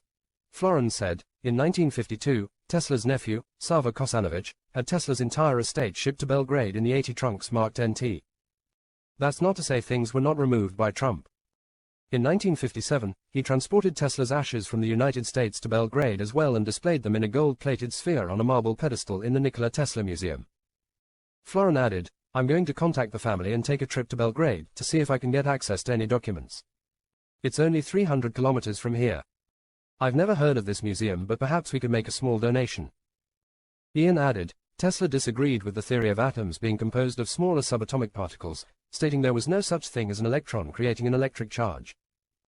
He believed that if electrons existed at all, there was some fourth state of matter or subatom that could exist only in an experimental vacuum and that they had nothing to do with electricity. Perhaps he was talking about superstrings. Without a physics background, how are we going to know what we're looking for? I asked, and Ian replied, yes, it's very complicated, and you and I are more about biology. Alexei and Florin will review any documents we find, and then we'll have to call in an expert if we find documents that need to be interpreted or explained to us further. Ian continued, Tesla believed that atoms could not change their state or be split in any way. He was a believer in the 19th century concept of an all-pervasive ether that transmitted electrical energy, claiming to have developed his own physical principle regarding matter and energy that was a dynamic theory of gravity to end false conceptions of curved space. Over the centuries, ether has meant many things to many people. The Greeks saw ether as the god of light and the fifth element of the universe. Medieval alchemists saw it as the fabled philosopher's stone. Early modern scientists like René Descartes and Nikola Tesla were still pointing to ether to explain fundamental natural phenomena like gravity and light. Ether continues to be an imaginary concept that swings scientific pendulums. Florin added, alchemists put a new spin on ether. To them, it described the most pristine and perfect essence found in nature. They called it quintessence. They saw quintessence as divine, but believed it was found on earth as well as in the heavens. A bit of godly essence was hidden in all things, whether animal, plant, or mineral. The trick was freeing it. This would hold with the Hindu belief of Brahma throwing human essence down to earth to populate it at the start of a yuga. I said, and Ian raised his eyebrows. Florin continued, the theory was that by distilling a substance down to its elemental form and creating the perfect balance and proportions of the different elements, you could purify matter and transmute it from one substance into another. These alchemists were so secretive they would encrypt their work, make code sheets, secret alphabets, or even languages. Leonardo da Vinci wrote in such a fashion as to require you to hold the document up to a mirror. But what exactly was quintessence? That depended on which alchemist you asked, but it was a secretive art with endless interpretations. Quintessence was a subtle substance found to some degree in each of the other 4 elements, or it contained all the other elements within it, depending on who you asked. The accidental discovery of phosphorus was made by boiling copious amounts of human urine down while following a recipe to turn lead into gold using concentrated urine. Nikola Tesla wrote that all attempts to explain the workings of the universe without recognizing the existence of a light-bearing ether were futile. To be consistent with the laws of physics, ether had to be fluid, so it could fill all space, but also solid enough to support light waves. It existed everywhere, yet was invisible, weightless, undetectable, and had no effect on physical objects, almost as if it didn't exist at all.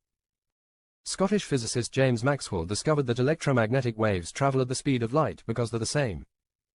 Radio waves, X-rays and visible light were all part of the same electromagnetic spectrum. Different kinds of waves didn't need their own ethers, but all traveled through the same luminiferous ether. Florin added, Maxwell's idea that the rotating Earth moving through the ether should create a wind of sorts, and light beams moving through it would have measurable drag seemed compelling. It seemed light traveled through a vacuum, not a luminiferous material. Ian said, that's interesting. Einstein proposed that light traveled at a constant speed through a vacuum, and that everything is moving relative to everything else. An ether wasn't needed as a fixed reference framework for the universe, because time and space were relative, part of one continuum. Space-time was the new ether. That's big conceptual thinking. Can we make anything concrete from it? I asked, to which Ian replied, time will tell. With that we all returned to our teams and our daily searches. I had lunch one day that week with Darla and Magda, which gave me the opportunity to ask about their pets and how they came to acquire them. Darla said, when we were 12 years old, we were told to start thinking about which pet we would want to become our companion and performance partner. Mother told us stories of great animals and their wonderful masters who ruled the northern forests. Some of the stories were cell-traded traditions, but Mother also had some of her own more Scandinavian. On our 13th birthday, we were joined with the pet we chose from that day on. We have all kinds of animals here, but there are many considerations. I spent a whole week living with the animals to make my final choice. There are so many wonderful animals, I wanted to be bound to them all. Magda said, what kind of animals are there to choose from? I thought most children would have only been able to pick from dogs, cats, and birds. We have lots of animals in the circus that perform with us in various ways. The Southern Circus has 6 Siberian tigers and 2 Russian bears, assorted snakes, camels, horses, dogs, cats, monkeys, several different types of exotic birds, and the other routes have their animals too.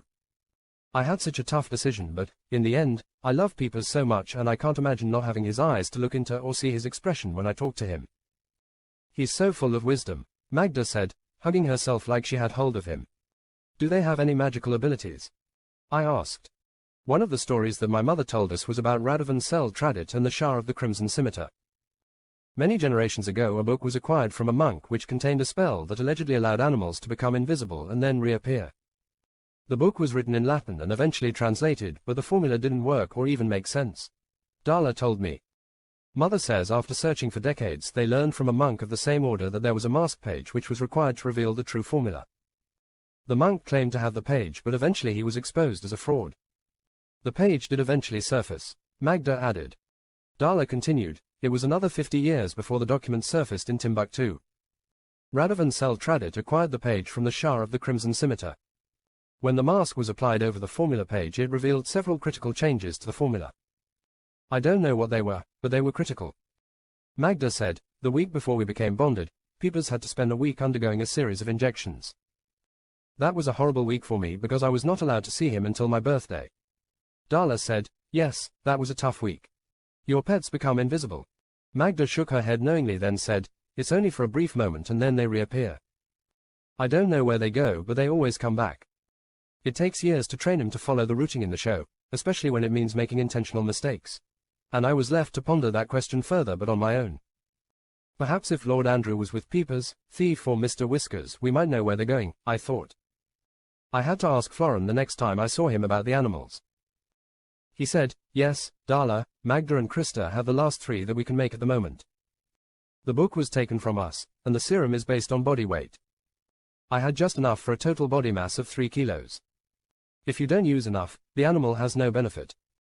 You can use more and get a prolonged effect, but that was abused in the past and many of the tigers in early Soviet years used a great deal to create. How do you train the animals to become invisible and then return? I asked, to which he replied, the formula that they're injected with is triggered by chemical response. We aren't sure, but we believe when serotonin is produced by the brain, they gain invisibility and then return when it's exhausted. I don't know of any research that shows how a human can control serotonin cascades in their brain, and Peepers isn't telling us, so it's a mystery. As for the formula itself, I was not born the last time it was created, and there is no other living person who was present. Tavarius would have been. So naturally I asked, what happened to the book? The book was stolen by Ivan Tradit when he and Tavarius fell out. Ivan has the book, but we had the mask, so neither of us has the serum. Florin told me. This held true with what Marius had told me of the breakup being about magical beast tombs. To match this formula with Sir Malcolm's formula would create a powerful combination for man or beast. Later that day, while reviewing a document, Ian and I heard that Magda had opened the puzzle box, and we rushed to find her. Several others had found her first and were gathered around. She had not disturbed the contents of the box by opening it, but it was in a position to be opened. When Ian arrived, she handed him the box and asked, "Is there a prize?" And everyone laughed. "How did you do it?" Ian asked, and she replied, "There are many mythical plants in Chinese mythology, and when you look at an ornamental box such as this, you look at the symbols and what they tell you.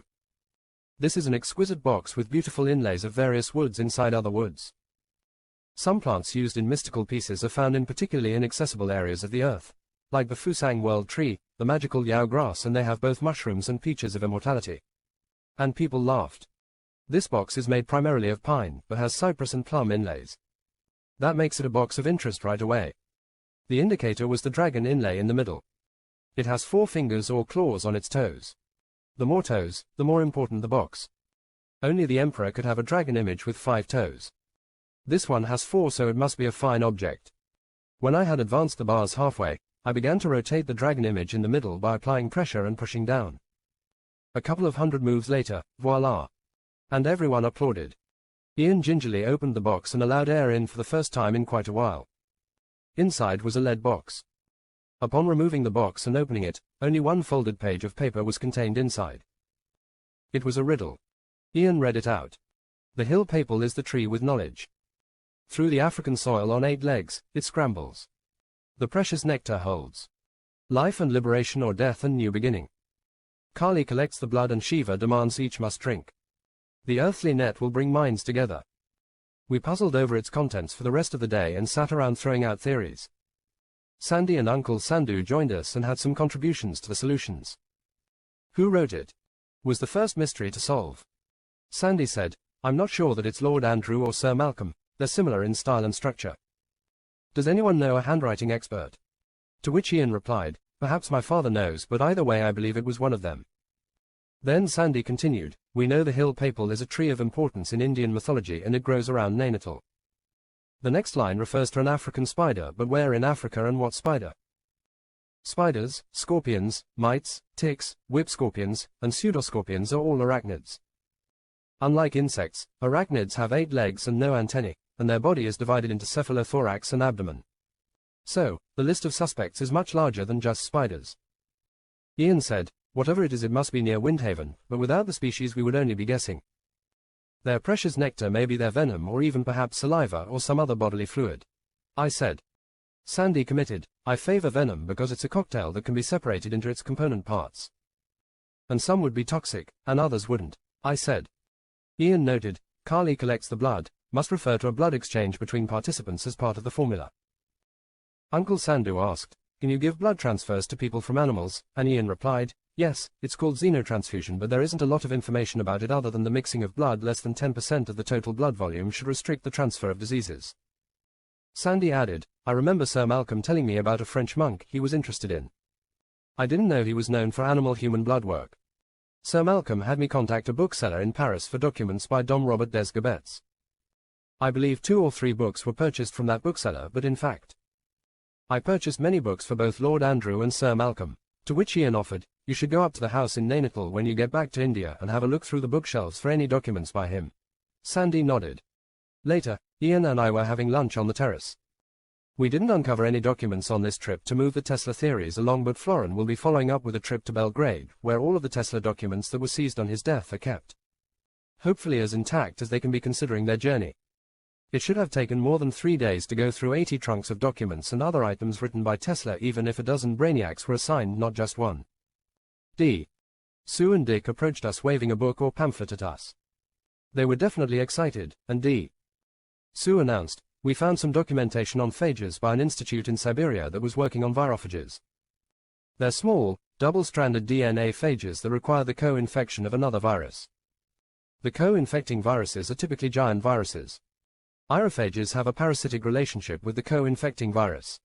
A majority of these virophages have been discovered by analyzing metagenomic datasets. In metagenomic analysis, DNA sequences are run through multiple bioinformatic algorithms which pull out important patterns and characteristics. We certainly have more computer power than this Soviet doctor did back in his day. Dick added. My man Cheesy is a whiz with computers and patterns. Dr. Su continued, in these datasets are giant viruses and virophages. They're separated by looking for sequences around 17 to 20 kbp long which have similarities to already sequenced virophages. These virophages can have linear or circular double-stranded DNA genomes. Known virophages in culture have icosahedral capsid particles that measure around 40 to 80 nanometers long, and virophage particles are so small that an electron microscope is needed to view them. The virophages don't have the necessary enzymes to replicate on their own. This is just all so fabulous that my mind is spinning in 1,000 directions. And Dick added, she won't sleep for days now. She went on to say, all virophages known so far have 4 core genes. They're the virophage-specific major and minor capsid proteins, MCP and MCP, pro-cysteine protease, and a DNA packaging ATPase. The 2 capsids are almost universally found in a conserved block. These sequences are derived from DNA fragments of bacteriophages that had previously infected the prokaryote. They're used to detect and destroy DNA from similar bacteriophages during subsequent infections. These sequences play a key role in the antiviral defense system of prokaryotes and provide a form of acquired immunity. CRISPR are found in approximately 50% of sequenced bacterial genomes and nearly 90% of sequenced archaea. Although Dr. Su's brain was spinning, ours had ground to a halt, so we left her to Dick and went back to our teams. A few days later, while taking a break on the terrace, I saw Sandy running across the lawn and locate Ian, to whom he began talking to in an extremely animated manner. His hands were flailing about, and he was bouncing around like a polo ball. The two of them started walking quickly towards the ground floor library. Ian looked over at me and signaled me to come along. I entered through the double doors a minute or two behind them. Ian and Sandy were looking at a document that Richard had his finger on. It was obviously written in Sanskrit, but Richard was pointing out the material that it was written on. The type of material used to write on can indicate when it was written as well as the area it may have originated from. Sandy added, many scholars believe that the Vedic Indians didn't have any written language because teaching was oral. However, that was not true. They simply felt that the process of learning by heart was the proper way to learn. Study from manuscripts was not considered a proper method of learning. They transferred their scriptures by inscribing them on ivory bars and conch shells. Gold and silver were used for engraving and casting with characters. While the rest of the world was using animal skins to write on, in India it was considered impure and rarely used for writing. In Rajasthan, almanacs and horoscopes were prepared on scrolls of cloth. Paper was introduced in India sometime in the 11th century. Palm leaf was a most important material used for writing manuscripts prior to this time. 2 types of palms were used, the Shratala or talipot palm we know as Corypha umbraculifera and the Karatala or Palmyra palm known as Borassus flabelliformis. Of those, the talipot gives leaves that are long, smooth, and supple. It grows abundantly on the Malabar coast. Richard interjected with, even the way the palm leaves are prepared can indicate the source of the material. In South India, a pointed stylus was used to incise letters on the palm leaf, and then lamp black or some color pigment was rubbed into the incised letters. The other method, in northern India, was to use pen and ink. The palm leaves couldn't be bound like a book, so holes were bored in the leaves and cords passed through them with 2 wooden boards on the outside. This method didn't preserve the text very well, so most of the legible copies come from the north, especially into the Himalayas. Then Sandy concluded with, another very popular material for writing purposes in ancient India was birch bark, which the Indians called Burja Patra. Only the inner bark was used for writing. The birch tree grows in the Himalayas at a height of nearly 14,000 feet. And finally, the bark of the agaru tree, which was called Sanchapata in Assamese. It was extensively used in northeast India for writing and painting, so it would definitely point to that area. Richard then said, having said all that, the material appears to be birch bark, which would indicate a time before 1100 AD and may focus our attention on the north of India and perhaps the lower Himalayas. That brings us to the text itself. Again, because this is India, there is a great deal of variation in the possible language structures of the script. Most scholars believe the first version of Sanskrit is the Vedic Sanskrit found in the Rig Veda, but there are earlier versions produced by the Indus Valley people. That would be in the Pakistan region, not the north. The ancient Dravidian languages influenced Sanskrit's phonology and syntax but was much more prevalent in the southern states of India. A standardized grammatical form emerged in the first millennium BCE known as Classical Sanskrit, and at the same time Epic Sanskrit was being used in various Brahmic scripts in the north. Ian asked, "Can you identify who this script may have been created by?" Quote, Richard rolled his eyes and said, "I've had only an hour with this document, and this will take a great deal of time to translate fully. What I can tell you is this word here," and he pointed to a Sanskrit word that was larger than the others but looked like a row of squiggles to me. I can't be 100% sure at this point in time, but referring to Sandy's list of sages, this appears to be the Sanskrit spelling of Bhrigu. "Oh my God, are you sure, Richard?" Sandy gasped. Richard replied, "It does appear like that, but I'll continue my research because I'm not yet confident with all of the variations, especially when we're going back in time like this." Was he an important sage? I'll say he was. Maharishi Bhrigu was Saptarishis, one of the facilitators of creation created by Brahma that lived during the time of Manu, the Hindu progenitor of humanity. Sandy read from his laptop. He was the first to compile text on predictive astrology, and authored the Bhrigu Samhita, an astrological classic. Bhrigu is considered a Manasa Putra or mind-born son of Brahma. In the Bhagavad Gita, Krishna says that among sages, Bhrigu is the opulence of God. Cheesy had been researching Bhrigu and stepped forward to say, Varuna, his father, told Bhrigu that Brahman is that from which beings originate, through which they live, and in which they re-enter after death. Explore that because that is Brahman.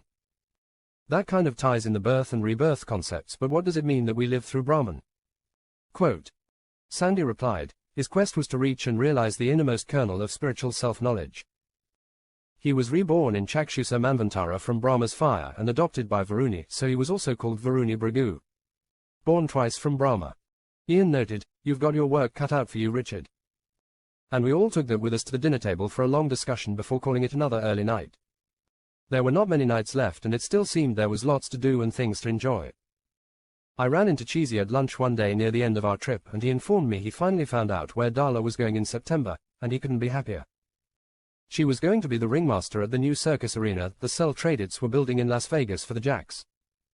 Their act required a considerable amount of setup, so they couldn't simply go and perform anywhere in Las Vegas. Uncle Sandhu struck a deal with a new casino opening in Las Vegas called the Volcano. He agreed to a 3-year contract to build the Caldera Arena and supply all the acts.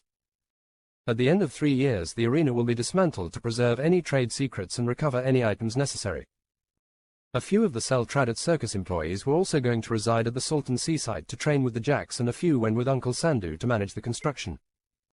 With so much of the wall around the sink under construction, Uncle Sandhu was confident enough to start some small structures on the Salton Sea properties once the Caldera Arena was done. The Cell Tradeds wanted to open their own casino at the Salton Sea, but in California it's prohibited unless you're considered a Native American. The casinos are supposed to be on reserve land, but the Red Shores Casino on the other side of the lake didn't appear to be, so the discussions were ongoing. They've considered a partnership if the Red Shores Casino can move to the east side and non-native investment is allowed. Over the time we spent that summer in Romania or Moldavia, whichever they consider it to be, I came to appreciate Florin's skills. He looked out for Darla, Magda, and Krista like an uncle with 3 nieces.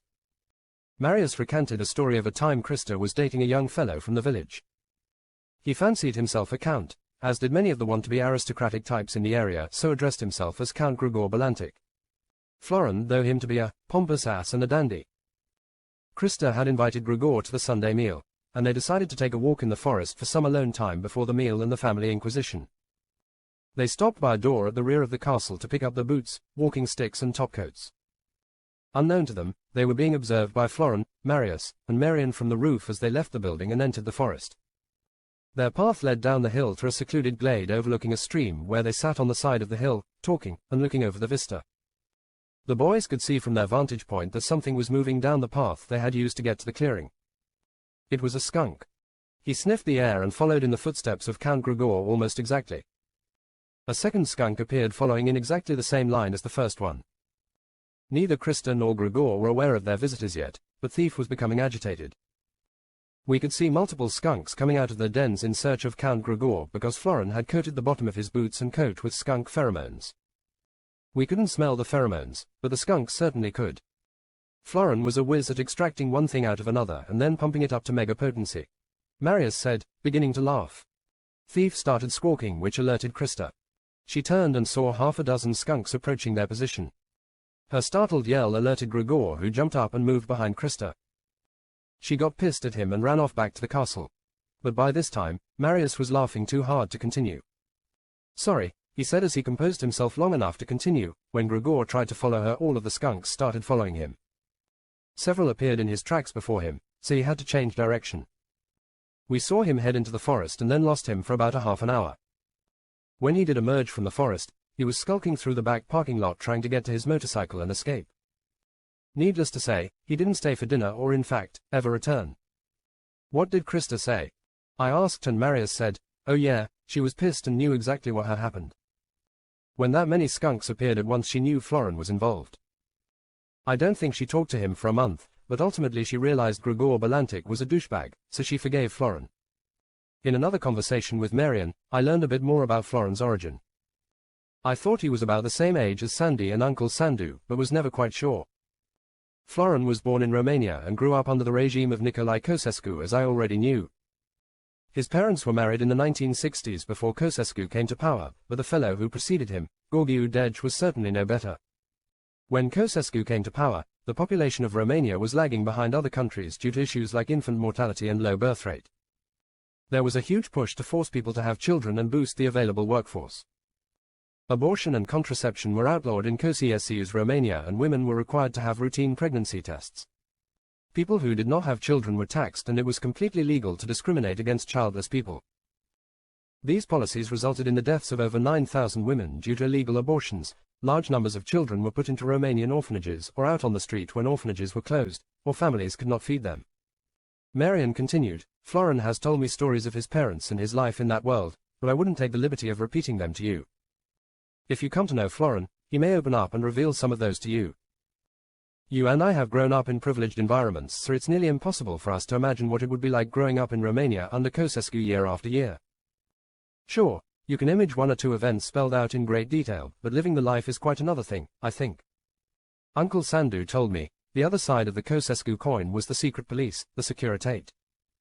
A truly devious outfit that had an agreement which allowed Jews and Germans to emigrate back to their countries. 1 in 3 Romanians was an informant for the Securitate. If you like this part of history, we have some interesting diary entries from the Ceausescu period. The Cell-Tradeds were able to smuggle some important people through Romania and even to South America where Ceausescu had ties with General Pinochet. Ceausescu enacted harsh austerity policies including rationing food, gas, heating, and electricity. Most of what was available were export rejects because the quality goods were used to obtain hard currency. In the end, after being tried and convicted of economic sabotage and genocide, Nicolae Ceausescu and his wife were sentenced to death, and immediately executed by firing squad on Christmas Day. Marion said, Florin loves Christmas Day for that reason. He's not a religious man, but you won't find him in a better mood all year than at Christmas. Our trip to Moldavia had been very positive for all our endeavors, which put everyone in a great mood for the geomancy ball on the final night. Cheesy and I were dressed in our outfits when we met on our way down to the ballroom. Let me see, you are acquisition. You're looking to acquire or gain an increase of wealth. But you know he's also known to lack compassion and generosity. In fact, he can represent the end of love in some circumstances. Cheesy looked at me and said, oh shit. Are you sure? Why didn't I see that? Cheesy turned his attention to my outfit and said, okay, so you're Fortuna Major, Mr. Big winner. What are you conveying? To which I replied, great fortune achieved by my own devices. And Cheesy merely grunted, didn't get it. We arrived at the ballroom and there was a line-up at the door as each person was being introduced as their character to the Baroness. Magda and Krista were ahead of us in line. Magda was Puella, a girl of great beauty, compassion, feminine receptivity, and open to many adventures. Perfect, I thought. Krista was Caput Draconis, or the Dragon's Head. She was all about new beginnings, or a new cycle of adventure. It suited her to a T. The Baroness sat in a throne-like chair at the entrance to the room and Magda told us she was dressed as Aries, the Queen of Astrology. We were supposed to bow or curtsy as we walked past. Behind us was Uncle Sandu and Aunt Alexandria. He was Artist the White, which said he was open-minded to all things, but rather forgetful of others, and she was Via, the Road. I didn't know her very well yet and barely knew April and Alexei, but I knew Vi was about active effort following a path driven toward destiny. Was she a megalomaniac? Time would tell. Ian was waiting for us as we came through the door and paid our respects to the Baroness. He was Letitia, the epitome of happiness, joy, and ecstasy as well as upward movement. I ignored the gender confusion because I was sure it was the sentiment he was after. Whether it was acceptable for men to assume what were considered feminine attributes in geomancy and vice versa would remain to be seen. As we approached, Ian made an awkward attempt at a little soft shoe two-step. "I'm happy feet," he said, alluding to the fact that Letitia was all about the feet. We joined the Jacks at a table. Marius was, of course, Rubius the Red. That guy was all about sex, drugs and rock and roll. Mischief was not out of the question and there had to be some fire in the works. I thought it might be a bit out of character for Marius, but maybe he was trying to switch roles with Marian. Marian was Pure the boy. That suited him as Pure was aggressive, assertive, masculine, action and even risky behavior bordering on cockiness. Perhaps they both want to play the same part. I saw April on the dance floor with Richard. Richard was Casa, which represented the prison. Limitations and boundaries such as a good Protestant general would command. Although Casa was not a perfect match for Richard because he was also known for acceptance of present circumstances, the concept of being locked in came to mind and I thought perhaps locked up would be better. April was Via, just as her mother was. Great powers and destiny must run in the family. Alexei was dancing with someone unfamiliar to me, and Henry and his date were next to them. I thought it was an interesting choice for Alexei to choose Populus. Populus represents the people and being a part of a great mass of people. Effort is all about team play and coordination. This was his Soviet upbringing as well as his father's influence. After all, if your father was a general in post-war Russia, wouldn't you have some very socialistic views among your communistic views? As usual, Henry was living up to Cheesy's nickname of obnoxious little dickhead, or OLD for short, and chose Tristitia because she represented sorrow, sadness, and trouble, which I assumed he saw himself inflicting on others. Aside from the gender, that really was Henry, and for that matter, Richard too from an external perspective. But Richard had a desire to profit from it as well. Sandy was very appropriately outfitted as Fortuna Minor, or the Lesser Fortune. Swiftly passing opportunities that must be grasped without delay to build a steadily growing empire. Although I would never describe Sandy as a capitalist, he did have a penchant for acquiring more wealth than he ever dreamed of or even desired. Dick was Conjunctio, which represented crossroads. It was about choice, choosing and the decision at hand. Indecision makes things harder for Conjunctio, so he had best shit or get off the pot. Conjunctio says choose. Now if I was a gambling man, I would put money on the fact that Dick had designs on Dr. Sue, but that something was blocking his way. It could be his military career, his grandfather or father, the age difference, or perhaps he was all in, but she wasn't. I took a look at what Dr. Sue had chosen and she was Artist White. Artist is open to intellectual and spiritual pursuits, but rather forgetful when it comes to thoughts of anything else. Dr. Sue clearly chose this for herself, and I think Dick may have preferred her to be Puella the girl. She already represented many of these attributes to him. Darla was Rubius the Red, just like Marius, and it was just as appropriate. She was going to make a fabulous ringmaster in Las Vegas, but right then she seemed to be organizing something on the dance floor. Two people brought out a large floor mat that they unrolled over the dance floor. The mat covered the entire hall from end to end and side to side, and it seemed to have a shield laid out on it just as Krista had used when she showed us geomancy. Darla took center stage on the dance floor, accompanied by the pets, Mr. Whiskers, Peepers and Thief, who were wearing matching outfits with their masters, tailored to their unique physiques. Welcome everyone to the Great Shield. Baroness, will you come forward and cast the First Mother? And the crowd cheered as the Baroness stood at her chair and took the divination dice from one of the people helping out. The Baroness gave the dice a throw onto the Great Shield and Darla read out the results. Even, odd, odd, she announced, and the crowd cheered. Fortuna Minor is the First Mother tonight. Everyone dressed as Fortuna Minor come down and stand in the First Mother's position. They were handed a small gift bag when they arrived. We cheered for Sandy as he went down to stand in the square with several other people from the crowd. I'm not sure how many people were in attendance, but there were lots of people from the local area. The Baroness continued to roll the dice for the other mothers while Darla announced who they were. By the time they reached the daughters, the momentum began to pick up. After all, it was just a calculation away, and I'm sure some of the bright ones had already calculated the judge and witness. When all was said and done, the judge was announced. Darla took the microphone in one hand and lifted the other to quiet the crowd. The judge for tonight's Great Shield is Conjunctio the Crossroads. And Dick nearly jumped out of his skin trying to get to the judge's square. He was the only Conjunctio. And finally, the sentence for tonight's great shield is Artis the White. Dala announced. When I realized who was Artis, I think I actually gasped out loud and I poked Cheesy in the ribs. He shook his head with acknowledgement and smiled. Dr. Sue was one of the artists, as was Uncle Sandu and several other guests. If the decision was in Dick's hands, I wouldn't think there would be any indecision. That made Cheesy, and I think if this didn't send their romance over the top, then there was a major blockage somewhere. The rest of the evening was much of a blur, but I'm sure we all had a great time on that final night. In the morning, everyone packed up their belongings and began their goodbyes. As I was leaving, Magda gave me an amulet carved from a single rowan branch. The design was intricate, with a wolf carved in the middle that she had created herself. This was a good tree that had the support of a mighty oak. It will always keep you safe on your journey. I placed the amulet around my neck and never again took it off. I arrived back in Oxford again to find Errol had made some significant improvements to our house by updating both the kitchen and main bathroom.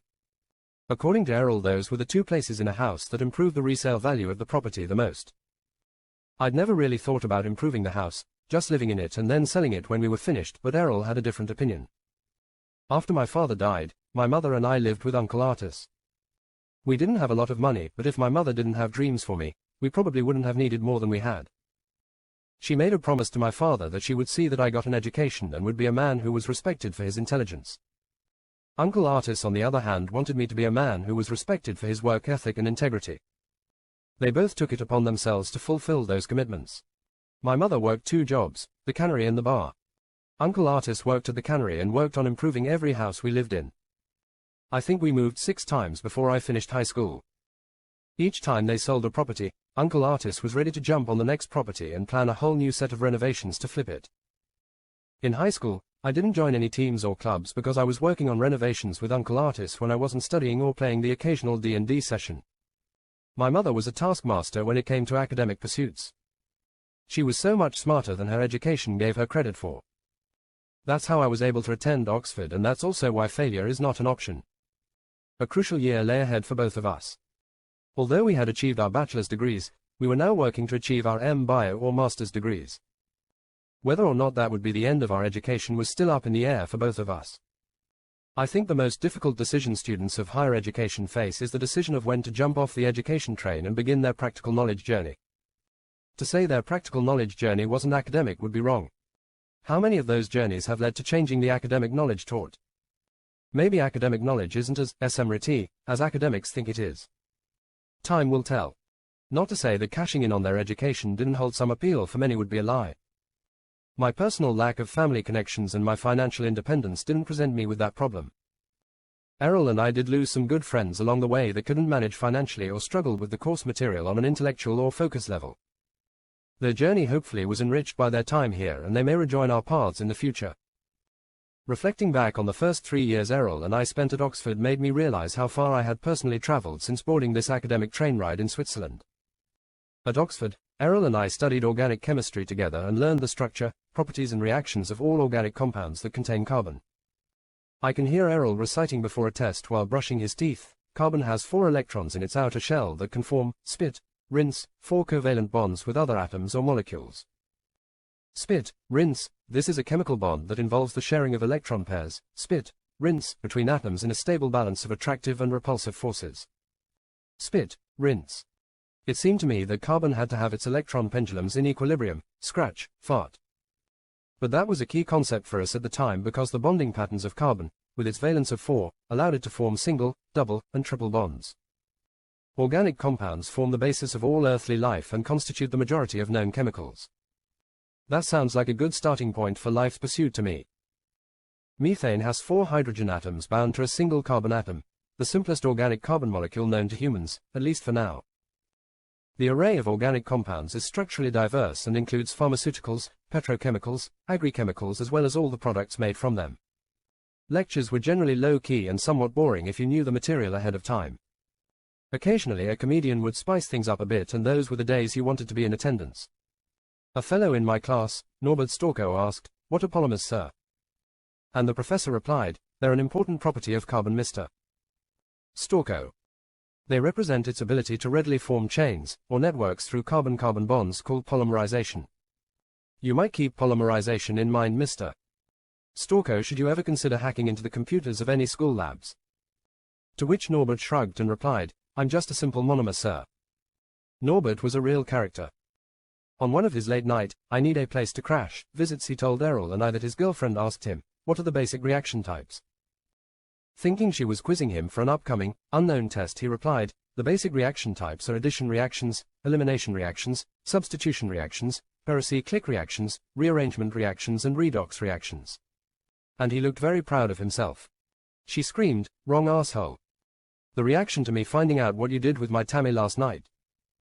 She had already moved his desktop computer in front of the open window, so simply had to stomp over to it and push. H. Norbert said he heard a car siren sound outside the window, and when she looked out, she realized she had just pushed his computer out on top of her own car. Pendulums were swinging that night and his ended up on our sofa. I remember a conversation with Ian when I was taking synthetic organic chemistry where he asked, what did you think of the course?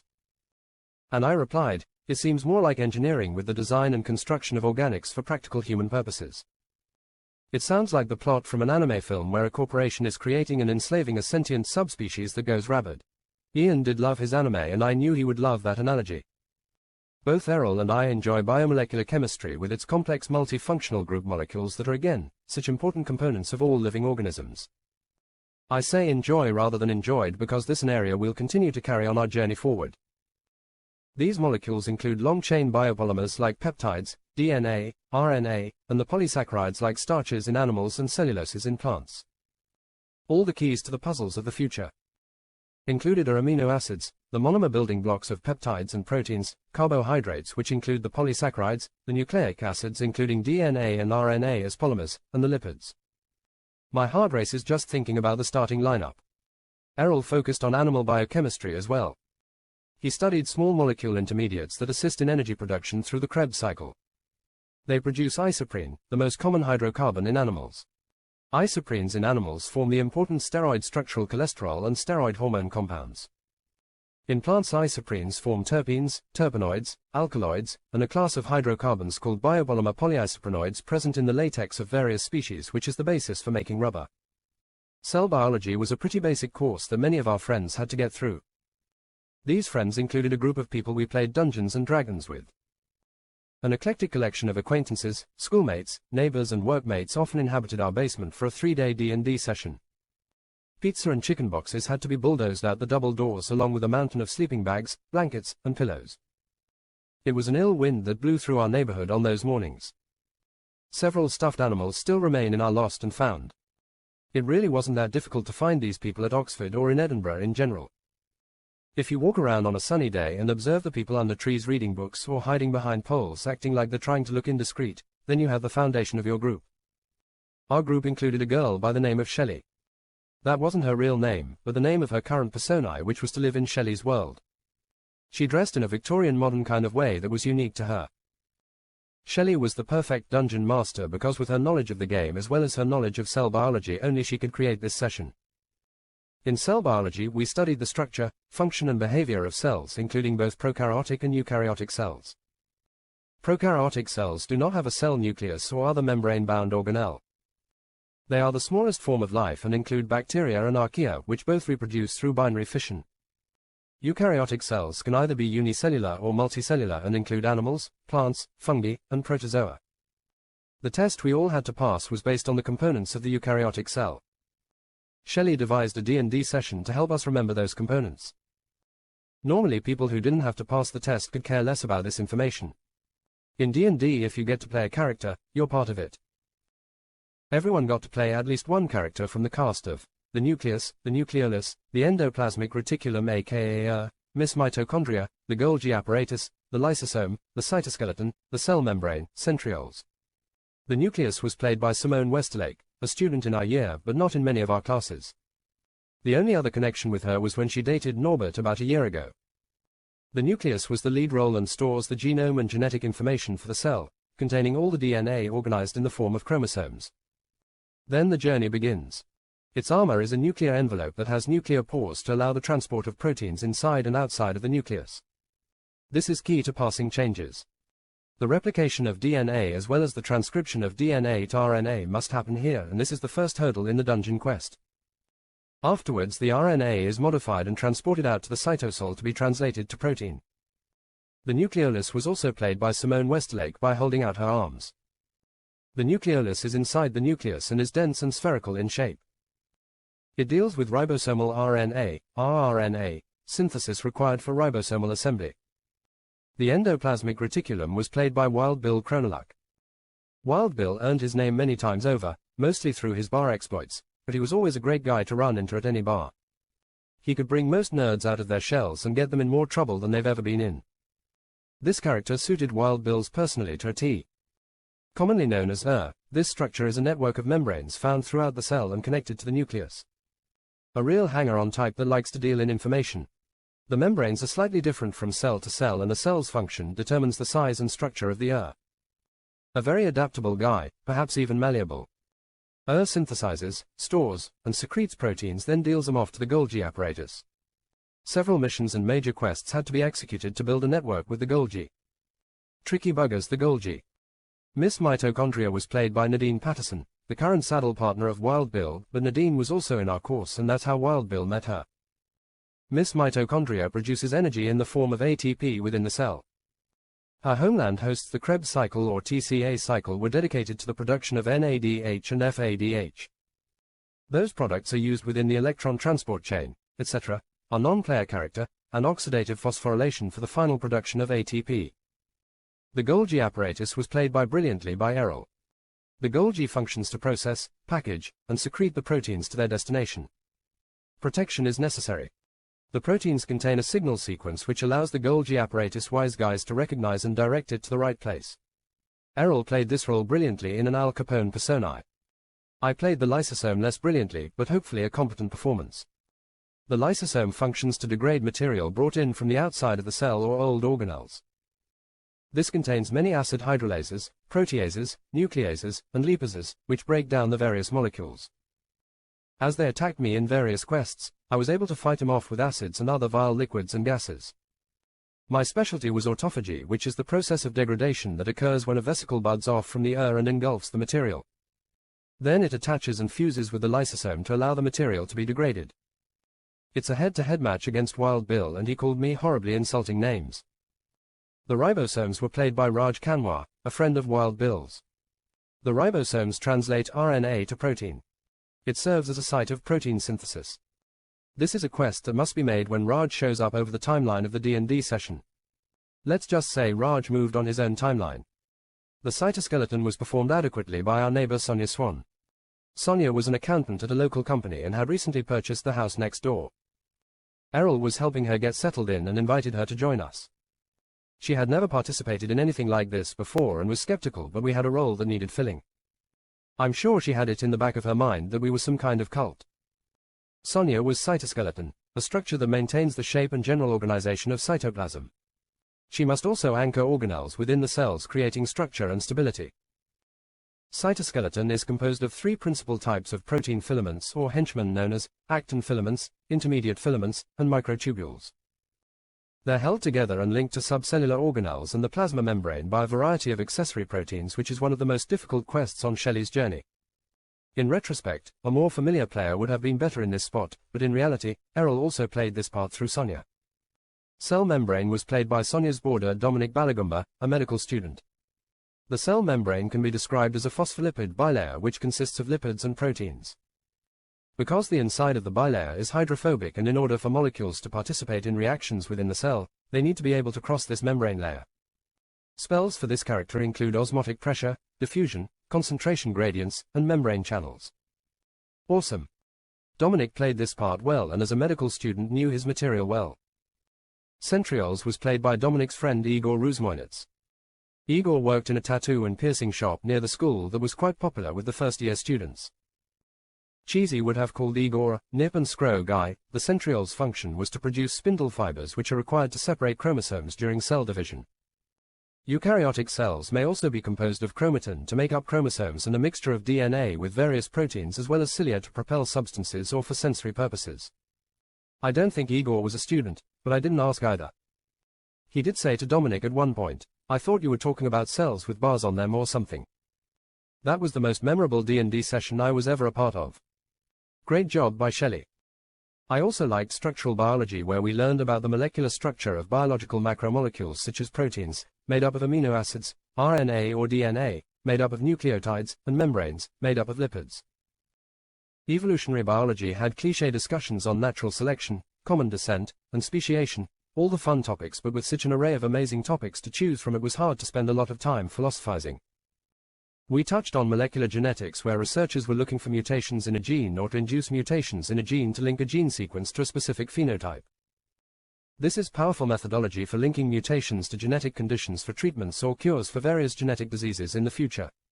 More ethical than medical science, I think. We'll have to complete a dissertation this year, and then everyone will decide where their paths lay. Dick was in his final year before graduation and posting to the field as an Army second lieutenant. That was his first year where he got his military leadership courses and leader development training. Academically, he will receive a Bachelor of Science. Cheesy was finishing his Master's at the University of California in Cognitive Sciences. Brain sciences and human-computer interaction were blended together in that science. It was ideal for Cheesy and his desire to create artificial learning intelligence. Being able to handle double the workload of others enabled him to cover so much more than any other student could hope to. The Jacks and Darla were off to the Salton Sea temporarily until Las Vegas was ready for them. They were planning a bunch of improvements to some of their properties they liked. The boys were giving a piece of property each to Darla, Magda, and Krista as a gift. Darla was in charge of picking him out. Uncle Sandu was already busy running the construction of the Caldera Arena at the new casino in Las Vegas for the client. He brought a number of people with him from Moldavia, so they set up a camp on the Salton Sea. It sounded like the place was picking up the development pace pretty fast. Ian was now in residence at McMaster University Hospital. The Canadian hospital system was somewhat different than elsewhere, according to Ian. McMaster Emergency catered to children only. Adults had to drive right past the McMaster Emergency to the next hospital that accepted adults. He wondered how many people didn't make the extended journey. Sandy was back in India following up with Richard on the Hindu scripts that were found and was tracking down some potential sources of additional scripts. Richard was planning to join Sandy in India for a month and then visit Nainital for another month. Dr. Sue returned to Windhaven and brought Drive Ben up to date with our new phage information. She passed out greetings and souvenirs to Dr. Ben, Jay, Jeffrey, Big Wham and the rest of the Windhaven family. Am and Angus were off to the University of Nairobi to begin their post-secondary education. One education path for DNA scientists is a PhD degree program in a specialization of biological science. PhD programs in genetics and molecular biology, for example, generally take 6 years to complete and focus on research and laboratory experience. Courses can include genetic systems analysis, microbiology, medical anthropology, evolutionary genetics as well as human disease modeling. Neither Errol nor I wanted to stay any longer in this part of the world, so we decided to pursue this route but through Tasmania and a university there or online if possible. Errol loved the idea and began formulating a plan of action for us. I asked him to consider including Cheesy. I had a special Christmas gift made for Magda by creating 4 divination sticks which represented the elements that she would cast when she was geomancing. The fire stick was created from a rainbow eucalyptus because the tree needs fire to reproduce. Errol's Uncle Arthur, Uncle Art's brother, was able to locate a piece of that in Australia for me. The giant California redwood was used as a stick because it's an air conifer. Cheesy had to go to Los Angeles on an errand and was able to pick up a sample for me. The willow was used because a branch of the willow can be planted next to a stream of water, and it will root. I had to order both the willow and the yellow oak from the internet. The oak lives a long strong life is used to represent the earth. To complete the sticks, once they were milled into popsicle sticks, was to punch them with a steel punch I had made in China from an image of peepers. 2 peepers' faces stared at you from the active side while only one was shown on the passive. Needless to say, she absolutely loved them. For a new country to begin, it generally requires a revolution against the existing structure, whether it's democratic, communist, a dictatorship, or some other type of political structure that has outgrown its usefulness. Once successful, a new structure must be put in place.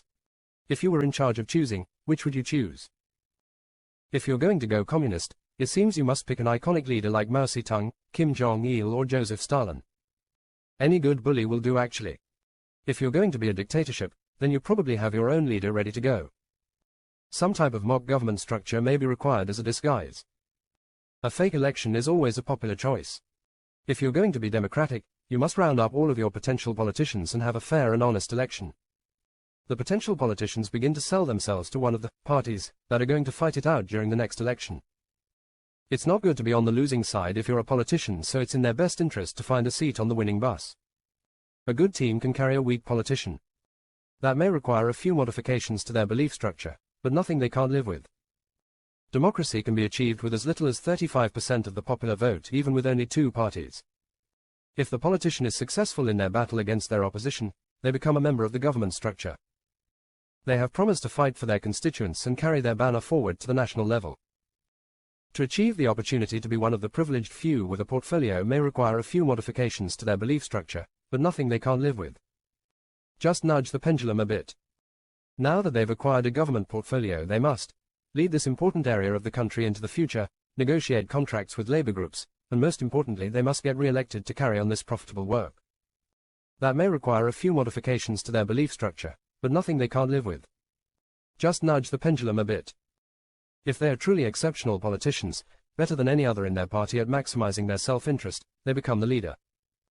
They're now in charge of everything in the country, even though their education wouldn't earn them a middle management job in any field, and their experience requires some massive leveling up in all categories.